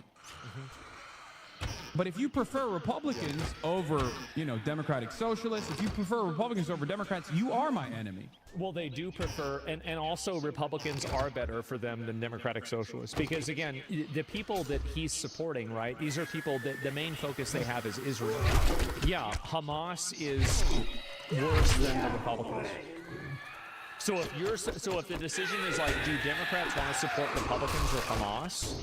They're going to support the Republicans because they're Americans. They're American citizens.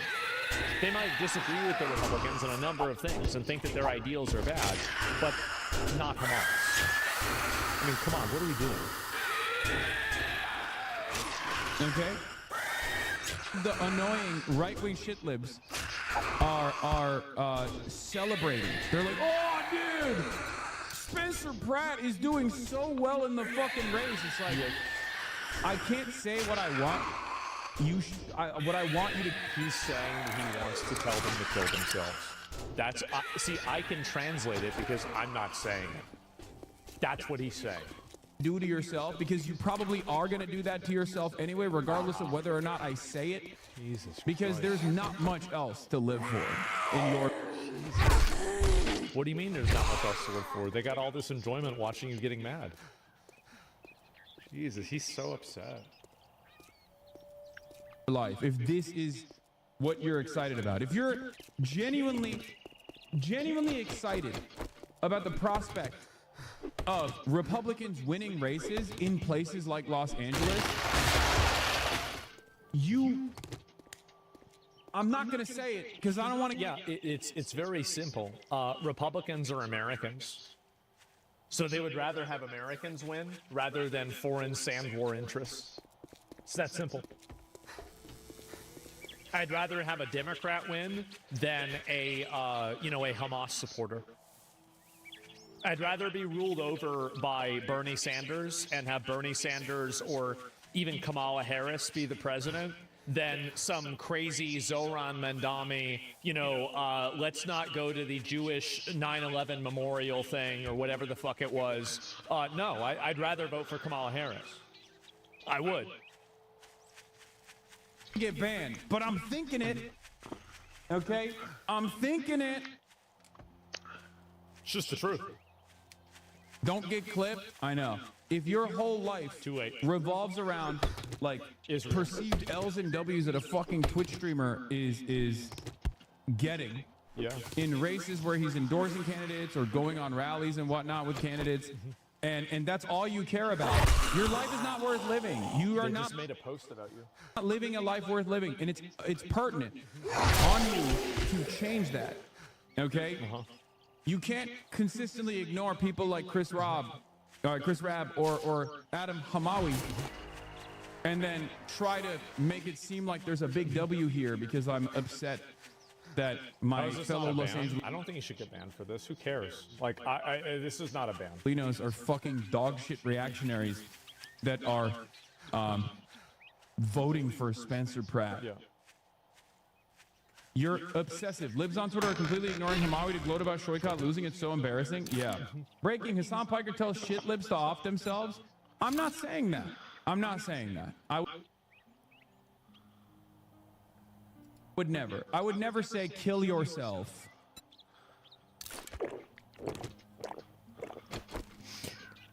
He's actually having the worst time.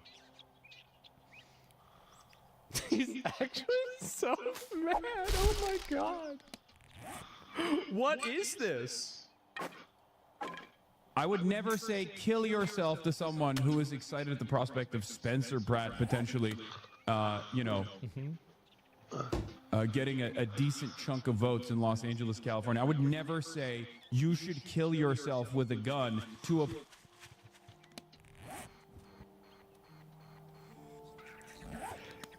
He's really having. Is this like a cry for help? Like, I mean, Jesus Christ! Like, what is this? That's really bad. I mean, this is it. Kind of bad. Yeah, it's kind of bad. Person that would be excited at the prospect of something like that. I would never say that at all. I don't think it's appropriate. I disavow statements such as that. Okay? And most importantly, I would never do that. Just so you guys understand, I would never do that, and you shouldn't do that either. However, they should kill themselves. You're probably already dead inside if this is the only thing that you get excited about. And remember, your boos mean nothing, for I have seen what makes you cheer. These people are so unprincipled, they don't care about anything but themselves. No, it's crazy. It's less than unprincipled. If I own you that fucking hard, if I live inside of your mind that badly, if I live inside of the crevices of the last remaining fucking wrinkle that you have in your brain to this degree, then you are not a human being. You have reduced yourself to something lower than that. Okay? That's my point. And you can go off and be like, oh, he's so angry. We finally did it. But that's... I know I'm crashing out, but you can't say that I'm crashing out right now. Yeah, no, I am. No, I am. But no, you can't say that. Still proves my point. I will forget about you as soon as I'm done talking about this, but you will consistently keep thinking about me every single day of the fucking week. Please have some political principles, have some real political education, have a real political opinion, a vision for a better future. You cannot simply be reactionary towards a fucking Twitch streamer. If you're going to be reactionary towards... I think that, like, again, it's always the misunderstandings. It's always it's a Twitch streamer, I'm just a Twitch streamer, I'm doing this. Like, at the end of the day, it's just funny to see you get mad, number one. And number two, you support terrorism, and you're in the country that are supporting, and you're supporting terrorism. You want to make the world a better place for Muslim terrorists. That's a big problem. That's a really big problem. And you're one of the biggest and loudest advocates of that. And so, of course, people are going to be happy whenever, like, you lose. Because you support Muslim terrorists that, like, did 9/11. And if they could, they'd do it again. Like, it's just super simple. There's no fine print there. And there's like, there's additional things, but like, I think that's the biggest one. A slant of ideology towards a vision. Be like, no, I hate communism. Frustrating. It's like you have reduced politics to what your least favorite Twitch streamer likes or doesn't like, to all these fucking chirpers on Twitter and all these other chirpers in like political streamer, in the political streamer ecosystem, is a sex fest that's like caught up in and embroiled in sex scandals. Didn't you just have an article come up about you, about how you're doing this some of that weird stuff, showing like nudes to people and stuff?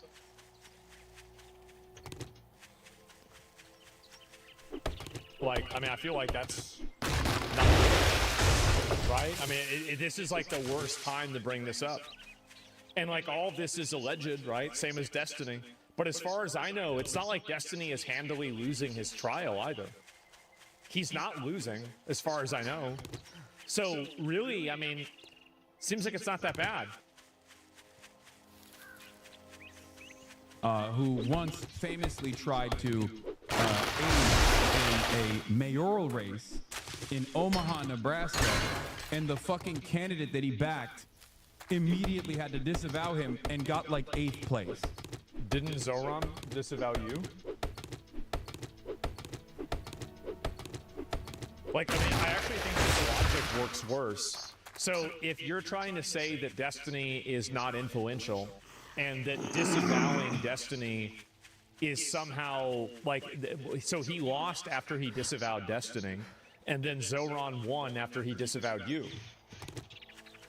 I don't think this makes the point he thinks it does.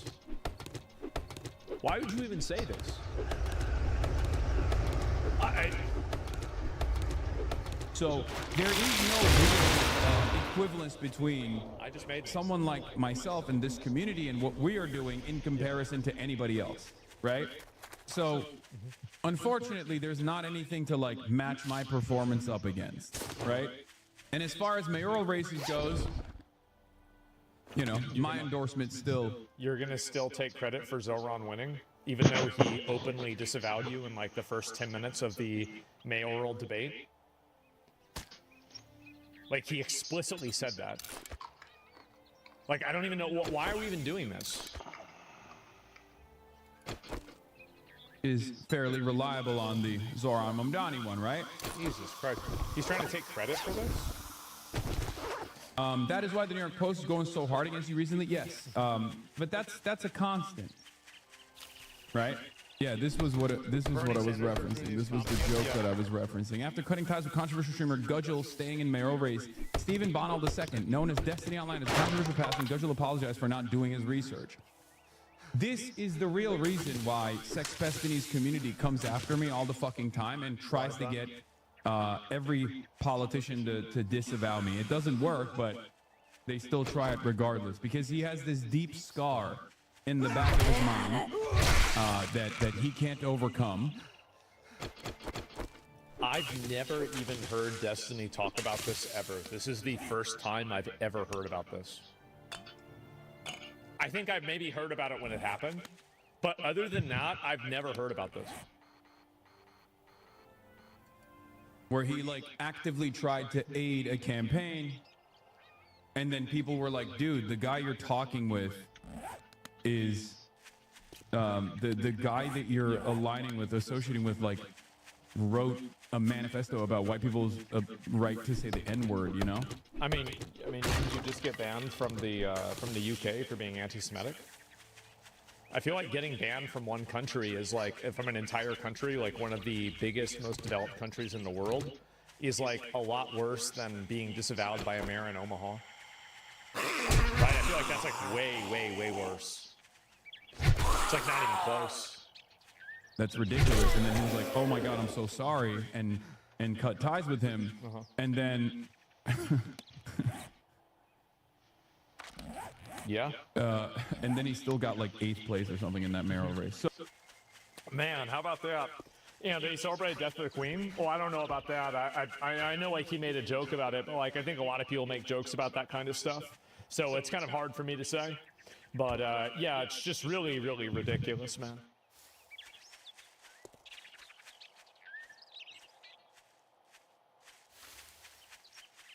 Anyway, cutting content, raising prices, and pushing strange features like mobile games within the app are not some surprise new rollout. They are part of a development. It's the ads. I think the ads are what's really going to push people away from using apps. Because like people like the reason why people went to piracy in the first place is because of accessibility. You could only watch a TV show at 8 p.m. and also because there were a million commercials in it. A plan that the company knew it would have to implement since it started offering online streaming. It would just be a lot better if they could do it without competition. Now, on the expenses side, there is some good news. As technology improves, network infrastructure has become cheaper for the same capacity, which means the actual cost to stream videos to users is getting better every year. Netflix's cost of revenue adjusted for inflation has actually been stable since 2022, despite adding almost 100 million new users in that time. Included in those costs are the Wait, so their revenue stays the same, but they keep adding users? I don't think that's a good thing. That sounds like a bad thing. Information service and network infrastructure, but it also includes the cost to license and produce their own movies, TV shows, and games. If you want, now Another that you big did reason the their costs job, have been I improving guess is you because ain't that damn bad after all. they just aren't licensing as much content as they used to, and that's for two reasons. The first was a business decision to cut down on a cost, especially for content that sell wasn't to drawing in anyone, new users. even morons The like second you. reason is simply because they can't get their hands on as many titles anymore, because independent studios have made their own streaming services and want to keep their biggest IPs exclusive. So This is the big reason. Is that like there are just too many other services and you don't have a one-stop shop. Spotify is a man, I one-stop think- shop. didn't we agree Netflix your isn't first job anymore, was gonna and it's be not free? even close. Damn. Force users to either switch to their platform or shell out for 2 or more streaming Yeah, it's services. crazy. Netflix is slowly producing its own titles, but that hasn't caught up to the content they are losing from licensing.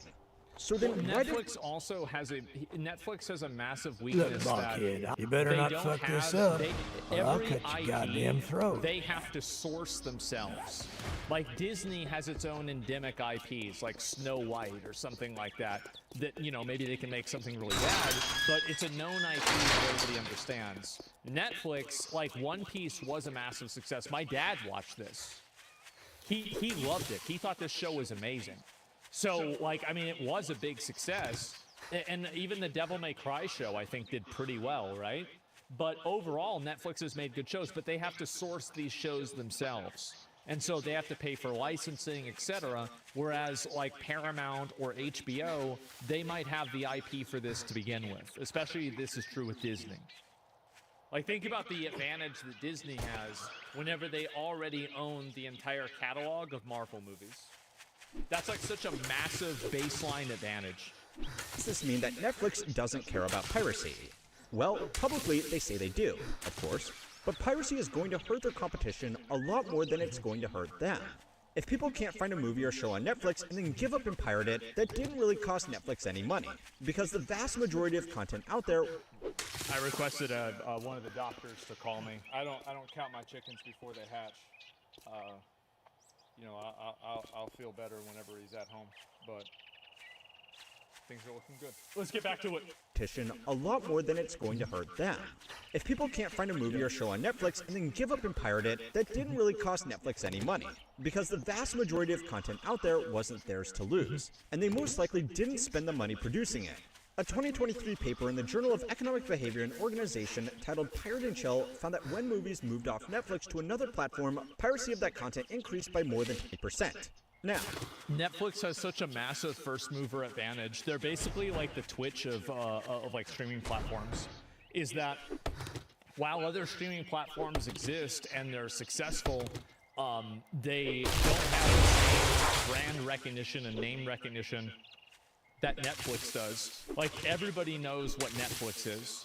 So I think that's another really big reason why this happens too. First and foremost, that's an amazing name for a professional journal article. Yeah. But apart from that, it showed why Netflix hasn't been too concerned with online piracy. In a now infamous quote from the company's chief content officer, they said that in order for Netflix to be successful, we need to become movie studios faster than movie studios can become us. Piracy that disproportionately hurt legacy movie studios and their libraries of content was not something that Netflix would encourage. But behind closed doors, they certainly weren't too sad it was happening. Another way to think about this is that obviously Amazon isn't encouraging shoplifting, but it's a problem that hurts their competition far more than it hurts them. LA POV, I guess. I mean, they're right. You know, yeah, obviously people like... What Netflix is saying is that they have a lot of like smaller shows that don't have like a huge amount of like they're not super well-known shows. So there are going to be less people pirating them. I think Piracy has also been a handy little tool throughout the company's history. Back in 2013, it admitted to using data from online piracy sites to find out what was popular and therefore what was... Hey, you could say this is unethical, but you can't say it's not going to be effective. That's a really good fucking idea. Yep, figure out what kind of shit people steal, and then don't sell that. It's worth licensing. Yeah. Okay, so Netflix doesn't care about the rise of piracy. But what about the actual Hollywood studios? Well, they obviously do, and they crack down on IP theft with furious anger. But they are in a difficult situation. They could send piracy back to the dark ages by reconcentrating their content onto a single easy platform. But at the moment, that would probably... They can't, because then you're just going to have people that are going to be putting up the files somewhere else. Like, it's always a game of whack-a-mole, and the more difficult that you make it for people to, like, consume the content, the more people will just simply take the easier route. I think that people will pay for the content if they can, but if it's annoying for them to pay for it, they'll just steal it. Be Netflix, which a company like Disney would obviously not be willing to go along with after investing so much in their own service.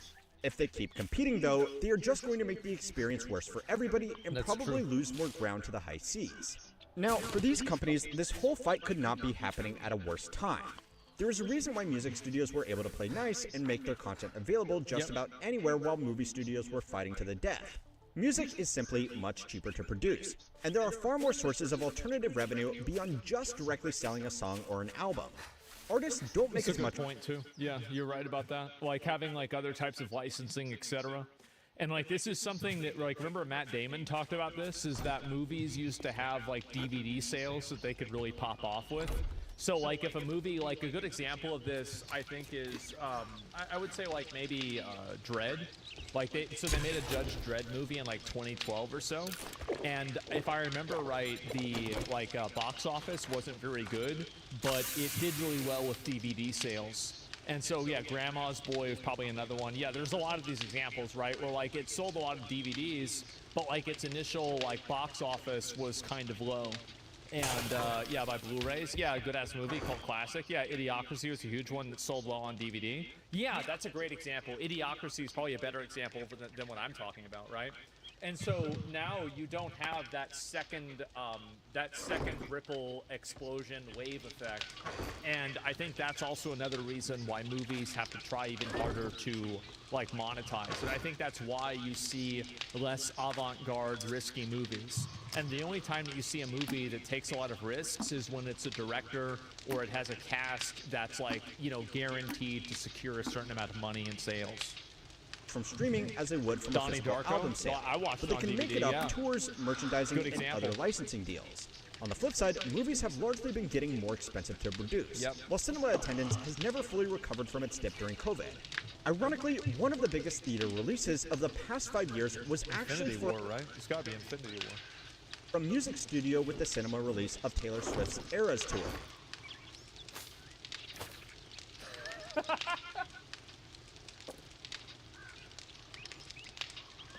Oh God, somebody's gonna stop these white girls. Jesus Christ. Oh God. Man, that shit was huge. How did this happen? In the past, poor box offices wouldn't matter as much. because mid-budget movies could make a lot of their money back through DVD sales. But obviously, that's not really a thing anymore. So studios have put even more effort into pushing their streaming services to eventually make back the difference. It's a bold strategy, and there are hundreds of billions of dollars in market cap at stake. So executives really want to pretend that eventually it'll work out. But if it doesn't, there are some lessons to be learned from the music industry which didn't beat piracy. It just made it unnecessary. The first is that movies have simply become too expensive for the current market. And this is another big issue too. Studios have recognized. This is another big issue is that, like, video games are running into the same problem that movies and TV shows are running into, is that as production costs increase, they're increasing at a ratio and at a rate that doesn't match the amount of money that people are willing to spend. So whenever you have these video games that are costing $800 million to make, well, are you really getting $800 million of value? Well, in a lot of cases, the answer is no.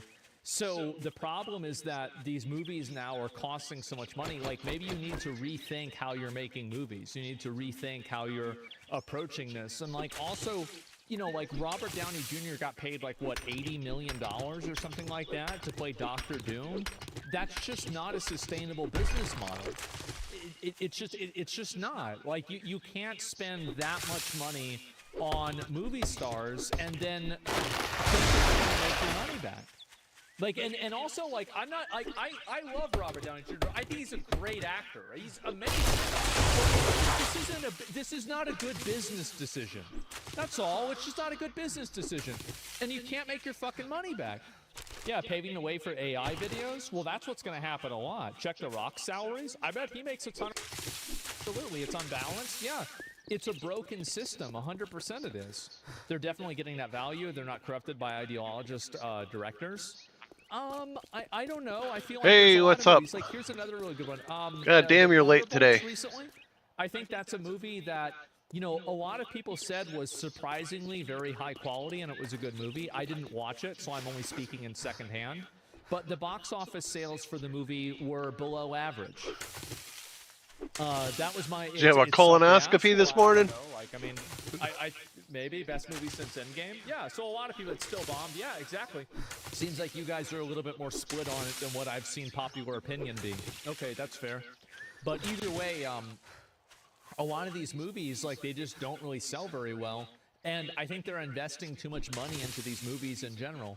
And I think also, you know, like, you go back and you think about a lot of the older movies, like, like, just Good Will Hunting, for example, right?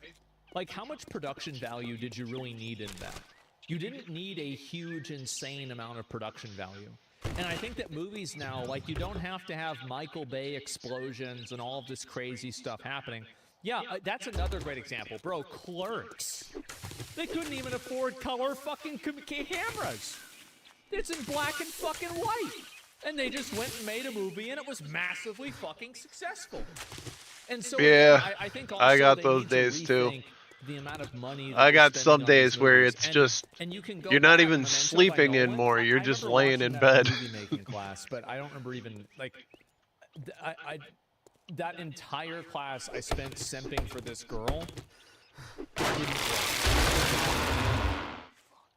Anyway, so that's yeah. So I did not even pay attention to that movie at all. And yeah, let's see here. Money makes it there. Yeah, exactly right. Paranormal Activity 1. Yeah, and there's plenty of examples of this. Napoleon Dynamite, another great example. So they need to rethink how much money they're spending on movies in the same way that developers for video games need to rethink how much money they're spending on games.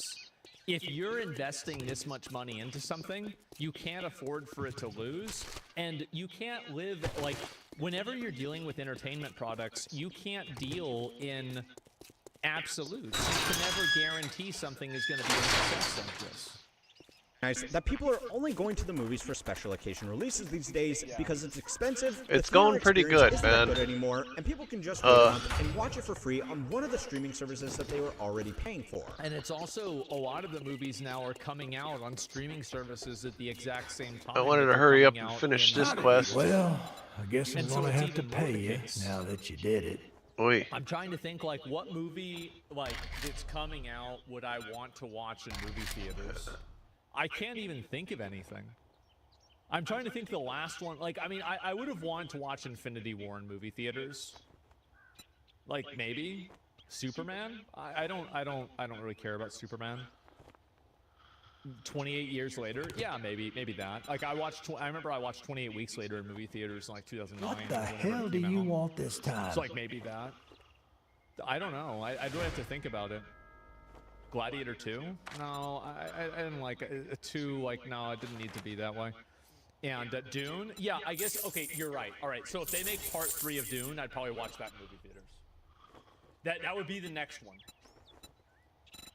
Instead of making the whole thing cheaper and putting less of their eggs in a single basket, they have doubled down on producing mega blockbusters. Of the 20 most expensive movies ever made, 19 of them came out in the last 10 years after streaming was already mainstream.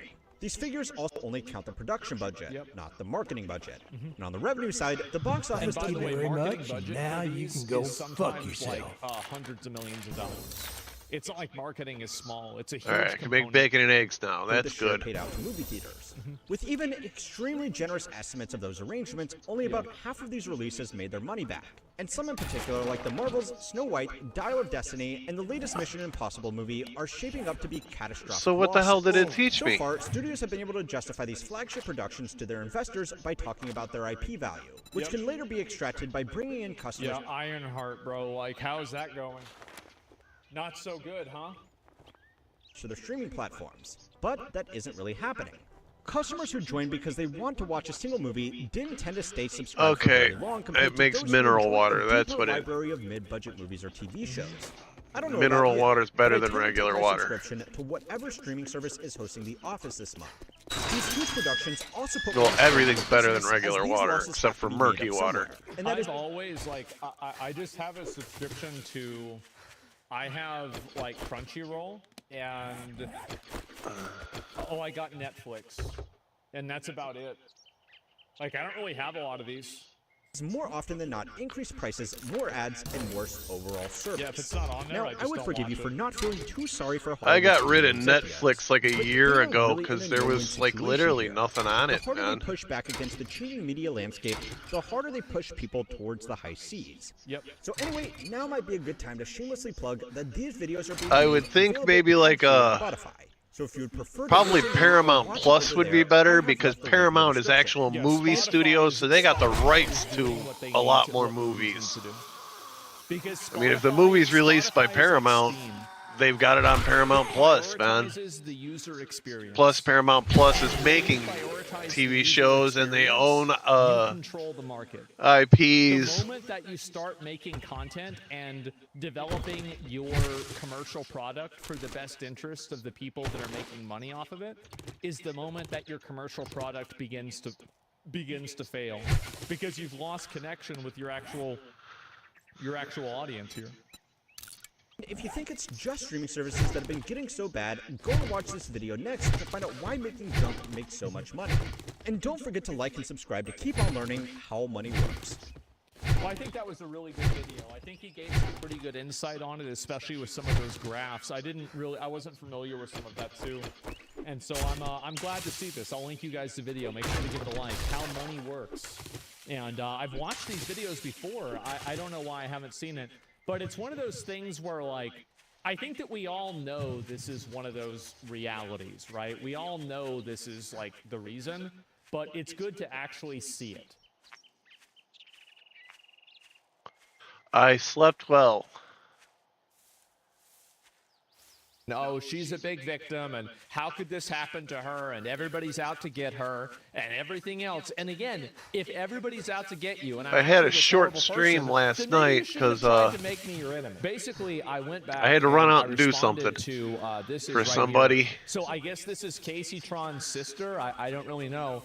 Her thing is that it's called Repossess the Wealth, well, I thought you were for repossess the wealth. I mean, Ethan's repossessing your sister's wealth, and now you have a problem with it. Well, I mean, I think that you need to put an asterisk next to this, or like, you know, with certain limitations, or there needs to be like a disclaimer where it says repossess other people's wealth, not mine. Because Ethan's now repossessing your wealth indirectly through your sister. You say she's supporting your family, and now you're not happy about it. So I don't think you really believe in this. Yeah, I don't think she believes in this at all.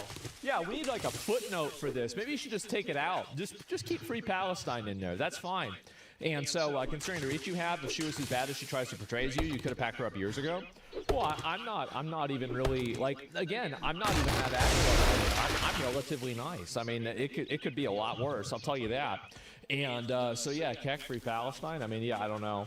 But Casey, so this is it. Hi, Zach. Casey sacrificed her 20 to take care of our family. Her 20s to take care of our family. We had both of our childhood homes foreclosed on, and we spent 10 years without housing and instability. Our mom, who is deaf, has been trapped with her abuser who stalked and beat her and trapped her 3 times. She probably wouldn't even be alive if Casey worked her ass off to buy the house. So what this is telling me is that basically there's somebody here who, this is why I find it to be so funny. You read my post there too? Yeah, and I find this to be so funny. If you have all these people that are relying on you, why did you put yourself at risk? Why did you do that? And that's what's so confusing to me about this situation. Because, like, I see somebody does this, and I'm like, well, what is this? So it's okay to tell you, Zach, you killed your sick mother? What the fuck? Well, I mean, again, so our mother who's deaf's been trapped with the abuser that beat her, stabbed her 3 times. She probably wouldn't even be alive if Casey had not worked her ass off to buy the house. Our younger sister who's disabled was also a victim of that violence. I was able to leave my own abusive relationship because of the disability Casey provided for our entire family. And when our father, who's physically disabled, facing homelessness, had nowhere to go, Casey took care of him too. I know you grew up in poverty, and despite your and your Casey's differences, I find it pretty sad that you'd ever wish that kind of violence on our people. I know how bad it is. That's why I think that she deserves it. That's exactly the reason why. So that's the entire, like, you're using this as an argument for me, but you're actually making my argument. Like, yeah, I know that it's really bad. That's why I want it to happen to her. That's the exact reason. Like, because that's what she deserves.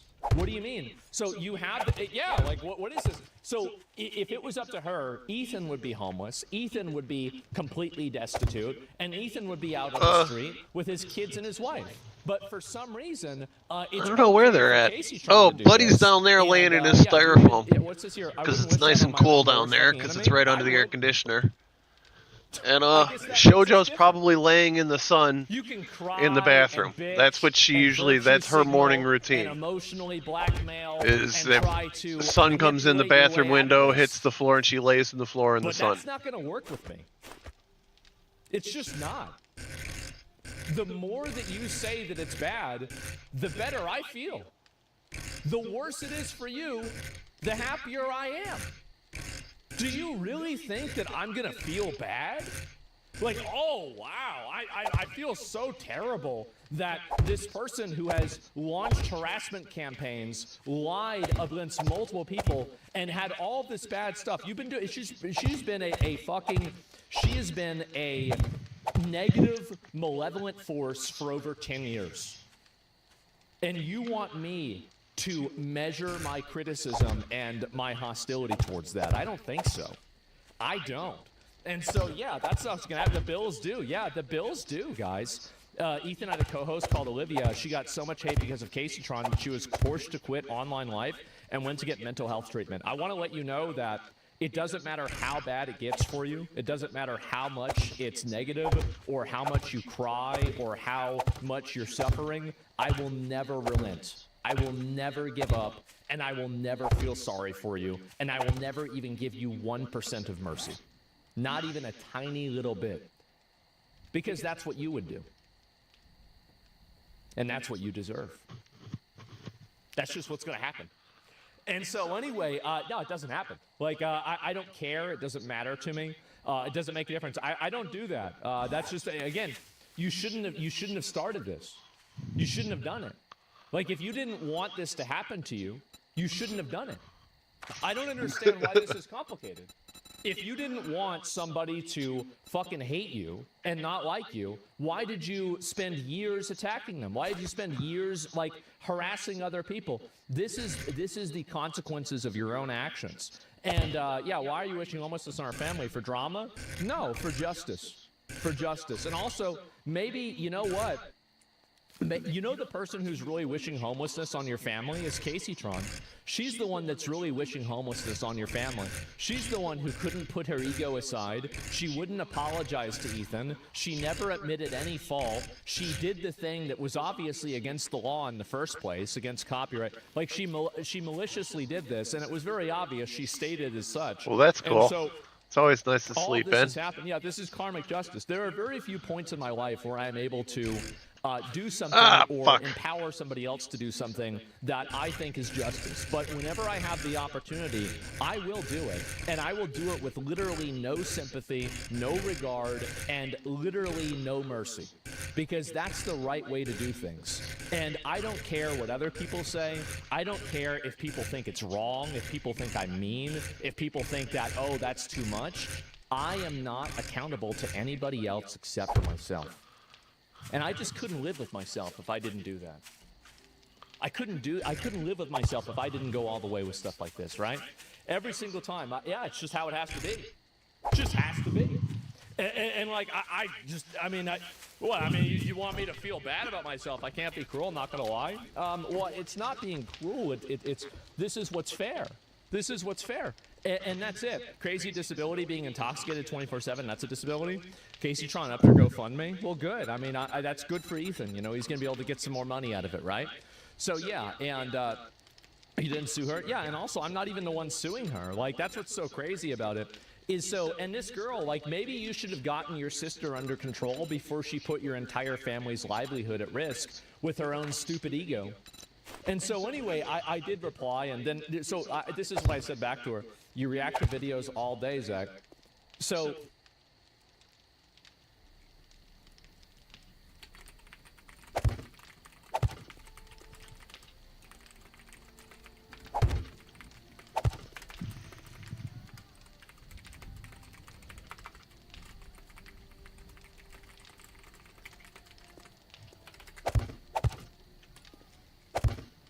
Okay, so yeah.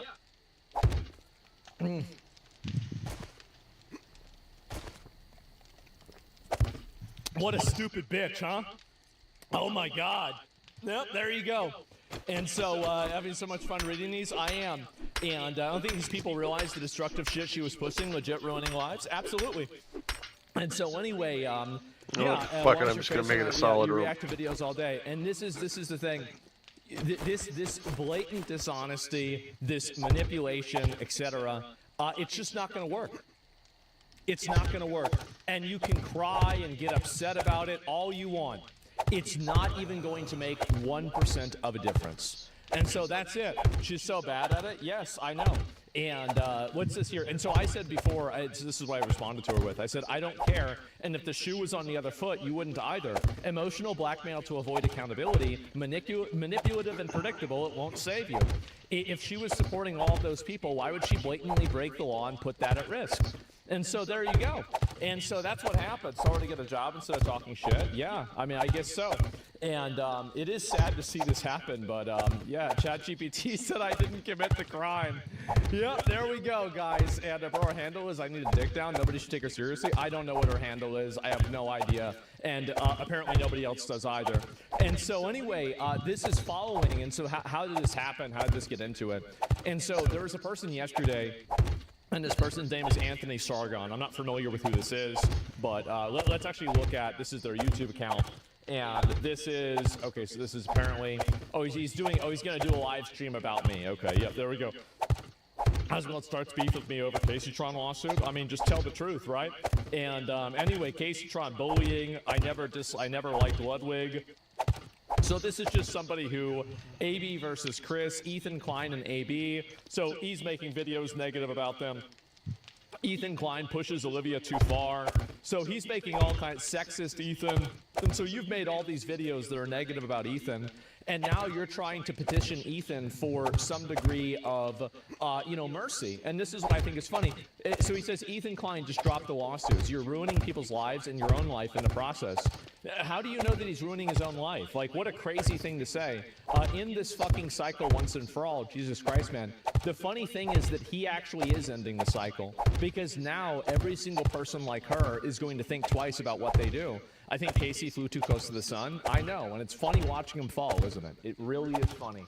And so anyway, and then so I respond, all you do is talk shit about Ethan. Why would he look to your approval? Don't believe me, search this and read the post yourself. So this is another way that you can really tell kind of what a person is, right? So this is this person's tweets about Ethan, right? And so even this is within one day, he was also talking about this. So this is, wait a second. Okay, yeah, here we go. So this is him talking about Ethan.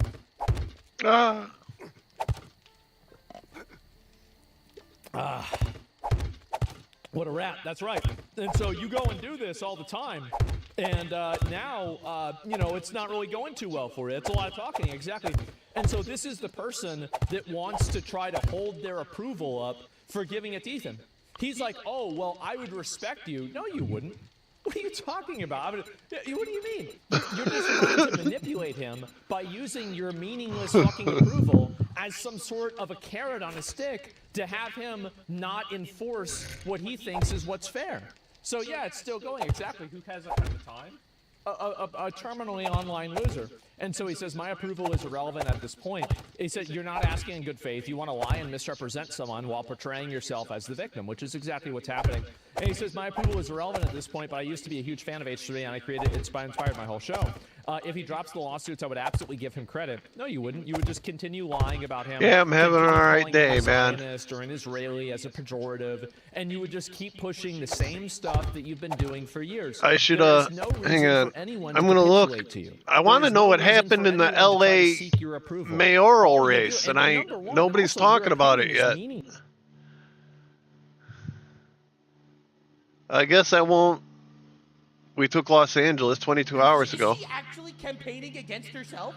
This must have ran while I was sleeping. Now, as someone that likes winning very much, that's me. I'm the guy that likes winning very much. Spencer Pratt has a 75% chance to advance in today's LA mayor election. It is today, and our boy is winning. I've been campaigning for this man. This man needs to win. We will flip LA red. It will be the ultimate it won't be till later today we get those. Panic. All right, we actually just need normal human beings, preferably heterosexual males that have a nice family, a wife and children, that believes in God, that's like, actually, we should just lock up the criminals. That's literally my dream ticket. I'm a simple man. I only want the government for law and order. Aside from that, I don't want the government. I don't even want it to exist, to be honest. But law and order, the only thing I want. Literally. So anyway, Spencer Pratt, Republican, flipping LA. This is insane. So the New York Times is going insane, absolute insanity. So the New York Times posted this, the former reality star's dark visions of Los Angeles are resonating in heated mayoral race, even if they're far from the truth. And he responds, the New York Times is denying 6 people dying in our streets in LA every single day, including the one who died this morning on Skid Row's live stream. Just like Nithya Raman, the New York Times is from the East Coast, and they have no clue how bleak things are in LA.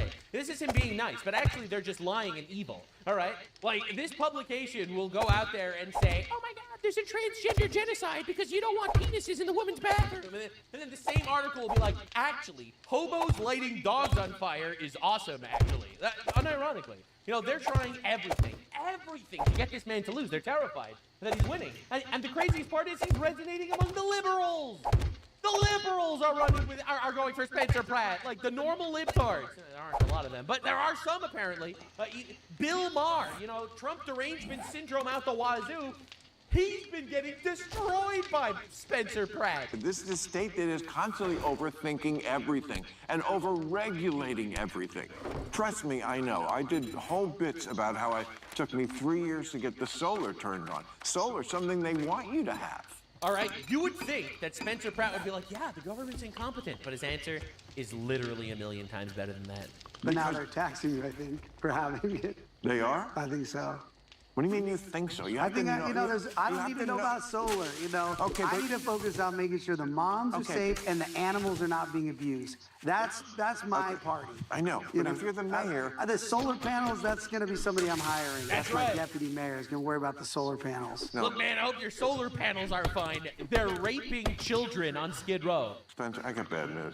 It's given that you're going to have to learn some of these issues more. Like, they try so hard to make him sound like a dumbass. They're like, Spencer Pratt, you're just a dumbass. You don't know these things. And his response is just gold. We're about 3 years from worrying about solar panels. We need to get all the naked drug addicts off of the sidewalks, and then I can worry about solar panels. But we can't walk and chew gum at the same time. With the state of LA right now, the solar panels, you can spit that gum out. I love the idea of getting the drug addicts treatment and giving them job opportunities. And if we need more solar panels, personally, I think we got to investigate the LADWP, why you even need a solar panel. You pay so much money for regular electricity that we got to check why our rates are going up 10% plus every month, and we're not getting better electricity. Alkaline water is not coming out of our tap. So I'll get back to you on the solar panels, but it's my totem pole is make sure people don't have home invasions every single night. Make sure you're not losing your whole suspension because we haven't fixed a road. I'm basic. That's why I'm resonating. Common sense, basic stuff. People that are struggling to live in LA right now because it's so expensive and they're stepping in human poop, they don't care about your problem with the solar panel right now. But they may once I get rid of the poop I make it more affordable. God, he's literally right. He's like, hello, I understand you're complaining about solar panels, all right, rich guy problem. They are literally lighting dogs on fire right now on live stream on Skid Row. You're worrying. You got a first world problem right after this went down, he's like, in a third world, man. I had Spencer Pratt on my podcast. They're calling him Mini Trump as like a slur, but it's actually just resonating. The other day, I think it drops. You know what? I know I'm supposed to hate him. I don't. He runs great ads. Yeah, I mean, he's a nice guy. Yeah. He's what's charming about him is he has no advisors. I mean, I confronted him on like, this and this you're gonna have to think about. No, I only care about the issues I care about. So he's very honest about that. It's funny because he's running as a Republican and doing quite well. Everybody out here is like, what do you think of Spencer Pratt? He's on everybody's mind. Yeah. Ask him about that. Yeah. He's very un-Californian in that way for a guy who's from California. But then I found out... Yeah, because Californians are, they're all gay. Anyway, so moving on, like, you look at the people that aren't voting for Spencer Pratt, and it's these guys. Who are you voting for? It's your mom. Why her over Bath? Well, she's Indian, and I'm South Asian. Support! Support! That's all I need to say here. So basically, you don't believe in American values, you don't believe in this American system, you don't believe in merit. You are just a racist. All right, support. You haven't assimilated. Get him out. My stance... It's very simple. Every time I say this, then I say the most unsimple thing in the history of the world. But these fuckers are not here to integrate. They're not here because they like our country. They don't like our people. I'm not lying to you. I'm just being real. All right. I'm so glad that they say this. Spags, what do you think about Spencer Pratt? Not much. Do you think he has a chance? I don't know. Do you? I mean, if people are willing to like Trump, some people just want to vote for the white guy. That's true. Just because they're white. That's unfortunate. Oh, that's unfortunate? You're Indian, so you'll vote for an Indian, and that's cool, but if a white guy votes for a white guy, he's a racist? Interesting. Interesting. You think about that, people voting on like based on like race and stuff. I think it's a kind of unfortunate because you should be looking at someone's credentials. He literally just said he's voting based on race. This is the ultimate trap. Really? It's like, it's incredible. Like, I hope you understand. When the left says racism is bad, they mean they hate white people and want white people to die. That's what they say. That's what they actually mean. Now, a lot of people give me a lot of flack for being blunt in this regard. They say, oh, no, it's too extreme. You're taking this too far. Am I taking it too far? I don't think I am. So Hassan Piker's crashing out that Spencer Pratt looks like he's winning. Spencer Pratt is Timu Trump, and he thinks every solution to LA's problems revolves around murdering the homeless. Now, to be clear, he's never said that. He's never endorsed that. Hassan Piker lies for a living. He's a leftist. They use words in effect. Hassan Piker, who lives in LA in a gated community in a mansion, a $3 million mansion with his Porsche and his private area, he doesn't actually have a lot of issues in regards to raping you and lighting your dog on fire. That's not something he actually cares about very much. So, he's crashing out. He thinks that murdering the homeless would be I don't endorse it because I'm against murder. I only support killing terrorists that are trying to kill you, like all of Hassan Piker's friends and half of his chat, probably. But I don't support murdering the homeless. But I am saying if you would murder them, which I don't support, it would make LA a paradise. Like, if we're engaging with the talking point, you know, like, let's be real. Right wing gets a 10x boost on this site. Remember that with the recent Spencer Pratt run, back since lots of people are straight up cattle. You would know because he likes having sex with cattle, probably. I mean, it's his culture. I respect his culture personally. That's why I say it. Out of respect for his culture. Most people don't even know how elections are happening. Still vote for Tilu Trump. This is him crying and screaming and yelling, complaining that right-wing boost on Twitter is why people like this guy. Spencer Pratt's gonna win, and you're gonna cry, and it's gonna be awesome. Oh my god, it's gonna be so good. Spencer Pratt says, to my fellow Angelinos who actually want change and are considering voting for Nithya Ram, I can assure you, she's not fit for the job. I want to speak to those of you who are considering voting for Nithya Raman but haven't yet. Vote today, by the way. If you're in LA, you have to vote for Spencer Pratt today. Obviously, you and I are in the same place. We all agree that Karen Bass has failed the city as mayor, and we need change. Because Karen Bass not doing And for a moment, you thought Nithya would be an alternative, but since she collapsed at the debate... I don't... I'm not sure how to respond. And she's but she's Indian. But she's Indian. Very weak. Oh, look at that. She doesn't care about the human. That was racist. Disregard. She's doing live streams with the hateful, radical anti-Semite Hassan Piker. This is so good. I love that Hassan Piker, you know, listen, I'm not going to say that I single-handedly got him to hate Hassan. I think Hassan actually did that. I just helped get people to understand exactly what we're dealing with. And I love that Hassan Piker's face being anywhere attached to you is a liability. Observe 9/11. 2024 Anti-Semite of the Year top 10 finalist, Hassan Piker. Yeah, you know, I think I have become more aware of these issues over my time on city council. Kill them! Kill those motherfuckers and murder those motherfuckers! Who actually pulled out the Nuxanor compilation? In the street, let the streets soak in their fucking red capitalist bloods, dude. Mr. Piker is anti-American, anti-women, anti-Western, and anti-Semitic. No Democrats should engage him. All should seek to push him to I got engaged on this issue. I love how his ad is just like, you're gonna vote for the terrorist lover who supports 9/11? You're gonna vote for that? It is Piker who said that America deserved 9/11. Yeah, I do believe that. About right now, you've accepted the reality that she's not going to advance past the runoff. At this point, voting for Nithya is a wasted vote. It's me versus Karen. It's change versus more of the same. More homeless drug addicts in front of your schools, more animals being tortured and killed on the streets and in her city shelters, more empty reservoirs when the wildfires hit, more potholes, more of your favorite restaurants going out of business, no new housing getting built. You can either vote for me to change all that insanity, or you can see Karen Bass visit more destruction on our city, and you can watch your social group erode as your friends move to Nashville or Miami or... Bro, we're gonna get a Republican mayor in LA during Pride Month! Oh my god! That's incredible! It's literally the worst day ever for pedophiles. Austin, it's no longer a question about me or Nithya or Karen. Nithya has no path to victory now. It's me versus Karen. A vote for Nithya right now is a vote for Karen. For some of you, Nithya's pedigree as an academic seemed appealing. Maybe we do need someone who's never lived here before. An outsider with an East Coast degree to come rewrite the city. Some of you may not know that I earned a political science degree right here in LA from USC. I'd show it to you, but it burned up in the Palisades fire. And I assure you, I got it. I don't brag about my credentials from my prestigious university because I think credentialism is uncouth. And what matters more is the capacity to get things done. Clearly, Nithya doesn't have that in her. We can all agree on that, at least in the fact her entire campaign is predicated on the fact that she can't get anything done. She talks about the city being broken, but she's been in city leadership for 6 years and failed to do anything. She is incredibly unpopular in her own district. She's not managed to accomplish anything in city council, and she's been the chair of the Homelessness and Housing Committee for years. She's literally the one in charge of homelessness in LA. How's she doing, folks? Look around. All of us know Nithya doesn't have it in her. She's already confessed that she's going to quit politics entirely after she loses in the primary. And her campaign has been deeply unserious about the major problems all of us face in the city. Definitely this has gone far beyond far beyond what I expected the campaign to be about. I, again, thought it would be about bike lanes and management of the Department of Transportation.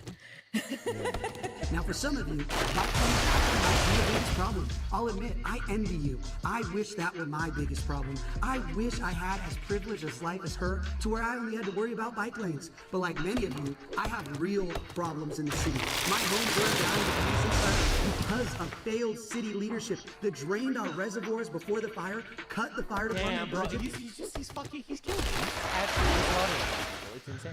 Like, he just shows up and he slaughters these fucking voids. He puts them away. Before getting too deep into the chaos, free cash was promised to me 3,000 years ago. One thing I recently added to my daily routine is using free cash for a few minutes here and there. If I'm gonna play games as a time sponge, I might as well make so much money out of it. Free cash is a fun and easy way to earn real money by doing simple tasks while already on your phone. Play games. Complete surveys, do simple tasks, and turn your bathroom break into an investment. I've been enjoying playing Call to Dragons on Free Cash, a high payout strategy-based building game. You get instant payouts with a really easy process through PayPal, Amazon, or Visa. There's already over $250 million paid out to over 60 million users worldwide. It's a win-win. They get someone to test out their games and fill out their surveys, and you get paid. Use the QR code on the screen or click the link in the description to sign up and get a $10 bonus today. Now, back to the chaos. Every individual sign up literally supports the channel, so if you could click the link in the description and do the thing, that would be very appreciated. In 3 distinct campaigns for mayor of Los Angeles. All right. Spencer Pratt So, you have to see this. This is actually unprecedented. deals with hecklers on the street during his live stream. Experience making drug addicts next to kids in schools. Is that the experience like? Wait, hold on. She likes drug addicts in front of kids' schools. My experience is making sure moms. Dude, I love this. I love that the rhetoric is so raw. It really is. Not the polished politician, just the guy that's gonna be there and be like, oh, you're a Democrat, so you support child sex trafficking across the border. That's why you left it open? No, of course not. I hate child sex trafficking. I'm so against it. So why did you vote for the people that enabled that on a mass scale? Because it's like, it's so good. It's so good. Like, if you're a Democrat, you're just pro-rape at this point. That's why you want to import all the rapists, right? No, I'm not pro-rape. Actually, how can you say that? I don't know. You're importing the rapists. What do you want me to think? The purpose of a system is what the system does. I'm not going to sit here and make believe that you're not pro-rape. Please, just own it. Just say you're pro-rape, please. Safe again. That's my price. You literally have no experience. Sure. Spencer only has a degree in political science from USC and holds 0 experience in turning Los Angeles into a third-world country at first-world prices. Leave that to Mayor Karen Bass with a training and get more coffee. Literally a communist agent. From communist Cuba. As her final day of campaigning makes the mayor look like a more socially awkward version of Michael Cera. Well, I think for the undecided voters to understand that they have a choice to make. Bro, imagine electing a woman. I can't even imagine. And that choice is a reality TV villain? Really? How did that work for us on a national level? One of the most important issues in our city is people feeling safe. You can't feel safe if there's an encampment there. You put them there. What are we doing? It's not safe for the people in the encampment, and it's not safe for the people around. Ah, yes. The homeless encampments she spent over $1 billion of our tax dollars on in only 4 years, making LA a paradise for mice. But of course, she still has supporters. Who do you want to win as mayor of LA? Karen Bass. And why Karen Bass? Black Pride. Why Karen Bass? Well, I'm going to tell you something really specifically. She has supported the Ramadan Fest. Race pandering is basically all she has. Let's freaking go! That's right. Rape is up, ladies and gentlemen. They're lighting dogs on fire, but hey, at least Karen Bass supports a Ramadan. Man, can you believe we still let women vote? Bro, what happened to us as a culture? What have we done to ourselves? Has left, as if you're willing to overlook all the suffering, wasteful spending, and literal plagues returning, then maybe this is the LA you deserve. But the worst part to both Mayor Basota and Councilwoman Raman's election strategy is they're basically campaigning against their own administration. The LA that I grew up in, first of all, was a lot cleaner. Bitch, you were mayor for 4 years!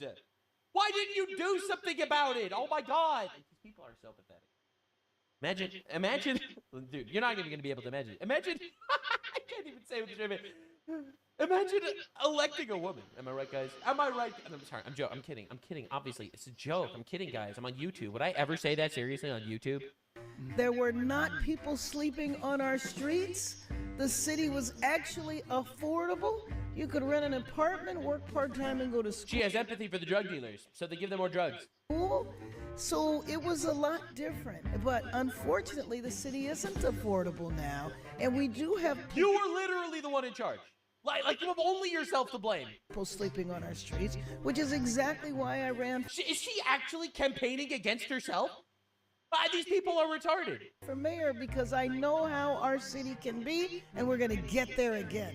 Basora promises to solve all the problems she caused. It's Kamala all over again, saying, yes, we ran everything for 8 of the last 12 years with a 2-decade-long career in politics, or vote for me, because in year 21, I really mean it now. But when Basora's angle is, assume voters are imbeciles, Councilwoman Raman is just a typical windsock politician, swaying to say whatever she thinks is more popular than delivering on neither. Now it's one thing when she's switching up on her defund the police stance, but her hypocrisy on the homeless is much worse. I don't think a kid's gonna be safer because a tent is 500 feet away from a school. You know, it's like whatever. What? That clip is career-ending. That is a career-ending clip. This is worse than literally streaming with dog abuser and prolific sex payer Hassan Piker, who goes to brothels in Germany to pay for, you know, to sleep with girls who might be sex-trafficked children. Who knows? No one knows. But that's crazy. This might be the worst thing I've ever seen. Who cares if they're homeless drug addicts right next to your kid's school? Who cares? And then they're like, boo. And then she rolls her eyes. Oh my God. One more time. That was the craziest thing I've ever seen in my entire life. Hold up. 100 feet away from a school. You know, it's like whatever. Yes, rolling your eyes at the families not wanting to see new drug users by their school is the epitome of a champagne socialist. But then they took the issue. I mean, she is literally from India. Like, and as someone that respects other cultures. Like, let's continue. Directly to her home. And I realized that there were people setting up what was, I think, a fake encampment, like a homeless encampment outside of my house. Oh my God. I had 2 little kids. Yeah. They didn't see it, luckily, this morning. But, you know, I feel badly that I'm even subjecting them to that at all. So you feel bad that your kids are near homeless people, but you don't mind when other people's kids are near homeless people? Got it! Your children seeing this isn't an issue, but her kids are clearly superior to yours, which just proves a vote for her means you proudly accept being her serf, where LA residents just have to accept this lawless homeless mess. We're on my private property. You can't be here. This is not a f***ing hotel. But once it arrives on your political superior's doorsteps, only then can they receive police assistance. Meanwhile, everybody else just gets randomly attacked in the streets. And I know this happened in Santa Monica, which has its own mayor, but sees the same exact issues we do in Los Angeles, as it's just a couple freeway exits away from LA, and neighboring Venice Beach sees the same exact level of unsafe insanity. Call the police because we have this dude here yelling at us, my kid. I don't think it should be now like this because there's so many kids right here.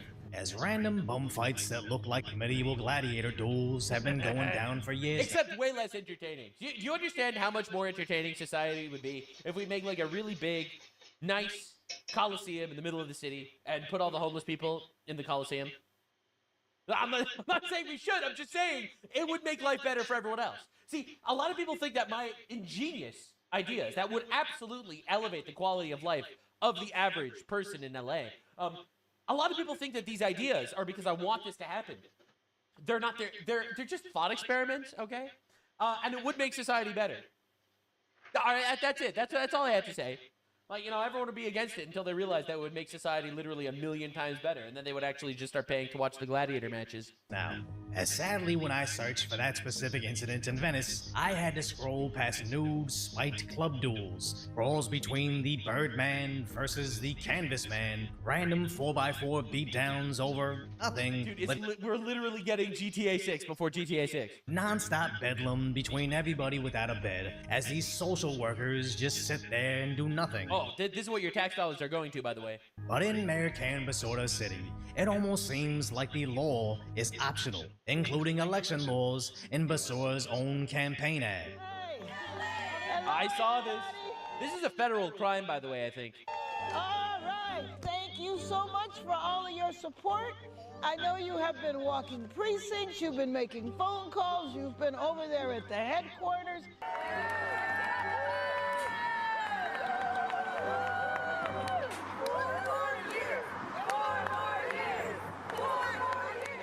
As Spencer Pratt calls it out, she's clearly violating election laws by electioneering within 100 feet of a ballot box, to which Basora's admin denies. Quote is blatantly false. There were 2 locations filmed. She was right there. This video. One 200 plus feet away from the ballot box with signs, and one next to the ballot box, no signs. As she's clearly within 200 feet of this ballot box. Are you serious? And chanting 4 more They actually tried? years with your team is electioneering.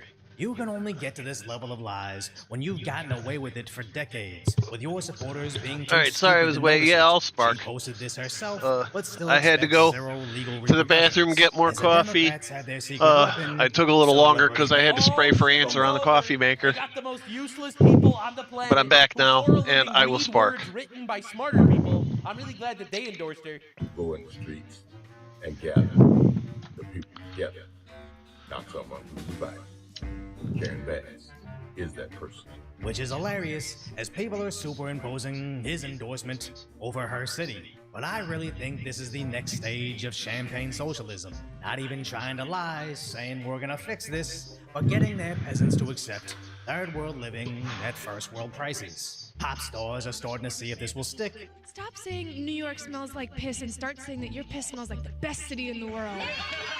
Any mindless bots on Reddit completely lean into it. So don't demand better from your Democrat leaders. Just accept this Elysium-style system they've set up, because don't you want to be accepted by these cool celebrities? Where Rahman's endorsement says it right on the surface. Don't support Spencer Pratt because everybody else won't like you.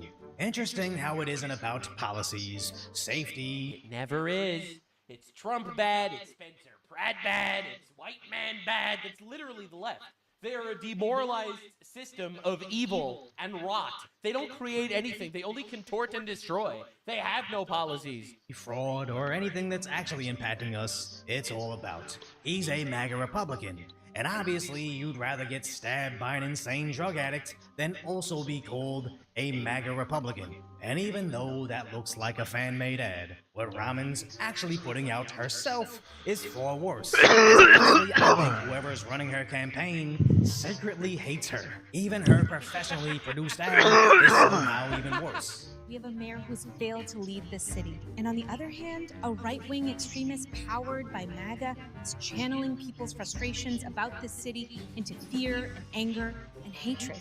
Never once have I seen Spencer blame anybody for the fires other than the Democrats in office, whose failures are responsible for the fires. But somehow she's... And also the guy who lit the fires, who was a radical leftist inspired by Luigi Mangione, by the way. No one wants to talk about this, but the actual Palisades fires... saying this is really about MAGA and pride because she can't policies reverting to pandering to identities. So proud to get this group together, writing, no AI was used in this video. This was like that couldn't even fill out the entire frame, which is yet another example of the mismanagement that is her campaign and overall political career.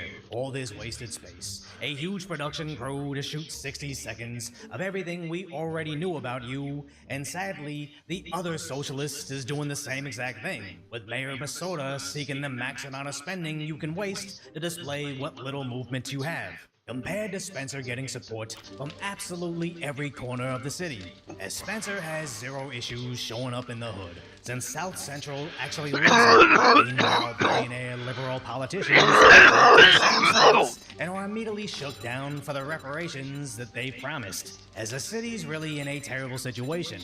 And I've long said, anybody running against a Democrat establishment doesn't even need to campaign, but just put cameras up in every deep blue city that's been run by the Democrats for decades and simply say, it's time for a change. As finally, I really believe Spencer will bring in a renaissance to Los Angeles. Well, it's gonna happen. It's happening. Vote today, damn it! And it's not affordable because the current mayor and the current city They suck. have so much red tape They and so much suck. I need more leather. for developers to build, and there actually will not be drug Fuck, addicts at I the need entrance food to their and water, buildings, too. And we're going to build so much housing, the entire city will be cranes. We're going to look like Dubai in 8 years. And maybe young people just don't know what Los Angeles could be. But just go back and watch reruns of The Hills, where he played the villain, or even Entourage, which also took place in early 2000s LA. And yes, television is television, but the backdrop of every scene really encapsulated what the city was. Everybody having fun. Businesses booming everywhere, where you could feel safe anytime at night, and no bums bashing out your back windows, or literally dying. But then They elected a woman. And everything changed. No, I'm kidding. But and then empathy rolled in. Of course, you have to have empathy for the naked rapist, homeless people in the street. Of course, you have empathy for them. What are you going to tell them they have to leave? Who are you to tell them to leave? They're just lighting a dog on fire. Let them do what they want. these scumbag socialists swept in and turned the city into third world living at first world prices. Yep. And we're He's just right here, by the way. He's just correct. And Spencer Pratt's going to win. And you have to vote for him now. Go vote for the guy.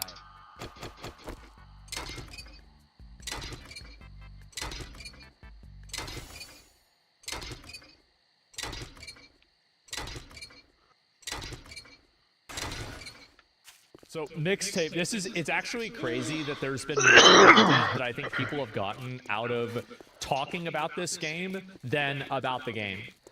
It's insane. Like, how many people have been crashing out talking about this shit? It's hilarious. Holy fuck. Okay, here we go. Mixtape? Yeah. Alright, let's see it.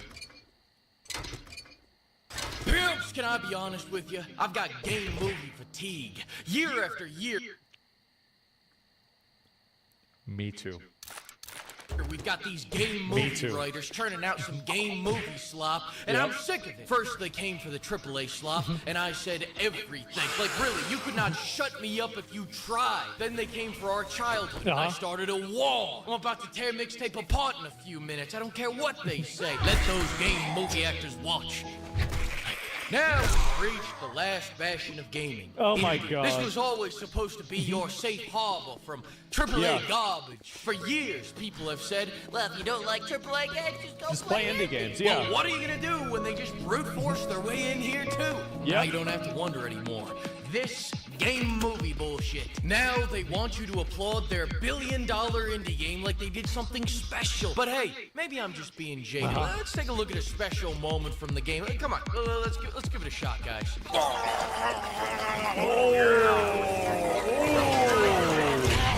Oh, jeez. Not good. Is it really indie, though? Not really. Jesus. That's it. No more shots for you. I gotta take as many shots.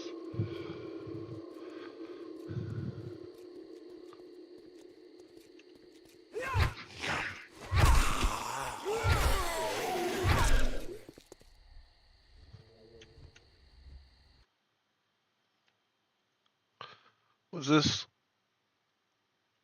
OnlyFans Mega Leak reveals 340 million user records, hackers claim. Oh, it was a sexy hack. It was a sexy hack. So if true, because it says hackers claim, can you imagine the turmoil this is going to create? Yes, I bet there are a lot of sheepish husbands out there. So the average OnlyFans gooner... Who gives money to these people? I don't understand. Well, this guy gives money to these people. This is the average OnlyFans viewer phenotype. This guy, the 95 win Windows Paint guy. Yeah, but apparently this leak includes like user data, personal information, Selection? Like what they're into? activity metrics. Oh, no! So can you imagine the conversations going on around the dinner table? Like the husband and wife are sitting there, and the wife's going to know exactly when he's fapping. What time? Yeah. I've got your FAP. I've got your FAP calendar. There's going to be like FAP analyses. Your FAP schedule. Yeah, that's right. When are they active? What are they active on? Etc. Etc. It's going to be really fucking funny. So what they're active on, like what they're kinky. But I don't know. Because that would be funny. But you would presume that activity data would show like the times of day, you know, that sort of thing. And it's like, honey, why are you so active around the times I'm at work? I was wondering why you bought that shower-proof case for your phone. See, I want to know if they can tell what they're watching, though. Well, surely it would include like subscriptions. Ew. So yeah, it'd be like FAP times, subscriptions, amount subscribed for, that sort of thing. Anyway, the key takeaways. Hackers claim to be selling 340 million OnlyFans user records, including emails, username, and account activity metrics. The alleged leak could expose the real identity of OnlyFans creators. Who gives a fuck? Who cares? Yeah. You're putting your asshole on the internet. Yeah, fuck them. I mean, what's like a first name? Who cares? You're selling your asshole to like potentially your family. You know, your family can be exposed to this. Yeah, but you can't mail stuff to my asshole. Have you heard of that sort of shit happening, by the way? Little tangent. I've heard horror stories, right, of like young chicks, right? Say there's like a 20-year-old chick. She'll go on OnlyFans, she'll start selling her asshole. And then she finds out like her stepdad is subscribed. Yeah. Isn't Wasn't that a story in fucked? Australia recently? I don't know. I've heard it was. somewhere. Maybe you spoke about it. I don't know. No, I'm pretty sure it was. She found out her stepdad was fapping to her OnlyFans. Isn't that fucked? Yeah, this is funny. Imagine, like, they could send this to your colleagues at work. Yeah, that's right. If they're fapping during work hours. Yeah! Imagine if it was like geolocation kind of thing. So you could find out, like, yeah, he's fapping to like in the work toilets on his break. Isn't that fucked? Anyway, attackers reportedly compiled the database from previous OnlyFans leaks, public sources and other platform data breaches, so it wasn't an actual like super hack kind of thing. This is all like compiled together from various leaks and various like security flaws and that sort of thing. Exposed email addresses enable threat actors to cross-reference data from multiple breaches for profiling Get off of me! attacks. And one would assume like a bit of extortion. So anyway, we're gonna have a look at a real-time my husband is fapping to OnlyFans bust. Real time! I've been sitting on this for a few months. I've been wanting to talk about this. I downloaded this video like months ago and it's been sitting there. I haven't done anything with it, but it's a popular video. Lots of people have seen this. You ready? All right, let's have a look. Let's go! I hear that you're literally having to take care of a man-child and raise him. I don't see him pulling out his wallet for that. It's a credit card. Okay, is that not money that I still have to pay back? Always throwing people under the bus for the exact stuff you do. No, because what I'm saying, hold on. So you can cut me off, but I can't cut you off? It's been almost a month. Since what? Since anything? And then before that, it was almost a month. Do you not think I'm attractive? Do you think I'm fat? Do you think I'm ugly? No. Okay, so this is Caleb Hammer's financial audit, obviously, right? You know, I watch this every now and then. It's like my guilty watch kind of thing. Sometimes there's like a really good episode. Some of them are really boring. Yeah. But Caleb Hammer basically goes through your fucking finances, right, and tells you where you're fucking up. Yeah, and I've noticed there's a common theme. The woman is usually the pants and the boyfriend or husband is a cuck. Yeah, it's that way quite often. Yeah, Yeah. you're right. But anyway, Caleb's got this... I really like Caleb, right? Let me preface with that. But Caleb's got this habit of being a little bit... just a little bit creepy kind of thing. Like, this couple's, like, in their 20s. Caleb's, I don't know, maybe mid-30s or something. And he's talking to them about their sex lives and shit. And he gets kind of, like, really into it. That's content bearing. Yeah, it is content, It's I for the suppose. views. But they're bitching to Caleb that they're broke, they're in all this debt because she's like bought him some crazy fucking Christmas present, right? And this is Caleb's response. Give him a good glocky, give her a good finger, and Christmas, yippee. Happy days. Well, she gave him a really weird look with that. What does that even mean? How do I translate that? Does he not perform well? Oh, girl, Not hit that- me with the tea. Not Girl, that hit me it's with the not- tea. No. No, Not hit that me with it's the tea. not I well. love it. I need Not it. that it's not well. Tell me. It's just not. often. Oh, okay. So she's complaining that he doesn't fuck her. Hit me with the tea, bitch. Yeah, and Caleb's like, tell me all about it. Give me all the fucking details. Yeah. It's like Audit meets Jerry Springer. Yeah, it is a little bit, isn't it? Yeah. Anyway, they go on. Stick it in when you're feeling it. Let's go. Well, that's what I do, you know? Like, if I feel like it, then we'll do it. It's just a lot of times I'm, tired. Maybe or figure out something kinky to get excited. Stick it in her butt. Let's go. We don't like that. Hey, you don't like that. But also, I don't want you to do something you don't like. No, I'm just saying, play around. Have some fun. You see what I mean? He's like, stick it in her butt. Hey! Now, I'm not saying he's a creep. I'm just saying, like, settle down a bit, Caleb. So, he's not giving her any, and it's a big fucking mystery. She's an emo chick. She's like, why won't you have sex with me? Do you find me unattractive? Yeah, and he's like, listen, I'm just not in the mood. So something's going on, because he's like in his 20s. Yeah. He should be fucking like a rabbit, Yeah. right? Like, you remember me in my 20s, I was ready. They go on. It's been almost a month. Since what? Since anything? And then before that, it was almost a month. Poor Quay. I told her, like, I'm just not in the mood. Like, it's nothing to do with her. Do you try to make moves? Yes. But the reason I don't anymore is because 90% of the time he says, I don't feel like it. Okay, so we're getting the picture. There's just nothing there. It's a dead bedroom in their 20s, which is really, really fucking weird. Yeah, that's bad. He's fapping. All of his jizz reserves are going to OnlyFans whores. That's right. You know obviously something's going on because the theme of this video is OnlyFans, right? So you know where this is going. Yeah, I've noticed his right arm is getting more muscular. Do you not think I'm attractive? Do you think I'm fat? Do you think I'm ugly? Do you, So not want to be around me? She thinks all of that, but, like, in past relationships that I've been in, that has been the main focus. And it's like, I don't want... Like, that's the last thing I think about. So he's all defensive. He's like, what? Well, it's completely normal. I'm tired, I work, I'm tired. I'm not an incredibly sexually minded person. What, you just leave me alone. Yeah. It's not that I'm unattracted to you. It's just I'm more attracted to your credit card. So here's what we've all been waiting for. Okay, is that all your debt? I just want to make sure, because I need to get to this bullshit stuff, because it's pages. It's literally pages. This is insane, guys. Who's USA? Come on! This is all you? Oh, you fucking bastard. Oh my gosh. I just saw. No. No. Oh my god. Oh, no. Not yet. Oh, based on the last conversation, you can't be doing this. No. God, you're... What the hell, dude? You can cut the tension with a fucking knife. Busted. He's and so she's busted, like, what yeah. the fuck is Yeah. going on right now? That's right. I kind of feel sorry for her because she's an annoying emo chick. I find emo chicks very, very annoying, but she's very innocent too. Yeah. It's one thing to find out that your partner's got some weird fetish thing, but to find out he's been spending all your fucking money on it. Yeah, and you're like on a financial audit show. Like, he helps you like put your finances in order. Which, by the way, why the fuck would you agree to go on this if your credit card statement was full of OnlyFans shit? Because he's under the thumb. Oh, He's under the thumb of her. Yeah, that's fair enough. He's a too. cuckboy. But imagine the fear going through his mind. Like, let's go to Caleb Hammer and show him all of our financials. Oh. He's just going to be thinking, I'm fucked. I'm absolutely fucked.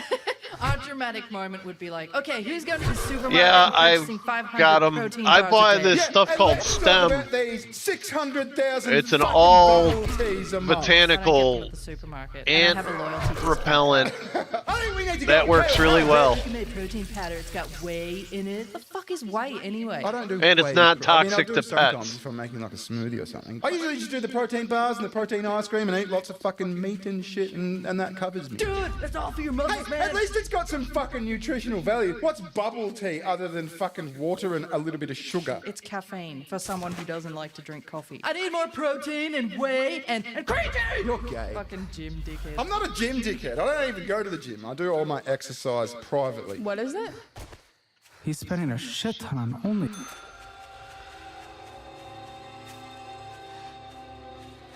Well, not f***ing her? Well, not being intimate with your... I'm sorry.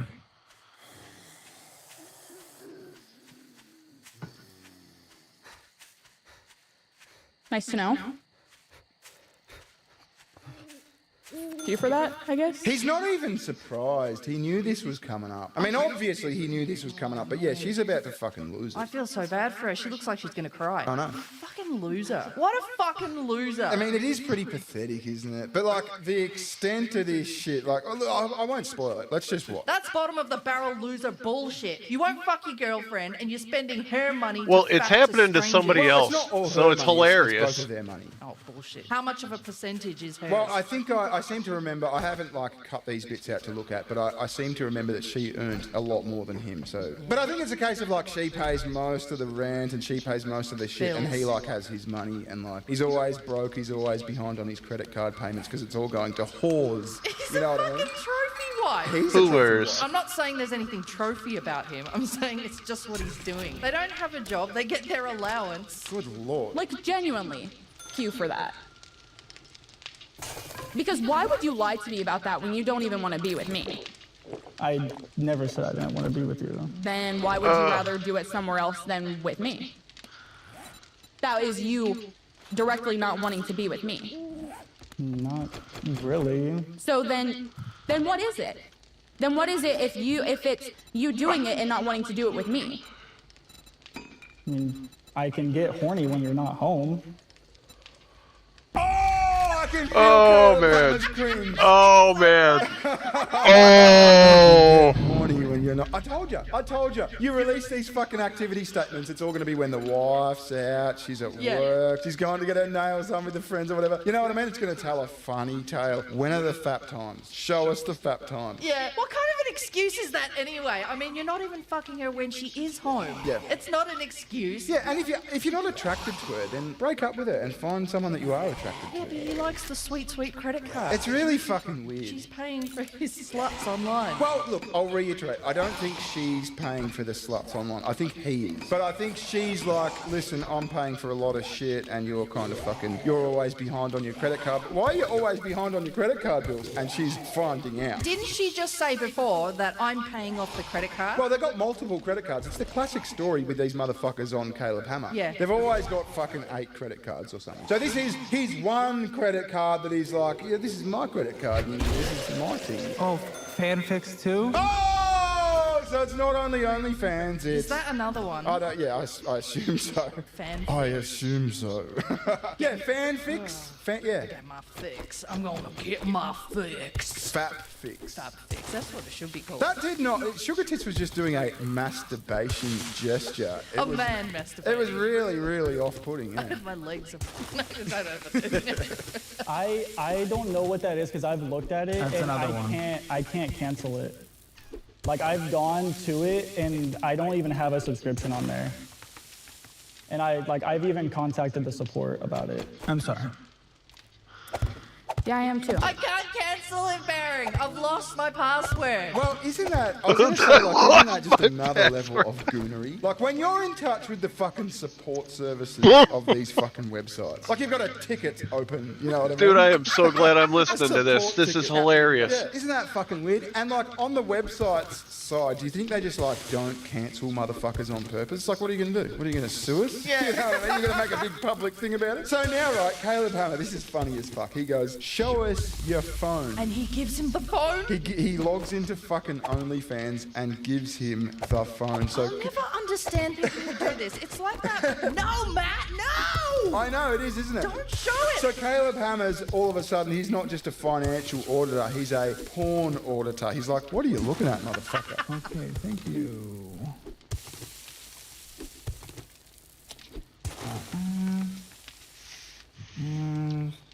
Okay, what am I seeing now? Okay, good. It's an emo woman taking dick. Okay, very good. Do you want to see? Yeah, okay, but it's an emo woman. Good. We like that. We love emo woman. With a vagina. Okay, good. I'm glad to see it. With a vagina! So he was worried that he was like looking at twinks and shit, twinks and all sorts of shit. He's funny. He's like, look, that's at least a fucking plus. It's chicks taking dicks, alright? Yeah, you don't have to worry about that. Yeah. He's subscribing to multiple OnlyFans accounts multiple times a month. He's gooning a lot. He's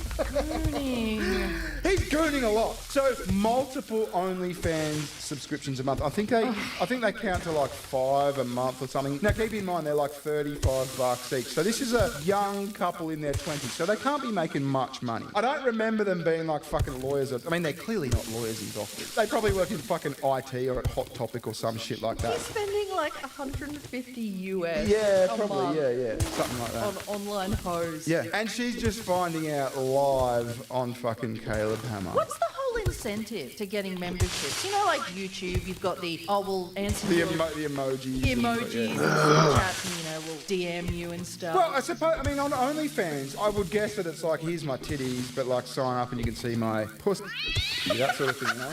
I don't know. Is there like custom video? Do they take requests? Yes, that's what I'm thinking. Yeah, like what's that site that you were gonna troll? You were gonna troll some comedian on or something? Was it the hairy? Yeah, don't reveal that. That's a work in progress.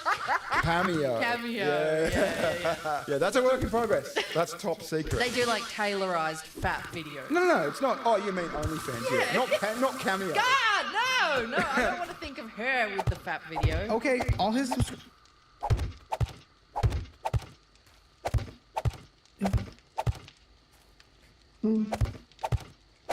So he's going through all the fucking OnlyFans subscriptions. He's like, wow, there's a lot here. And by the way, don't worry, emo chick. He's like looking at chicks, taking dick and that sort of thing. Don't worry, it's not too bad. And this is kind of how it ends. Well, it's not how it ends, but I'm not going to spoil Caleb's video. I'm going to leave a link to Caleb's video in the description. But this is how it ends.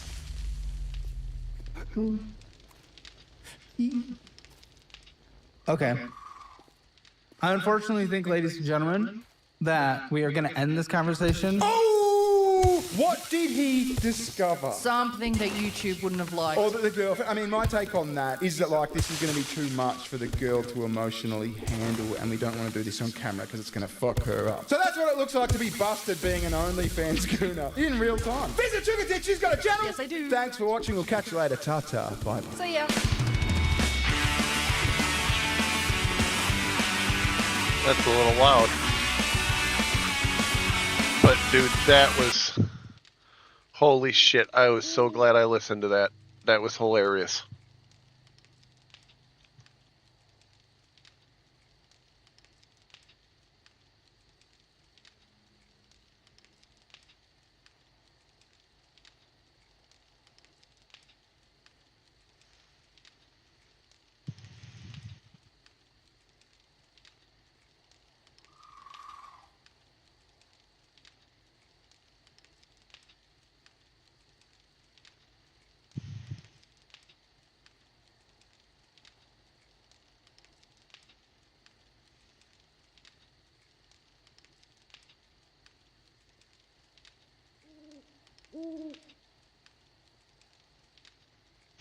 Sneeko just got deported. He got kicked out of another country. It wasn't the United States, I know that. I think it was Korea. Or maybe it was China.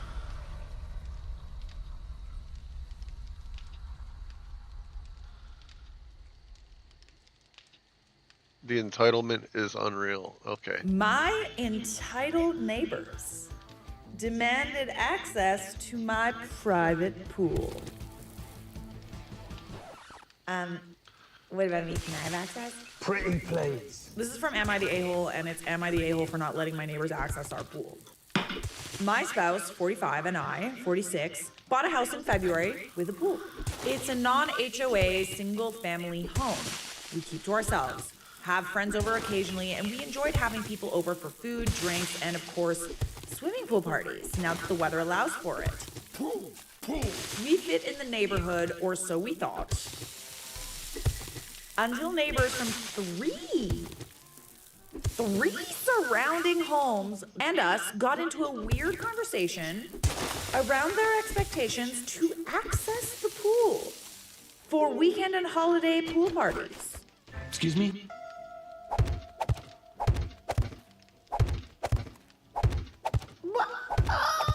It's so funny whenever I read entitled people stories.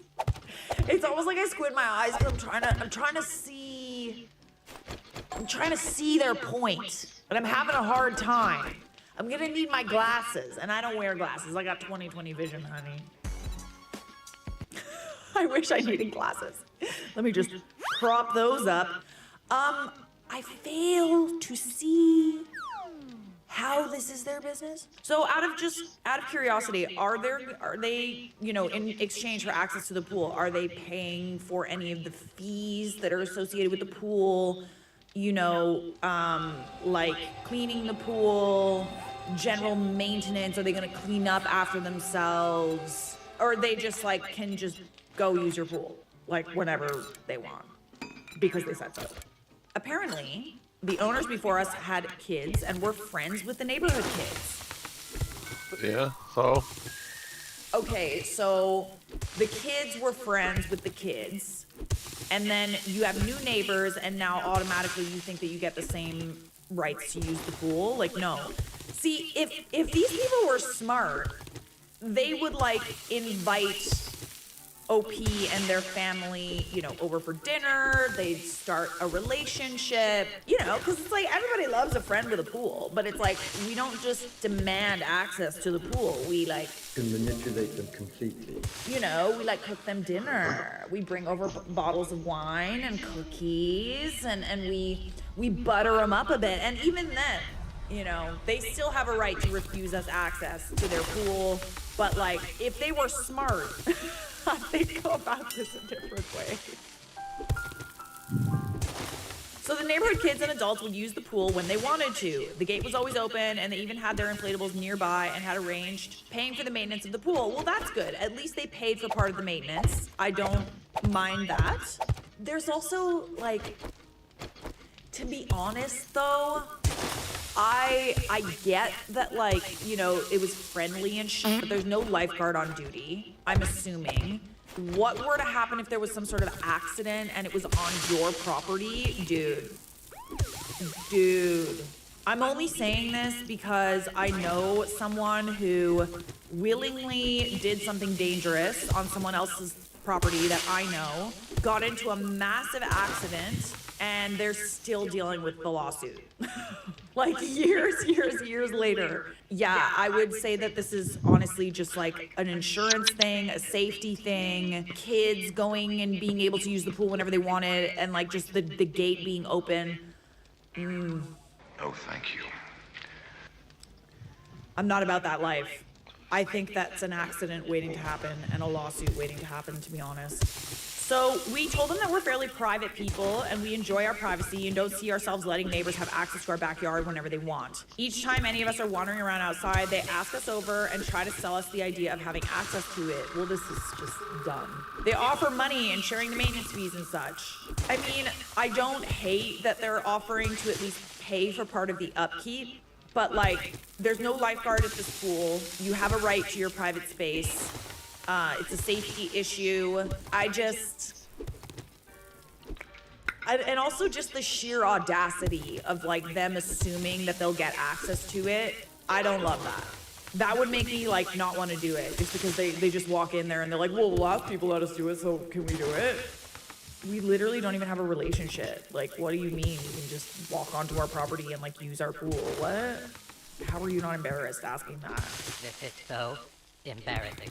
I was trying to enjoy gardening and was cornered once again. I just really firmly told them that they really need to stop talking about the pool each time they see us, stood up and left. As I walked back toward the gate to the backyard within our property line, they were following me, talking my ears off. One of the ladies / mom was still going on because she asked nicely and offers to pay for the maintenance, and she still didn't understand why I was so against it. So many reasons. I turn around and ask them to leave now and never follow me onto my property ever again. We politely decline over and over, and we are seriously getting tired of the nagging in the pool and their access being the only thing they want to connect with us about. This is the thing. This is the thing. I am positive that if they played their cards right and they cared genuinely about like having, you know, a village, like having a situation where, you know, neighbors take care of each other, you pick each other up from the airport, you bake each other cookies, like, you know, you're like together as a neighborhood and you're friends. Love friends. I'm sure that if the time came and you were doing some sort of like 4th of July party or like, you know, family day party or whatever, you would invite your neighbors, but it's so insufferable. Like they're literally just coming over like, how's your pool? How's your pool? I hate that. I hate it. They're very bold. It's not like we created a bond or anything. All convos are about the pool. I hate it. I hate it so much. Like, how are you not embarrassed? Being so blatantly trying to use people. Like, I just... Whatever. People really do have the audacity, though. We had a party yesterday evening, and I was showing the front yard to my friend, and my neighbor popped up and was talking about how it must be nice to be invited to enjoy the pool. Ugh. And I said to her, can you go now? I'm having company.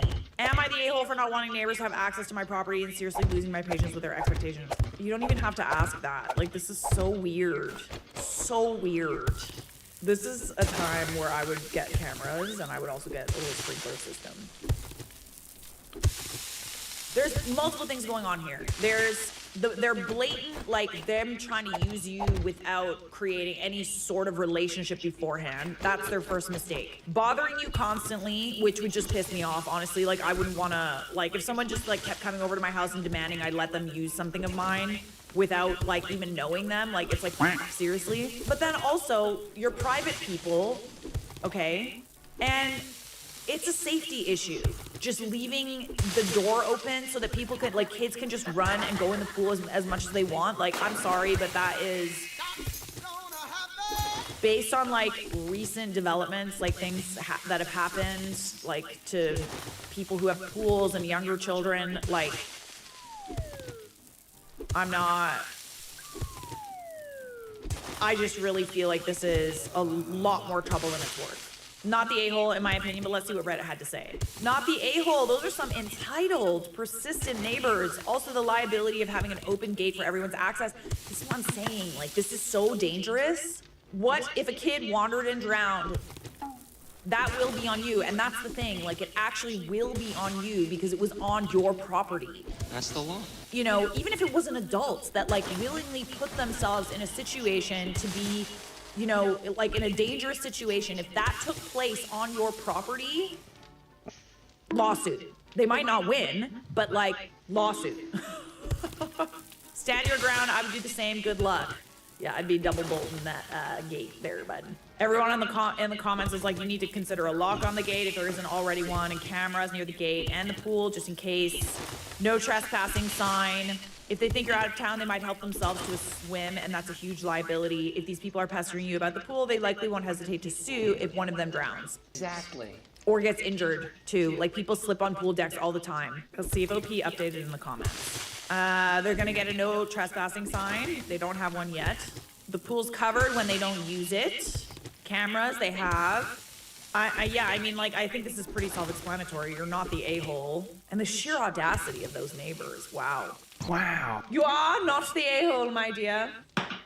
Don't go anywhere. We got a ton of entitled neighbors to shame in this video coming up. And if you're enjoying this video, and you like a little shit talking, like straight up, like, can we just talk together, like, on a daily basis, please? So if you like that, then subscribe. Unsubscribe. I swear I'm funny most of the time. Most of the time. My neighbor doesn't seem to think theft is a big deal. This was posted in Neighbors from Hell. My neighbor is a Karen, and I'm just at my wit's end about it. I moved here from the country, and I'm not a monster, so we brought our 14-year-old barn cat with us. All the neighbors loved him. We put retired barn cat on his collar. It was cute. Karen got my number and was texting me upwards of 50 times a day about absolutely nothing. Can I unsubscribe from these texts? Then would get upset when I didn't reply. Oh my gosh. Please no. I have kids and a job, but she sits around all day. I couldn't keep up, so I stopped responding completely. Then our cat went missing. Oh no. I beg your finest pardon. I put flyers up and checked the shelters, and finally her daughter, we'll call her Stacy, who has no contact with Karen, got my number and texted me that Karen had given our cat to a stranger on Facebook Marketplace, claiming he'd have a better life. Ah, beg your finest pardon. What are you talking about? Are you freaking kidding me right now? Oh, yeah, no, yeah, no, that's like jail. Yeah, like, je téléphone à la police immediately. Arrest her. I just don't have proof outside of her daughter texting me that. Her daughter, Stacy, has a son who's the same age as one of my children. Karen's lovely husband would take his grandson and my daughter to the circus, aquarium, stuff like that every week. Well, Karen's husband finally left her. Husband would still come by every week with grandson to pick up my child for fun weekend activities. And seeing his car and grandson in my yard made Karen very angry. Karen started selling an insane amount of things on Marketplace, then a 6-foot privacy fence was installed, literally touching her driveway to separate our properties because of the yard between our driveways is mine. Children were livid that Karen stole their cat and put up a fence. They talked to her husband, who said they could hang a bird feeder and a light on our side so they can enjoy it. They're still married, so he is the property owner as well. Poor guy. The spike fence went all the way around the road so we couldn't see when leaving our driveway. The city came out this morning and let her know it needed to be shortened to 4 feet max. Then immediately after they left, Karen walked onto our property and stole the bird feeder and light. Okay. I texted her asking for them back. They were $80, so I did want them back. She said she threw them away in her trash can in her backyard, but I was welcome to go get them out of her trash. She's awful, awful, awful woman. Okay, so you have writing, like texts of her admitting to destroying your property. I told her I'd already filed a report that she trespassed and stole from us. So unless she wanted destruction of property added as a charge, she needed to return them to the property line, period. Yes, queen. She waited a couple hours and texted back that she'd put them there and she just wants peace. Strange coming from someone who woke up this morning and chose violence. She only wants peace when she knows she's beat. When I went to get them, the lantern was busted up like it's been slammed against something. I told her she needed to pay for it and she said only if I gave her the damaged lantern. That's such weird behavior. I'm sorry, but can you not get your cat back?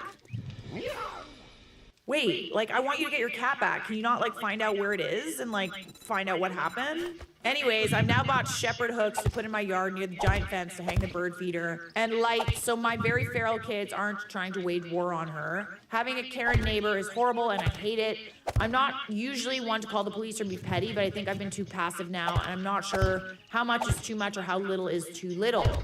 Listen, we all get in petty arguments and, like, we can all be a little bit petty. But I think that you absolutely did the right thing by calling the police. Like, she stole from you. She stole your cat. I'm kind of baffled that you didn't try and track this cat down, honestly, and talk to them about, you know, how they came upon the cat. I need to know more. Husband is documenting all the things in their home she's selling, riding lawnmower, swimming pool, living room set, etc., so he can be compensated in divorce court. Good for him. Damn.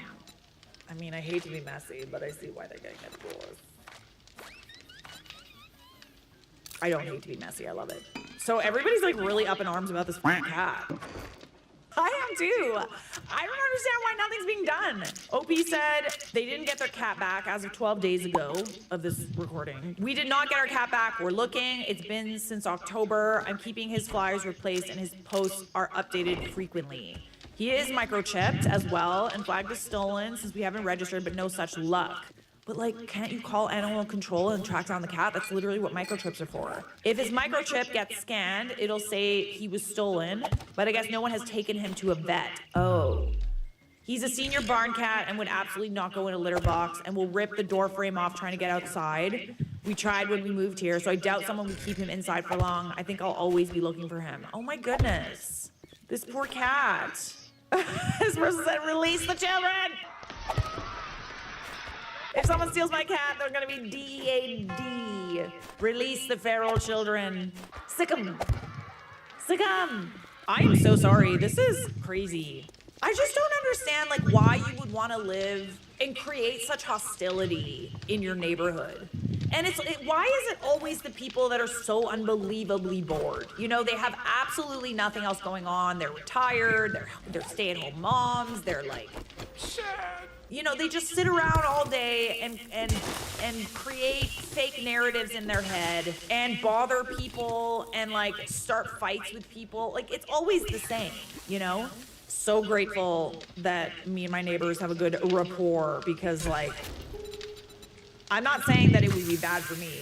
I'm petty as fuck, so I'm worried about them. I also have a dog that poops. Don't worry. Nothing inspired yet.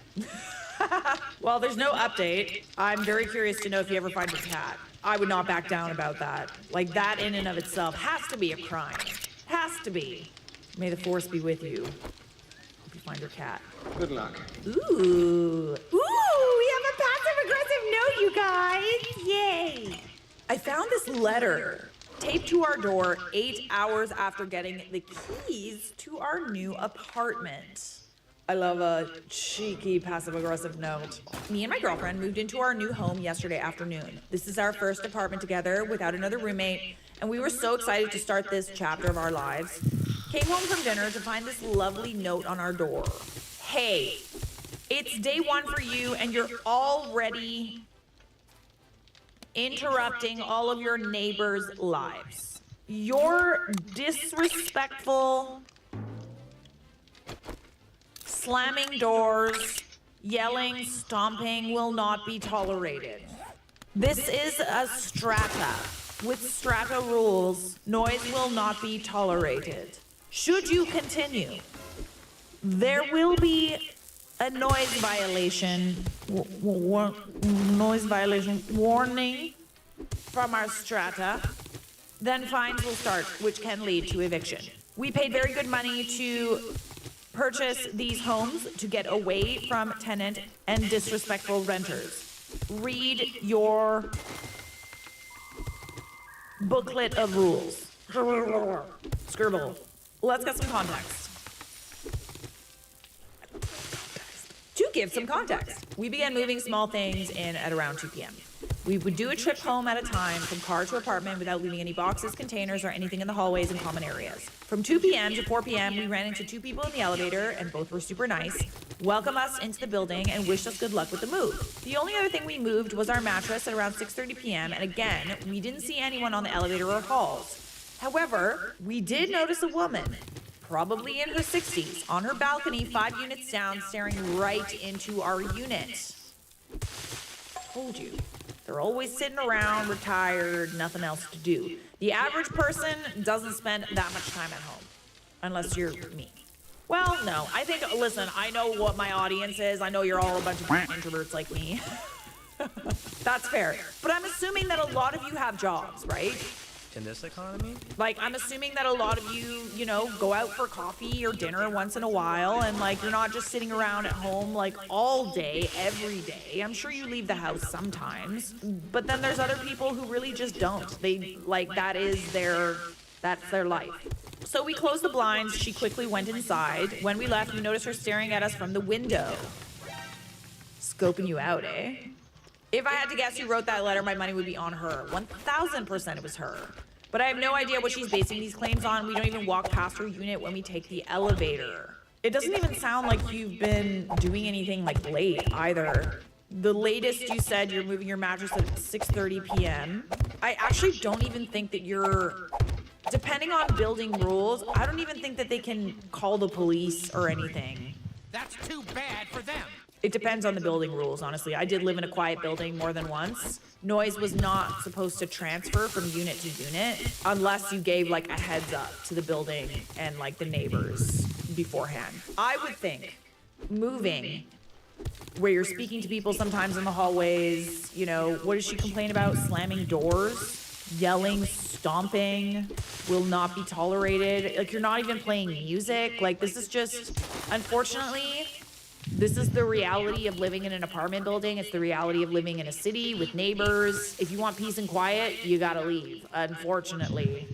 The hard truth. Or get earplugs, honestly. So I'm not so much worried about the consequences. As building management said, we didn't break any rules and agrees that this is borderline harassment and was very apologetic for it happening, as was our landlord. I'm just upset that it really put a damper on what was otherwise a very special day for me and my girlfriend. Thank you for letting me vent. You're welcome. Happy to hear it. Here's the thing.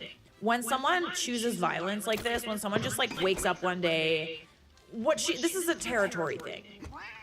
It really is that deep. This is a territory thing. She's trying to let you know she's the queen of the castle. I think it's totally fair to set boundaries with people, but I think you need to be setting boundaries in a respectful manner. Because who are you to tell other people that they're not allowed to speak, they're not allowed to close doors, like they're moving, those are in general just kind of moving sounds, okay? They're not playing music, they're not having parties, they just got there. Let's set boundaries with people, but let's not be rude for no reason, okay? I think the only way that she's gonna back up. Then the people just moved in. Like, moving is noisy. Letting her know, by the way, we spoke to the building and I would have gave them a minute, had man. no such violations, and if she has something to say to you, please say it to my face. That kind of thing. Watch her shut up real quick. Okay, some good advice in the comments. People are like, you know, keep a record of everything, because this does constitute as harassment if it keeps going. Get a doorbell camera. People are less ballsy to put notes if they know they're on camera. Yeah, definitely don't throw away that letter. I mean, you have a picture of it now, but you know what I mean? This is Strata! Why is that? This is Sparta! Strata! Okay, what is Strata, though? Like, I'm very curious. Hang on a second. Is it like HOA or something? What is Strata? 1,000 Instagram followers. Strata real estate brokerage. Strata. What is a strata? Individual ownership of a property called a lot. Okay. So I think that what she's trying to say is she owns her unit. Impressive. And she's paid for her unit. And they're renters, I'm assuming. I'm a classist. This is Strata! Strata! Oh, okay, never mind. Strata is what we have for apartments in Australia. They create rules and manage things when there are issues. We pay quarterly fees for them, even though they're useless. Not much we can do. Okay, interesting. Yeah, it sounds like there's an HOA. But I also think that she's kind of being like, by the way, we own our place. Like, we don't like renters, et cetera, et cetera. So I think there's also something to do with the fact that she owns and they rent. So OP doesn't want to retaliate. Love some of the ideas in the comments, though. Boring.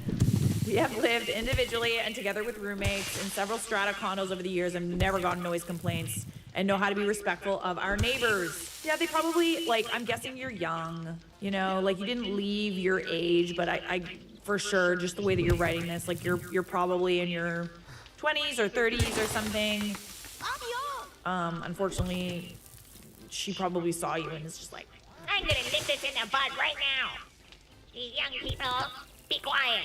okay, here's a this is really good. I really like this. This is very passive aggressive. Next time Alright, you I'm gonna log out for you lunch. smile and wave I will see you lads later. I don't know what I'll be playing later. Got a note. Introduce yourself and I don't know. gush about I'll how leave it welcoming everyone be a has been. surprise. Then completely stonewall her for the rest I'll of your talk to you guys tenancy. later. Have a good you afternoon. Literally, because you don't know if it's her, right? But like obviously it's her.